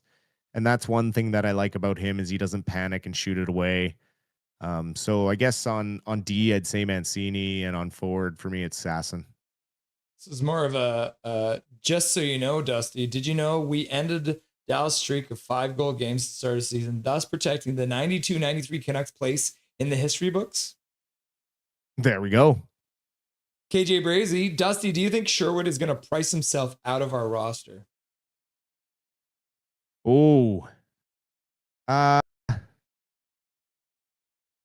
maybe. But it's okay in the sense we do have some young guys that can. I'm hoping that with a year in the AHL, Vilmer Ulrichsen is ready to make the jump next year to the NHL level. And, you know, if that kid can use his body to the best of its ability, he'll make us not really miss Sherwood that much. Also, Sherwood is 30 years old. Let's not forget he has been around for a while. It took him a long time to get to this level, and even given the chance to get to this level. So there is the chance that maybe he just enjoys playing here enough that he takes a hometown friendly number just to keep playing with the Canucks. It'll all depend on how far we get this year as a team. But if he continues to play the way he has started the season, obviously he's going to command a huge raise on the open market. All right, we're going to do last question goes to Calvin99 Charlie. Otherwise, we'll have Dustin here all night because you guys are loving his answers. Calvin99 Charlie asks, does Doc get sent down or at least scratched for the next game? Doc won't get sent down just because he's on a one-way and Nix is, I think he'd be an expensive one to lose on waivers. He's one you maybe would want to just package in a trade if they are looking to go that way. It depends obviously on the return. I don't mind him as a bottom six player. Like, honestly, as long as he's not being relied on to be offensive. Like, he is a big body. He is fast. He can get the puck out of the zone. He just needs to start winning puck battles and keeping the puck in the other zone, which is something he struggles to do. And it just kind of baffles me because of his size and his ability to skate. You would think he would be harder on the boards holding those puck battles, because with his speed, he should have pretty strong legs. And I don't know if maybe he just gets too narrow in those situations where he's static, and his dynamic movement is stronger. And when he's kind of pinned on the boards or whatever, he loses some of that balance or leverage, and maybe that's what's happening with him. I'd have to take a much closer look. I don't hate his game. I just don't like the makeup for it, moving him all the way up to the top line. I think he's a third line winger at best. But I'd prefer to see him on the fourth line, and have that Abbotsford line kind of bumped up more to a third line spot. Cool. Is there anything you want to say to chat in general before I let you go for the night? I mean, I think we have the best chat on YouTube. So I just want to say that you are all wonderful, amazing people. I look forward to seeing your comments every game. It's an absolute ride to be on this journey together, and I can't wait to keep going. It's so much fun, and I hope you guys appreciate us as much as I appreciate you, because that's a very high amount of appreciation. We wouldn't be having nearly as much fun if you guys weren't as dedicated to being here every night. It's great to see so many regular names and new names. And I mean, Eric coming in this year and absolutely dominating with the donations. It's just been fantastic. And obviously we just do this as passionate Canucks fans. And I wouldn't change anything we've done for the world. And I just am loving the ride. So I hope we continue to have all of you along with us, and we don't screw up too badly or anything like that. And just continue being awesome. Continue asking your questions. It's great. It helps me look into more things after we sign off and that too, because sometimes I don't always have an answer that I'm happy with, and I like to look into it deeper and maybe revisit it later. And I just want to do my best for you guys, and I hope you guys appreciate that and see that from us. So have a great rest of your night, and we will see everyone tomorrow. Yeah, Dustin, enjoy the rest of your Thursday night, and it won't be long before we get your just the right amount of scruff back on the air for tomorrow. Sounds good, man. Have a good night. Dustin Boydell, the Silver Fox, stopping by to say hello to all you beautiful people. It's always good to see the man, the myth, the legend. Okay. Big Mac with a $5 dono starting away for Hunter. Woo!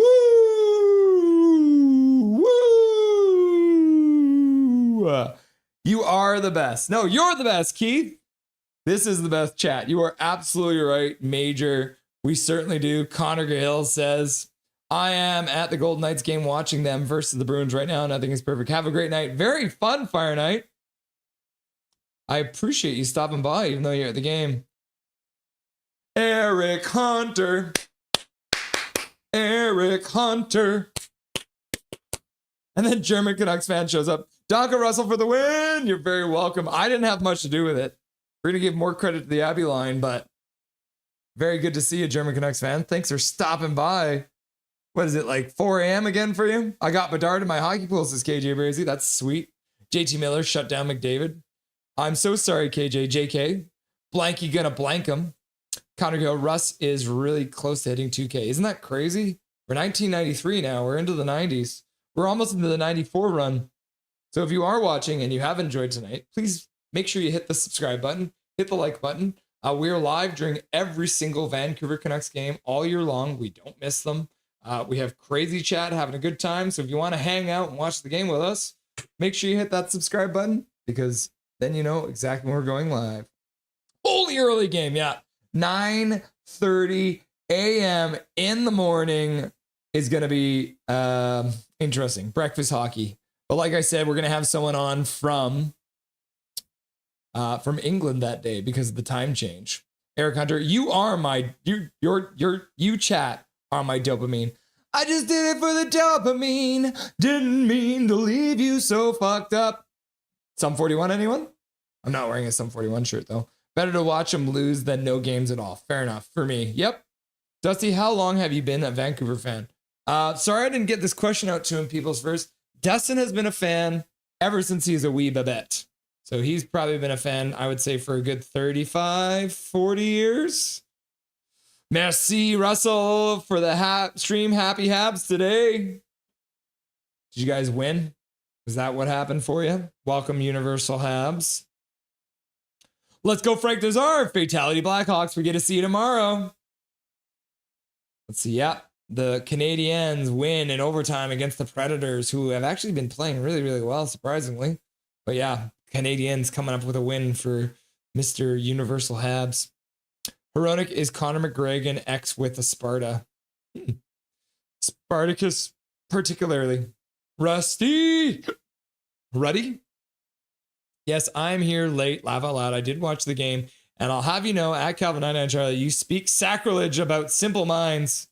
I don't think so, KJ, but there is an actual way of him to do it. Dusty's a dime piece of a man, eh? Yes. Heronic could have played lead role in the movie 300. This is Sparta. Rusty and Dusty. Fucking beautician. Peace, says McNally 25, Big Zed. That's Zach. Laugh out loud, Connor. You're awesome, laugh out loud. Sasson for 20. I mean, he's got 3 goals in 3 games. He's on pace for 82. Yeah, I could see him getting 20 right now. Kevin 99 Charlie, I guess it's fitting you dissing the band whose name matches your mind. Simple. Ooh, Hunter! Rome, if PD doesn't get things going this season, what do you think the Canucks will do with him? There's nothing they can do. Rome, I'm sorry I didn't get this one over to Dustin, but he has the no move clause. So what would PD do is the real question, I guess. Why you got to do me like that? Laughing and crying. Connor Gill, Kevin 99 Charlie. As are you, buddy. As are you. Eric Hunter. Okay, I don't know how you're highlighting my name. Oh, we're gonna find a way. We're gonna put a sign in the background for the next stream. Yeah, Eric Bar. Yeah, we got it in the captain's log, so it's there. Eric's Bar. We officially have a name for the bar because it's always just been the bar, but now it's going to be Eric's Bar. Calvin 99 Charlie. Oh, I'll fight you until the cows come home. Haha. Callum McKenzie. Dusty, look closely. Do a split screen. Do you agree that heel is a mouth face looks like Napoleon Dynamite? Yes. I can answer that one for Dusty. He would agree. Thank you, though. Eric Hunter, normally you put 1994. It's time for the Canucks to go on a Stanley Cup run. Woo! That's good to see. Eric Hunter, normally you put an @ before the username. Yeah. Okay, sorry. That's what you're asking about. Yeah, you put an @ and then the person's username, and it should pop up when you're typing it in. You are a rock star, says B-Dog. I hope someone steals them cows so they never come home. Laugh out loud. I'll stand on that mount till I die. Laugh out loud. Old man strength. Yeah, Kiefer Sherwood does have old man strength. We are commenting on how amazing your contributions, Hunter. Okay. Russell Bleeding Blues. Curse. You will deserve a loss by Russell's team from the Canucks fatality. Yep. We'll try and do our best, Russell. Even though you beat us, we're still going to try and beat the Blackhawks for you. Thank you for being here and being a part of the community, Hunter. You are a had an impact on this channel. Big hype. My bad. Calvin 99 Charlie. Moo. I wish Doc would use his body a bit more. He's a big boy. Me too. My best warfighter was in my 30 week. Best chat in YouTube. I agree, Big Mac. We could have momentum. Yeah. You might have momentum after beating those St. Louis Blues. Russell's Bleeding Blues. Fatality. Let's go, chat. Drew O'Connor got Bambi legs out there like P last season. Yeah, I'm starting to see the same thing, KJ. Connor Gill. Also, I wanted to express my thanks for the 3rd or 4th time. Laugh out loud. I was driving, then I get a notification that someone provided me with another membership. There was a good chance it came from Eric Hunter because I think he donated like 23 or 24 tonight, which is crazy. Big Mac. W. Night Dusty, says Eric Hunter. Let's go Vancouver, says Zach McNally. Such a beauty. Come on, blank the Hawks. Night, Dusty, says Big Mac. Dusty makes, what is this? What does this mean? Huh? What does this mean? Big Mac don't know hype. German Canucks 4M was worth a wake up this time. Yeah, wasn't it? And then Eric Hunter becomes a member. You weren't even a member this whole time, Eric. You gave everyone a membership except for yourself. Well, welcome to the Nothing is Perfect membership community, Eric. We love to have you. You're an absolute gem. Sprechen Sie Deutsch? Ja, das ist gut, ja. Sehr gut. Don't hype me. It's for Hunter. Hunter hype! Fireborn, my girlfriend daughter is there too. Oh, cool. So your girlfriend and your daughter are at the Vegas game because they won't let you in anymore, eh? Eh, Major General? Lankinen against his old team. Yeah, that makes sense. KJ Brazy's caught in. Eric Hunter. Eric Hunter. 7 to go. Wonderful, eh? Eric Hunter, 100%. Phone, Panda, Dow, Hearts. Swapping hearts. Check. Cheers. Laughing and crying. Beer. Clap. Cock. Popcorn. Baseball. People's vs. Yukon. What time are you going to be live streaming on Sunday? We'll be live at 9 a.m. that day. Crazy, right? Swear jar, swear jar. Sum 41. Yeah, we love Sum 41. Fireborn Knights 3-2. Vegas over the Bruins now. 4-2 now. Update the score. Bruins go to the power play with only 11 shots in the game in the second period. But they are up 4-2 now on Fireborn on the Bruins. Yep, Habs won in OT against Nashville. Nice. A wee babette. What is the score for the Toronto Blue Jays game? Let's have a look here. It is on my screen, but they're not showing the score, so looks like they got another. The Blue Jays are currently leading 8-2 in the bottom of the ninth inning. So if they can hold off those Mariners, they will win this game. They're up 8-2, and the Mariners on their last set of batters here. Dark Fear 91. I love it here from a Ducks fan. Nothing is perfect. I'm glad to hear that, Dark Fear 91. We'll play you eventually, and then you can watch it with us. Gamer A, hello. What's up, Gamer A? Nice to see you again. Dark Fear. Hockey, hockey, hockey, hockey. Cheers. Capital Zoe fan. And then you play. Yep. And look at that. I think that's the face. Gamer A. It seems that we bounced back. We did eventually. It took to the second period, but we did bounce back.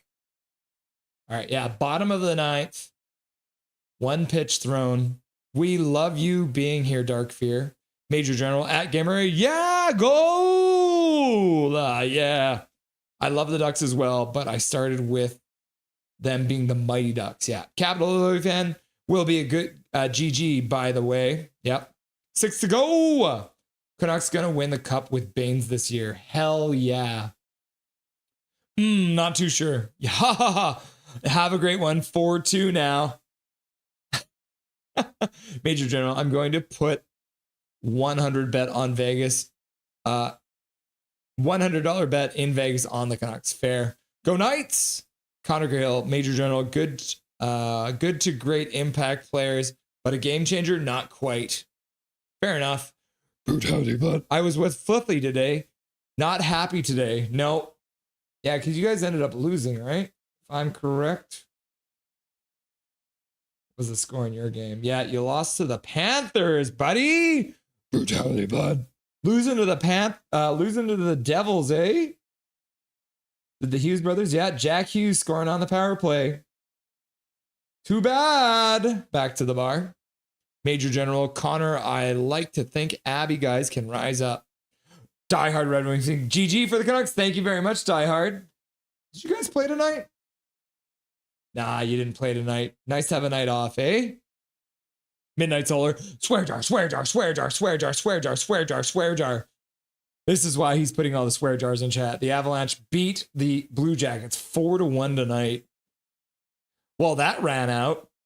We back. Wi-Fi is being dumb. Welcome back, Calvin 99 Charlie. Rome. Maybe Abby guys can show the big show how to win a championship. I absolutely believe they will have an influence on this team as that result. They came in and they're like, we have a trophy, guys. We won a damn trophy. We got the Calder Cup. The Abbotsford Canucks won a trophy. What have you guys done, huh? What?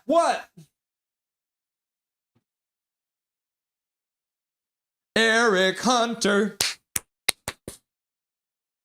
Major General, true, but 100% need to show up for the games like the ones against St. Louis. No excuses to lose against them. Yep. Yeah, Rome, I'm starting to like it. Eric Hunter. Doing the wave for Eric Hunter. Shit, my gimme. Especially at home. Yeah, we shouldn't be losing them at home. Canucks win, and Bo Horvat hat-trick will win it for both of us. Thanks for the stream. Nothing is perfect. Yeah, Bo Horvat with a hat-trick against the Oilers. You love to see it. Let's pull it up here. Yeah, Bo Horvat with a hat-trick against the Oilers. He must remember playing against them, eh? Fisherman's Islanders.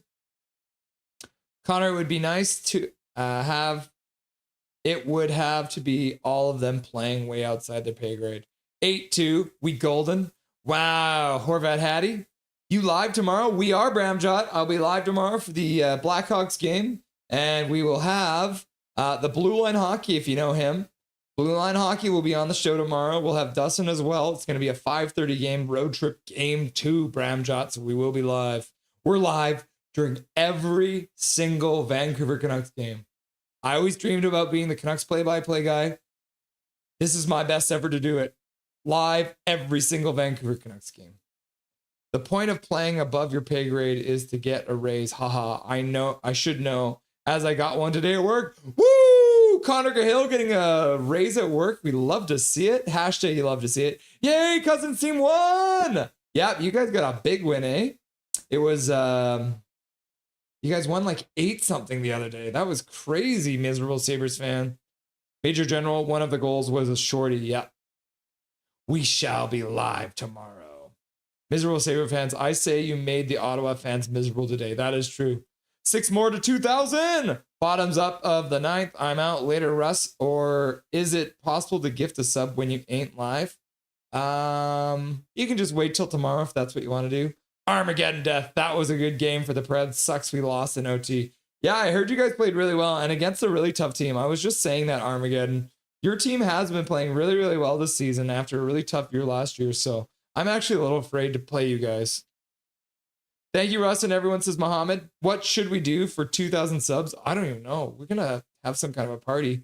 Rome, Shorty is lovely. Panthers lost against themselves. Really, Russell?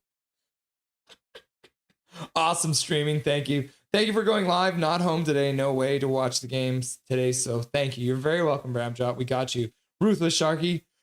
Teach us how to win for the San Jose Sharks. Thank you. I'll try.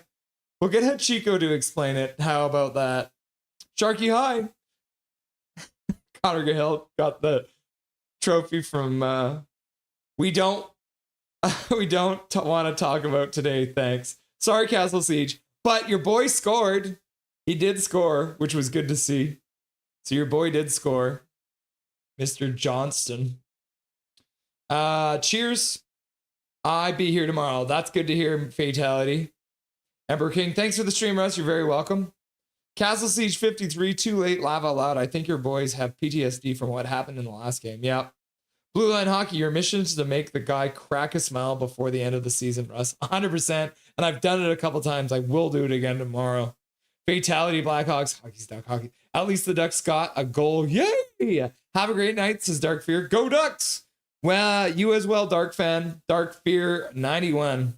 Fireborn Knights, you are at the arena while I am at the Honda Center. That's crazy. You guys are all at games and you're watching my stream. That's crazy. Caulfield is on fire. Getting lots of goals, eh? All right. Castle Siege, Dallas is a really good team, though. Yeah, agreed. They are a very good team. I was fully surprised that we won today. I thought we were going to lose. I thought DeSmith was going to get a shutout. All right. Before we go, I have to acknowledge all the crazy amount of donations you guys. You went crazy. Van Al Beauty becoming a member. 2nd month. Thomas becoming a member. Eric shows up, drops his first 5. I have to keep track of this. Where's my pen? So Eric. So 5 plus And then Calvin 99 Charlie says, thanks, Eric's. I'll pay it forward tomorrow. I'm out of the club. Yep, crying, and then using his monthly membership message. Paragraph Pro donates $5. Eric Hunter donates $10. Eric Hunter donates 5 more gifted memberships. Major General donates a gifted membership. Andrew comes in and drops $27.99. Thank you very much. In Prickfetti We Trust donates 5 gifted memberships. Prickfetti, you're crazy, man. You're crazy, and I love you. Swervin uses his monthly membership message. Let's make a baby and fix our marriage. Wait, what? Okay, boys, we need this one. A quick $2 dono from Major General, and then Eric donates another gifted membership, and then Major General donates one, and then Eric donates another 5 gifted memberships, and then Major General donates one, and then Big Mac donates a gifted membership, and then Eric drops a $5 dono. So we'll add that onto the money list. And then we got Major General with another $2 dono. I've got a hair in my eye. I'm sorry. The Swerve and Irvin donates $2.79 and says swear jar is my handle because I needed it this year. Major General donates another. Eric Hunter donates another one. Eric Hunter donates another 5. Major General says 2,000 subs. What are we waiting for? Luke Flyswatter sends in a gifted membership. Eric Hunter donates $50. And then another 5 gifted memberships. And then he drops a 20. And then Paragraph Pro drops a 5 gifted memberships. And then he drops another 50. Eric, you're going to go bankrupt. You crazy man. I love you, Eric. And then Eric Hunter on Just Do It. He deserves it. I want to hear his voice. Yeah, $5 dono. And then Eric Hunter donates another gifted membership and another gifted membership. And then also a $5 dono from Big Mac to say, Hunter, doing the wave. That's crazy. So yeah, there's all the donations. You guys are beauties. And then Deadly Flames, peace. Total Blue Jays win 8-2, game over. And then She Loves in net for the Penguins. I checked. What are we waiting for? Laugh out loud. 1994, guys, we're getting close. All right. We will be live, as I mentioned a few times.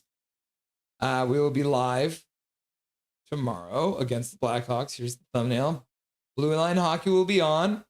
And then as well, we're going to be live on Sunday morning for the game against the Capitals. And if you guys remember, Gio Collins will be by for that game. So she will be coming on live because it's going to be 5 p.m. her time and it's going to be 9:30 a.m. our time. So it's going to be fun to have Gio coming on live from London, England. So that should be a lot of cool.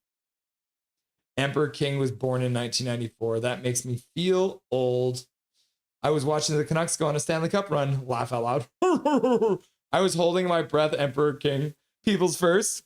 Calvin, exactly 100. Yes! Blue Jays tie the ACLS going down 0-2. Both wins are convincing fashions. Yeah. 2-2. All right, guys. We're going to call it there. We have been live now for 4 hours and 10 minutes, which is crazy. But I love you guys. So, of course, we're going to go live for 4 hours and 10 minutes. Let's just make sure I've got this all ready to go over here. And we're going to start off with the blind referee as we usually do, eh?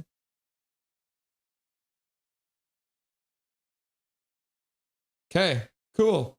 Awesome. You guys are beauties. I appreciate you being here. We're live during every single Vancouver Canucks game, so make sure you hang out. And yeah, until tomorrow night, it's not going to be a long wait for you. Tomorrow night, 5:30 against the Blackhawks, we'll be live with the Blue Line Hockey. I'll see you there. And until then, remember, my name is Rosa Holiday. This is Nothing is Perfect. And make sure that you make good choices.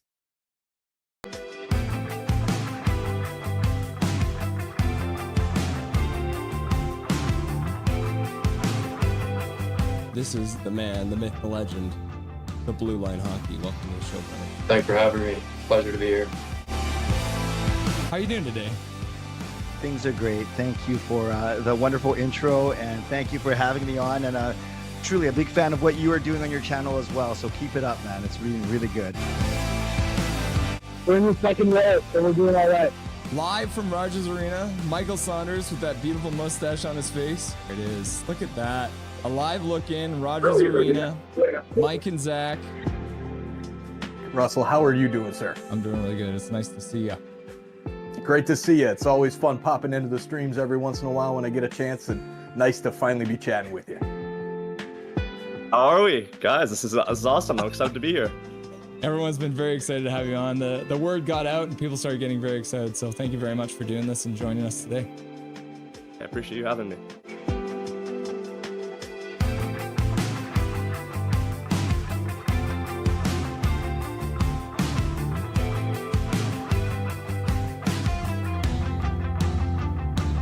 Thank you for having me. Thank you to everyone who requested to hear my beautiful voice too. I appreciate that.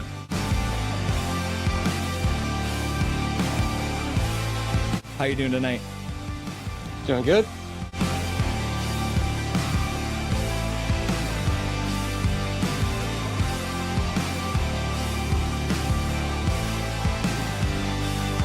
Thank you very much for taking the time out of your very first hockey game to join the stream. Everyone was very excited to see you and enjoy the rest of the game in the third period. Yeah, thank you so much. Bye-bye, guys.